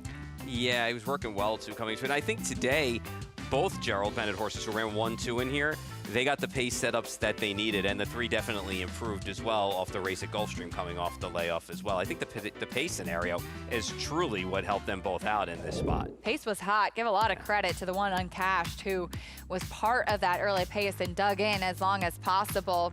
But Jose Ferrer and El Principito get the victory. There's Gerald Bennett on his hip. $12.80 winner. El Principito over Life is Precious. Gerald Bennett, as you mentioned, running 1-2. Uncashed checking in third. Nutella Fella didn't really kind of kick on in there. First start for the barn. Wonder if we might see him turn things around throughout his time down there at Tampa. It was a little far back, too, as well. And they were working on him a little bit too early down the backside, too. So I wouldn't hold that race against him. He'll be back, I think, in the next start, too. Barnes got to get used to him, as you just said, too. So new acquisition, and until they get it right, I won't be too worried about it. Well, coming up in a little bit over an hour, the Grade 2 Clark at Churchill Downs, where we will have the opportunity to see some of the 3-year-olds meeting older horses throughout. And I think a lot of eyes will be on Magnitude, a horse that we saw take on Sovereignty in the Travers, but he has plenty of early speed. Came from off of it in the Pennsylvania Derby last time out, though. Yeah, you know, he's got that on paper kind of good race finish pattern going, and he's kind of reminds a lot of people of Gun Runner when you read the articles and other stuff, just the way his pattern goes. Yeah, just the way his races have been, you know, and the way he's finished. But I guess he's got the biggest chance when you look at the entire field, though, right, to step forward, you know, and show some progression. And at least, as you said, the Pennsylvania Derby had a new look to him with the trip he pulled. He took some dirt, was able to close in that spot. He's a serious player in here. And again, I think one of the fun parts about a race like this is a horse like him, you can look forward to next season as well. So this is probably a good barometer of how he's going to go into his winter. How does he stack up with the older horses? You've got some of those older horses, including Hit Show, Rattle and Roll, who ran 1-2 in the Fayette. Hit Show, of course, the horse that pulled that huge upset, winning the Dubai World Cup this year. Looked like a totally different horse, too, as opposed to what he's been. So when he's sharp, he is sharp. Yeah, he's obviously very good. It was a lot of fun as always, Paul. We will be back tomorrow. Thanks for joining us on today's edition of America's Day at the Races. We saw some nice performances, including from Roswell, pulling the upset with the Angels tasting defeat. Blinkers on. Roswell made a lot of difference. And in the nightcap, the Spencer Farm 2-year-old race of the day went to Lady Rose. Another win today for Linda Rice and Jose Lascano, who had yet another good afternoon at the Big A at Tampa. It was about Gerald Bennett in the featured 7th race. El Principito as a gelding with the win. We're back on FS2 11:30 to 4:30 tomorrow on America's Day at the Races. Serving others is our foundation. That's why Naira is building a pathway for businesses, individuals, and organizations to support charitable groups connected to horse racing in New York State and beyond.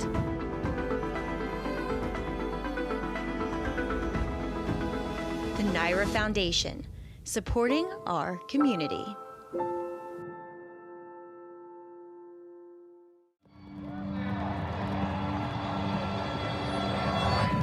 Why do we do this? We do this so your granddaughter can work on a farm someday. So your 3rd-generation business can become a 4th and 5th and 6th. So the stands will still be packed in 50 years, with thousands of fans cheering for horses and jockeys yet to come. That's why we come to work every day. Why we travel the world to bring home buyers, invest in every race, obsess over every single detail. Because the story of racing is written one moment at a time. And the future of our industry deserves nothing less. Keeneland. Every moment matters. Racetrack Television Network brings you every race, from every track, on every screen, every day. With monthly packages starting as low as $5, RTN gives you great value and access to more live HD streaming and race replays than anyone. Visit RTN.tv today to sign up and watch on almost any device, including Roku and Amazon Fire. RTN has packages that start at $5 per month.